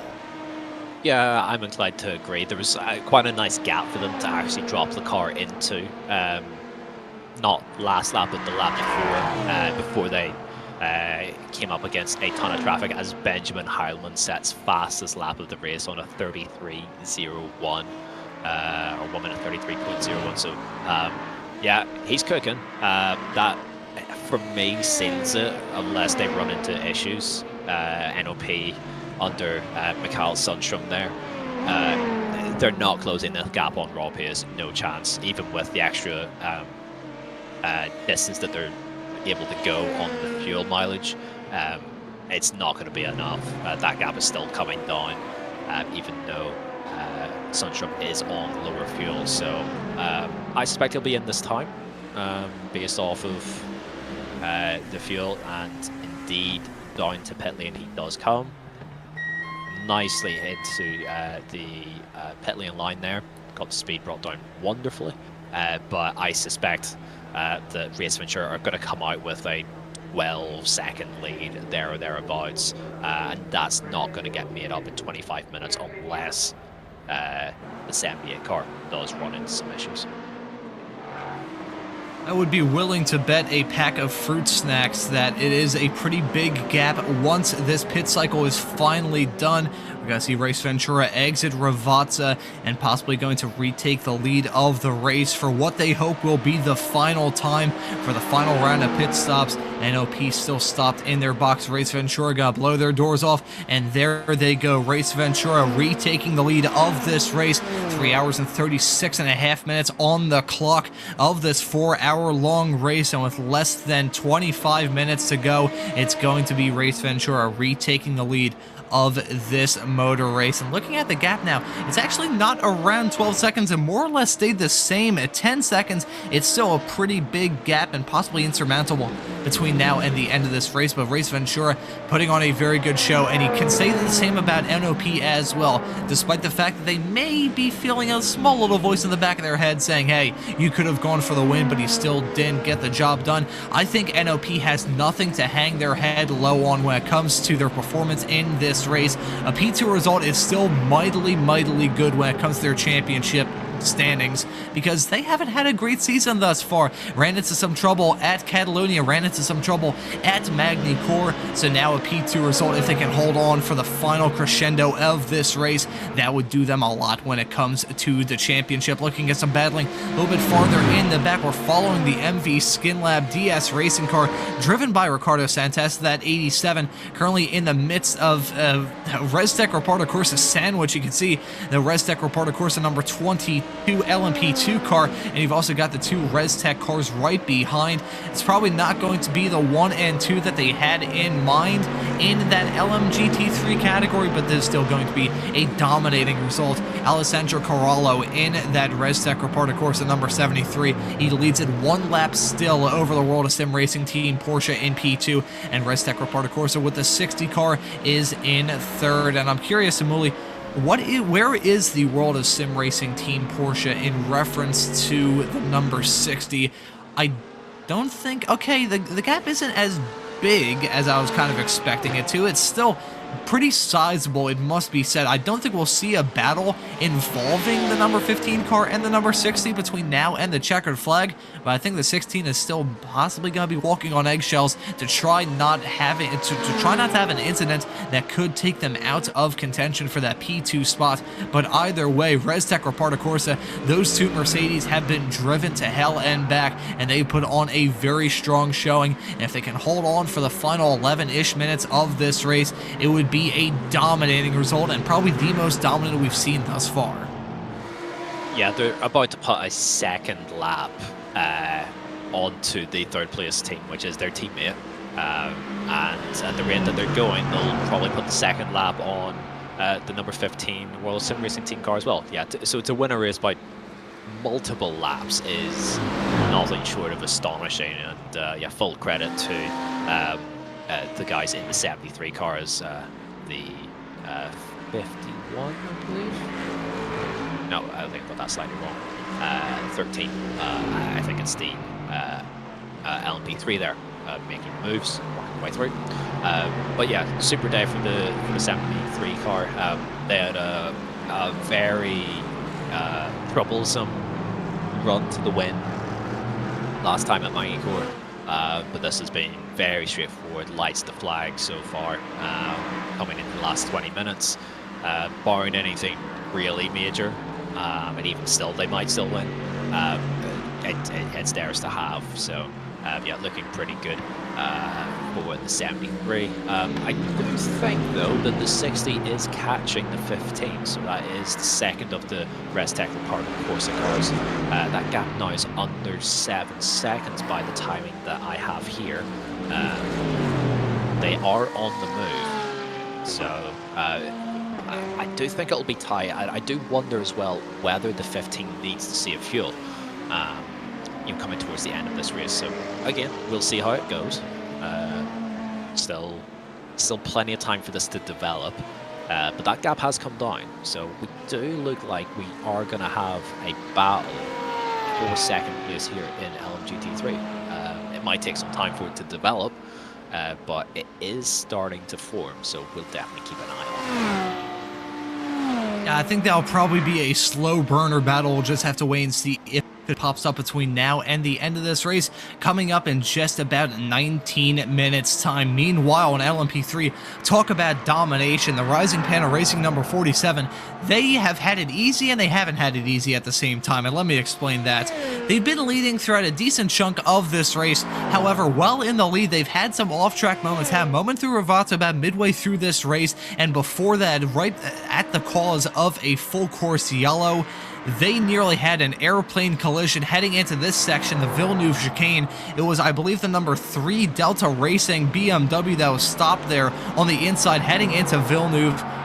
And they weren't stopped at the time. However, they were moving over the track to try and stop on the side of the road. But in doing so, the oncoming 47 nearly slammed into the back of them. And if they did, that would have been a heart-wrenching result for this team. They took the checkered flag last time out at Magny-Cours, and it looks like they're going to try and get the 2-for-1 deal. In doing so, they wouldn't be the first to do it this season. They'd be one of the first, but not the first, depending on whether or not the Red Stack Reporter Corsa team crosses a line in first in the LMGT3 field, because they're also on track to get their second win in a row and second win on the season. LMP2, meanwhile, that's the one where it's a little bit up in the air. NOP just got by them about 12.5 seconds between NOP and Race Ventura. Ventura at this point starting to drive away. Benjamin Hellman is feeling that checkered flag come in the not too distant future, and he is going to be very happy to see that white flag in the air, and also very happy to see that gap continue to grow.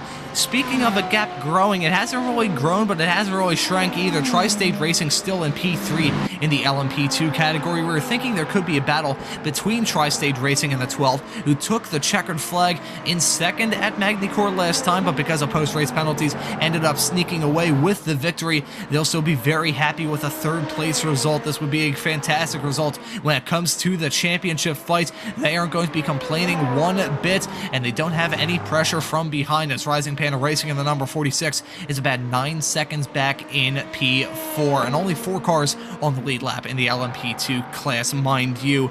Looking up and down this grid, the race is slowly starting to teeter off, but at this point, no, I say that the gap between Race Ventura and NOP has actually decreased in the past few moments. Now 11.5 seconds. Of course, NOP will have to push like hell in the final 15-ish minutes of this race to try and close up that gap. But at this point in time, it's still looking very good for Race Ventura. They just need to not put a single foot wrong.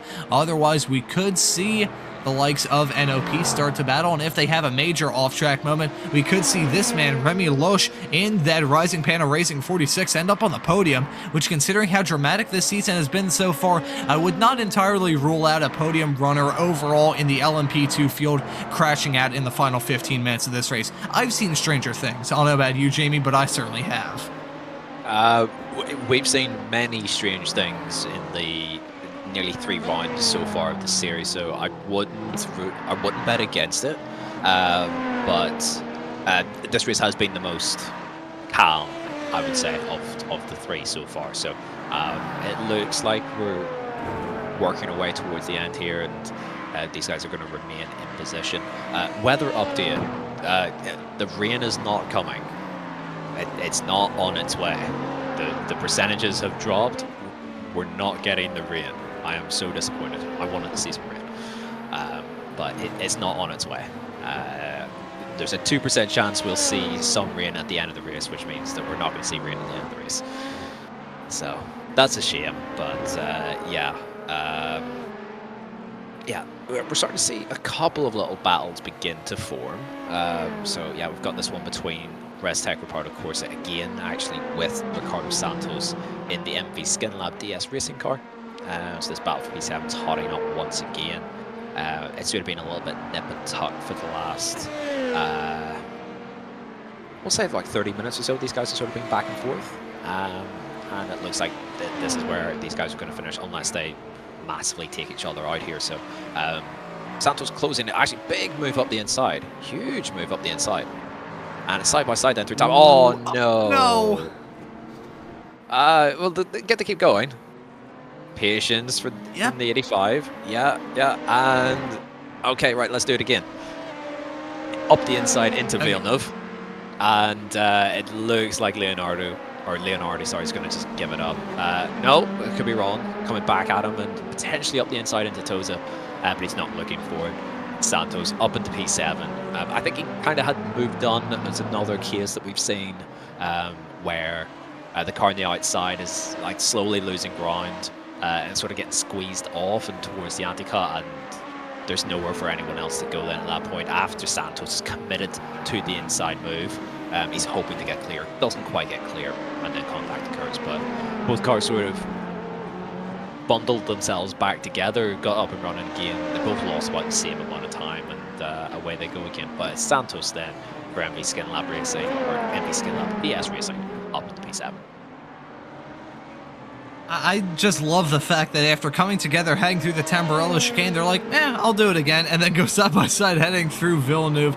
Thankfully, second time by, they got away with it fairly scot-free, and thankfully for them, the closest car is actually the Restec Reparto Corsa number 43, which is a lap down compared to these two, so not too much of a factor when it comes to this race. And look at that, MV Skin Labs DS coming down pit lane. This is an interesting call. It's not a penalty call, mind you. This is a quick splash and dash for this team. We're going to see them trundle their way down pit lane. This is going to be a heartbreaker for this team. They had briefly taken P7. However, thankfully for their sakes, it looks like they're going to hold on to P8, and they're driving straight through the pits. There's been no penalty call, mind you. Is this an iRacing penalty? It must be. It must be incident points, because there is an incident limit. So you get a penalty every 20 incident points, and then every 10 after that, you'll get a drive-through penalty still. So that's maybe where we've seen some of the drive. And here's another one for World of Sim Racing. In the 15. So yeah, they've lost out then to Restec Reparto Corsa, the number 60. That's a shame. I think that's for incidents as well. We're not able to see that for sure, but that's a tough break for those guys. But everyone's there's that Restec Reparto 1-2. Yeah, exactly. So I did sort of call and predict that they would eventually get there, but I wasn't expecting them to be under these circumstances. So the 73 is just sitting behind the 60. So whether that's a deliberate ploy or deliberate strategy, I'm not sure. But the 73 could just overtake the 60 so that they don't have to do an extra lap. Oh, no, sorry. It works off of the LMP2 feed when they take the white flag. So yes, it doesn't matter what way around these drivers are. But if the 73 wants to sort of make history and win a race by a full 2 laps, then they can battle their teammate forward. Hey, we could see something like that develop between now and the end of this race. That would be, talk about good advertising material. Holy Lord, that would be very good for the Restec Reparto Corsa number 73, and a good resume builder for these drivers as well. You can see the other Rising Panda Racing number 47 LMP3 negotiating that lap traffic. They have an incredibly comfortable lead, 48.7 seconds in front of Delta V Racing P2 in class, with Focus Racing set to round out your podium in the LMP3 category. They've had an up and down day as well in that 5-car got involved in some incidents, and their old buddies who were involved in all those incidents heading through Piratella very early on into this race. The Dynaco Racing Team number 98, they put on a very good recovery drive and are now running down in P number 4, so very nicely played from them to come back from the brink of absolute disaster. Right now, just coming to the close of this race. In a couple of moments' time, we're going to be ticking over to 10 minutes left on the clock. 4 hours of racing action has just flown by for some of us. These drivers have probably not felt like the past 4 hours have flown by, especially the ones in absolutely intense, pressure-packed situations. And Race Ventura, I can't really tell which category they fall into. They've had a somewhat comfortable day. They've led throughout a vast majority of this race. They haven't had to worry about a safety car bunching the field up, and they've only had to worry about a few full course yellows And outside of that, I think the one major bit of drama they had was maybe NOP closing up that gap to within 5 seconds, and also the spin in front of them with the SC Competition Corvette like 3 or 4 laps into this 4-hour-long race. But Race Ventura looking to get their first victory on the season and continue the streak of different race winners overall in the LMP2 category. There hasn't been a repeat winner, and I don't think there will be a repeat winner. Simatech Sensations, they're out of it. I don't think they'd be able to complete about 76 more laps compared to Race Ventura between now and the end of this, as LS Racing coming in for what could be a very quick splash and dash there, 3 laps down 5th in the LMP3 category, backing up to hit their marks if they overshot it a teeny tiny bit. Oh, and an incident involving the number 3 Tri-State Racing BMW and the 87 in the LMP2 category. That right there is the MV Skinlab DS racing car. Those were the drivers that ended up down pit lane not very long ago for what we believe was a drive-through penalty, and they come to blows. Adam Koop and that Tri-State Racing number 3 car spun around heading into the toes of hairpin, and we're going to take a look at a replay, Jamie, to see what in the world happened here. Yeah, let's take a look. So I suspect that they've just dropped it by themselves. They have, and then arriving at the scene of the accident comes the 87. That's a tough break. That's a really tough break for those guys. They had made the move on the 22, and then I believe they had a drive-through penalty then, and now they picked up more damage. So not ideal for Ricardo Santos here, coming towards the end of this race. Showed really good pace. These guys in the MV Skin Lab DS racing car have been quite strong today, but it's just sort of fallen apart right at the end. There's a fair bit of damage, but I think they're able to keep going and complete the rest of this race. I don't believe they have a meatball flag, so they can keep going. But yeah, that's a shame. That's a real shame. Bit unfortunate. Adam Koop is really struggling. You can see the damage to the front right. I mean, he's also steering to the left just to keep the car on the wall. Okay, right. So he's going to try and over to a marshal post and request the ability to remove the car. He's not able to get that back to the pits under his own steam, but yes, he's got it over to a safe place. Sorry to budge in, Jamie, but this is a race director's call. They told Koop to pull over to the side of the track, and another full course yellow is going to come out here. It's not going to bunch up the field. If anything, it is going to delay the inevitable in most of the classes, but a full course yellow coming out, and the main bit of drama to come out of this is just trying to inhibit any sort of chance of picking up some sort of penalty. Hopefully for all the race leaders and all the classes that we have, they have tried to avoid picking up a penalty. That would be a heartbreaker with less than 10 minutes left to go on the clock to pick up a full course yellow violation. Right now you can see Race Ventura very slow at the moment. If we are under green conditions, them going this slowly would probably be a bit more dramatic than it really is. But at this point in time, that gap has actually increased to themselves in the NOP car, 31 seconds. I'm not sure if that graphic is entirely accurate. That would be due to the full course yellows, just how much longer it's taken to come past certain points. Once they get back up to racing speed, it'll come back to it again. Gotcha. Alrighty, thank you very much, Jamie. I was looking at that, I was like 31.7 seconds. That doesn't seem very accurate, and it turns out it isn't, so just a small little bit of an iRacing blip there, but looking up and down this field.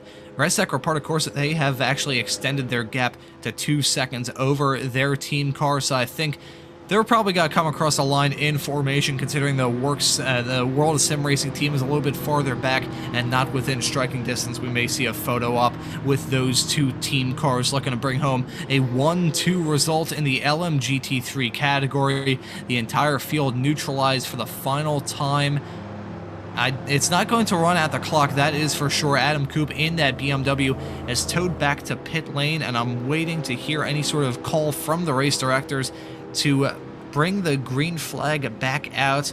Be a little bit disheartening to end this race under yellow. and we are waiting for the restart of this race. The race director is counting down one more flat-out blast to the end of this race, and the race is back underway now. We're riding on board with Andre Valero in that Restec Reparto Corsa number 43. This may be a civil war going on between these two. They're currently running in 7th and 8th respectively, right on top of each other, heading through Tosa. This could be a fight between these two, maybe some team orders playing a role in this. They have had a horrid afternoon, but a teammate collision would just rub salt into the wound. So we'll see if these drivers try and keep it a little bit careful, battling for P7 and P8 in that LMP2 fight. Well, less than 5 minutes left to go in this race, Jamie. We're going to be getting the 2 to go in the not too distant future, and then after that's going to be the white, and then after that it will be the checkered. I don't think we have any sort of fights of note up and down the field, and it shows the story of a race that was fairly spread out, fairly calm, much tamer than we've seen so far this season, but still equally entertaining with some absolutely dominating performances up and down the 35-car grid. Yeah, it certainly has been. There's been different stories that we can tap into. It's been less chaotic, and as I said before, a little bit more of a sort of tactical chess match as Arnaud Dehu comes in from 4th place. He'll be safe there. Possibly for a drive-through. I would hope not a splash. I think these guys have got the feel right. No, it might actually just be a splash. Interesting. I'm quite surprised by that. Yeah, quick little splash. Okay, I was not expecting that, but okay, cool. On we go. Coming into, yes, as we have said, the last couple of laps, and really there is no like on-track battles here. We'd threatened to see some activity. In fact, it has closed down quite a bit between the 12 and the 46 for the final step of the podium, but not by a massive amount. Enough to keep it sort of semi-interesting, just in case something happens or there's a small incident, but nothing dramatic. The battle for the lead in LP2 has stretched out. Race Ventura versus NLP, it's up to 17 seconds, so Benjamin Heilman doing the business there for Race Ventura. And we can say that he's probably really won that race because you know, NLP were starting to put big pressure on whenever he was out of the car, and then he's come back into the car and just alleviated all concerns for those guys. So the team with, in my opinion at least, the best name in the series look like they're going to pick up a race win. The battle between the teammates here at Restec Pardo Corsa rages on. No, it's the only real battle on track for position. The only 2 cars within 5 seconds of each other on the same lap. And so I guess we'll keep a little bit of an eye on that. The 22 has a beaten up front end. It is pretty clean, but they had their incidents and their penalties to serve earlier in the race. What could have been for the 43 had they not had that, but they did, and so they are where they are. But yeah, it's a great shame. In LMP3, yeah, very comfortable at the minute for Rising Panda. They had one little mishap and incident to worry about. Actually, maybe a couple of them, a couple of scary ones as well. But in general, they've kept it cleaner than everyone else, and so they will most likely take a deserved win in LMP3. They've been the clear best car of the day so far in that class, and we'll see where Alessio Carollo is in the 73 Restec Reparto Corsa. Mercedes, I assume, still tucked up behind the back of their teammate. No, they actually have got through, so they are leading by a full 2 laps. Excellent stuff. We also just caught a little glimpse there of Mix Benito there in the Focus Racing number 5. They've had a fairly quiet day. A couple of little incidents here and there. At one point involving the 98 as well. But they look like they're going to secure a very comfortable podium position. And we've got white flag in the air as Benjamin Heilman takes the white flag. And so we have 1 lap to go. Yep, the white flag is in the air, and for Benjamin Heilman, it is a white flag that he's been expecting to see in that windscreen for quite some time. Really, throughout this entire race, that team hasn't seen much in their windscreen right in front of their face. They've seen some lap traffic, that is for sure. They've seen their pit board as a spin for 95, that coming out of I believe that's coming out of the Tamburello chicane, possibly. Actually, no, that's heading through Ravata, my apologies, and he's going to be entering the pits on the last lap of the race, coming to take the white flag. So another incident for the 95, this being a drive-through that is going to send them back down even more. It's going to give Delta Racing a top 10 in the dying stages of this race. Very nicely played from Delta Racing to keep it clean and end up with a top 10 result if they can hold on for the final lap of this race. But getting back on track and talking about the man who's going to be entering Ravata for the final time, Benjamin Howman. He started this race from the pole, and he's going to bring it home in first. This has been a clinic he's put on this field. They have, I don't think, put a foot wrong all day long, and coming around Ravata for the final time, Benjamin Howman is going to hit that start-finish not so straight away, and he is going to be victorious for the third round of the European Sports Car Championship. There's the checkered flag. Race Ventura and Benjamin Howman end up winning it in dominating fashion over NOP, who is still have not come across the line. And speaking of coming across the line, it's going to be a dominating show from ResTech Reparta Corse coming across a side-by-side in formation. A 2-lap victory for ResTech Reparta Corse. Fantastic stuff from them. The same can't be said about their LMP2 program. The driver who took the checkered flag at the front of the field last time by Magny-Cours and picked up a penalty, he is going to be well on the back foot, ending up 8th, and I think he ran out of fuel as well. Tough stuff from that team. But as ResTech Reparta Corse puts the cap in their feather, puts a feather in the cap of a very dominant win, the same is going to happen to Rising Panda Racing. They are leading now 1 minute and 2 seconds in front of Delta V Racing. They just crossed the line now, so this is game, set, and match here. Rising Panda Racing, they have not put a foot wrong all day. Michael Loeffler behind the wheel of that race car, the number 47. He's going to be entering Ravata for the final time in just a couple of moments time, and then he'll have that checkered flag right in front of his face to cap off a dominating drive, and it's going to be a back-to-back win for Rising Panda Racing. They won at Magny-Cours last time out, and they're going to win here at Imola for round 3 of the season.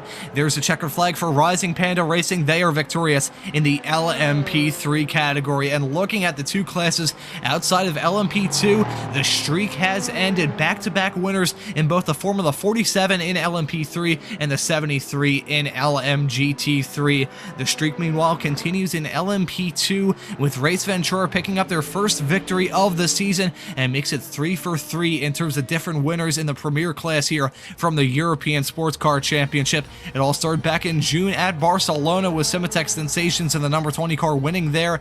Then it continued in dramatic fashion last time by with Tri-State Racing and the number 12 car taking the win at Magny-Cours after some post-race penalties, and now the streak continues 3 weeks later here at Imola with Benjamin Howman and Race Ventura winning it at Imola. And he is taking this lap in glory, his victory lap, to cap off a day of fantastic racing action here from the European Sports Car Championship. I believe all of the cars have seen the checkered flag, or are coming to see the checkered flag here very, very soon. And Jamie, much calmer than we've had so far this season, but still really interesting from start to finish with some good strategy content thrown in there as well. How'd you like that race? Yeah, that was good. I still really enjoyed that. It was definitely less complete chaos versus the first 2 rounds, but it allowed sort of the endurance racing side of it really to shine through, the strategy to play out, the differing sort of drivers on display, and how would the change of drivers affect things. We got into a nice little rhythm there as well through the mid part of the race. The new processes as well, so the full course yellow just in place, and working everyone to the pit limiter, I think worked well. It kept a nice rhythm to the race. Yeah, I really enjoyed that, and I think in all cases the quickest team, the best team, did end up winning the race. There was no weird pit incident where someone got caught out in terms of strategy. So for Race Ventura, for Rising Panda, and for ResTech Reparta Corse in the 3 respective classes, the best car won, and I'm happy to see that. And I think with all of the storylines touched on and taken care of, we're going to take a look at the race result. And in the LMP2 category, it's Race Ventura taking the victory in that 78 car. They started this race from the pole. They had the fastest lap in the practice session, and they take the victory in the 4-hour-long race that we just had. NOP nearly on pace. They were nearly on the top step of the podium. They still end up on the podium, albeit in P2. Still good result from the number 89 team. That's going to be Tri-State Racing off the back of a win last time out at Magny-Cours. They're going to finish this race in third. Rising Panda Racing will finish in fourth. Digitrax in fifth. A good recovery drive from the team that started in 15th.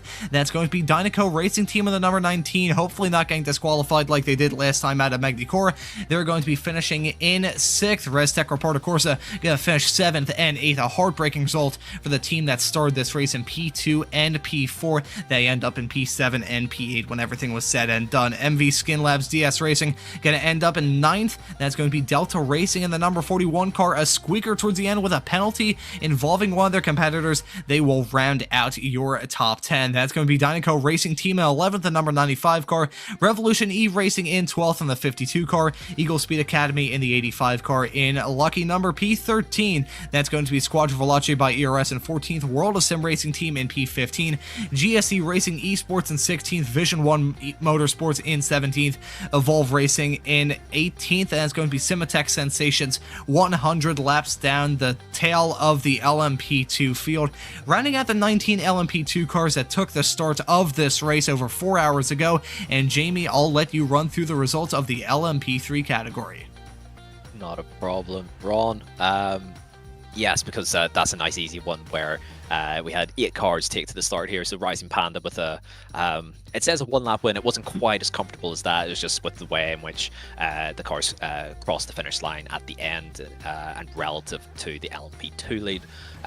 But it was about a 1-minute lead. It was still very comfortable for the Rising Panda number 47 ahead of Delta V Racing, who were just ahead of Focus Racing with a solid and strong day out this time in third, ahead of Dinoco Racing Team, who had a little bit of a tiff with the Focus Racing guys, and so they ended up fourth. And then LS Racing and Tri-State Racing with tricky days out, but none more tricky than both Trackside and Works, 7th and 8th there, with substantial issues costing them many laps. And then back over to LMGT3, I can take this one where the 73 ResTech Repardo Corsa team not only put 1 lap on the entire field, but they put 2, including their teammates in the number 60 car, who had a really slow stop on a driver change, which cost them about a full lap actually, but they were able to recover back to second. World of Sim Racing in third with a drive-through, and I also believe a splash and dash right at the very end. So yeah, a difficult day for those guys, but still able to keep their noses pretty clean and grab third. Work Sim Racing, we had a chat with those guys during the race with Corbin Lenaway coming in, and then he finished the race off for those guys in fourth in the Mustang. Not their strongest track by any means. They're looking forward to bounce back at Spa. Then VR Racing in the number 29 in fifth. The SC Competition by TSR in the wards a little bit, but they made it through in sixth. And then the remaining cars there with significant issues. Number 3 Tri-State Racing, number 4 Delta Racing with the blown engine, Revolution E Racing getting thumped off early doors, and the Delta Racing number 31 did not take the start, but down there in 10th place. So Ron, yeah, that's the runners and riders for today. It was a good race overall. It doesn't look like we have anyone coming in for an interview, but yeah, your take on the race then. I'll ask you the question this time around. Your take on the race, and then your thoughts on Spa upcoming in a few weeks.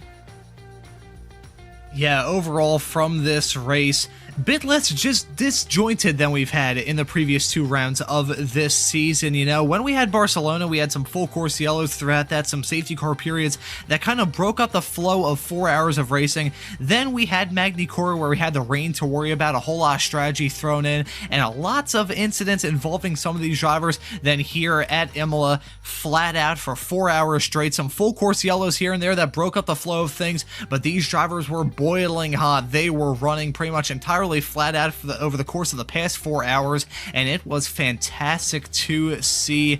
It is going to be a great race in 1 month's time at Spa, and I corrected myself from before when I said what the race meeting was going to be. It is going to be Spa on September the 7th for round number 4 of the European Sports Car Championship. These F1 style tracks have done very well with this series thus far, and considering that all the tracks on this season's schedule are tracks that F1 either currently races at or used to race at, they put on some really good shows, and Spa in 1 month's time is going to be equally entertaining as the race that we just had here today. Jamie, I'll ask you for what your thoughts are coming into Spa in about a month's time. Yeah, I think it's a more natural fit for multi-class racing. And these guys all like behave themselves pretty well today. We've seen some tetchy little issues in the tighter chicanes going side by side and not leaving enough racing room, but there's usually plenty of space pretty much everywhere except for the bus stop chicane at the end of the lap to run side by side, to give some space, and to for the prototypes especially versus the GT3, to take a different line and to make the overtake work. Yeah, it'll be really interesting to see how that shakes out. Unfortunately, though, I'm going to miss that round. So I'm not going to be here to witness the 4 hours of action around Spa. So I'll definitely keep an eye on it and see how it goes. But yeah, sadly for me, I'm not available. So yeah, we'll have to see how it goes, but I'm expecting a really good race, and Spa is also a track that can throw things up in terms of weather. And a wet multi-class race at Spa will always be really fun, so I'm looking forward to seeing how it all shakes out. Spa in a couple weeks' time is going to be fantastic, and it will be a little bit of a shame to not have you in the commentary booth, Jamie, so fingers crossed you will be able to catch the racing action here on the Apex Racing TV YouTube channel or on the European Sports Car Championship YouTube channel as well. And speaking of the stuff here on Apex Racing TV, we have got a packed schedule pretty much week in and week out. Tomorrow, we've got some Radical SR10 action in the form of the Radical Sim Racing European Championship and the Radical Americas Championship as well, both of those rounds being round 9 of the 12-round season, coming to you from the Australian circuit down in Phillip Island. That will be a good show, and if you're in the mood for some more multi-class sports car racing, well, you better tune in this upcoming Monday evening for the finale of Season 10 of the Rikmatech World Challenge, coming to you today, well, coming to you that evening from Fuji Speedway in Japan. And if you're in the mood for some more Japanese racing, how about you tune into the Apex Racing Academy Super Formula Lights season, round number 7 at Twin Ring Motegi in Japan this upcoming Thursday.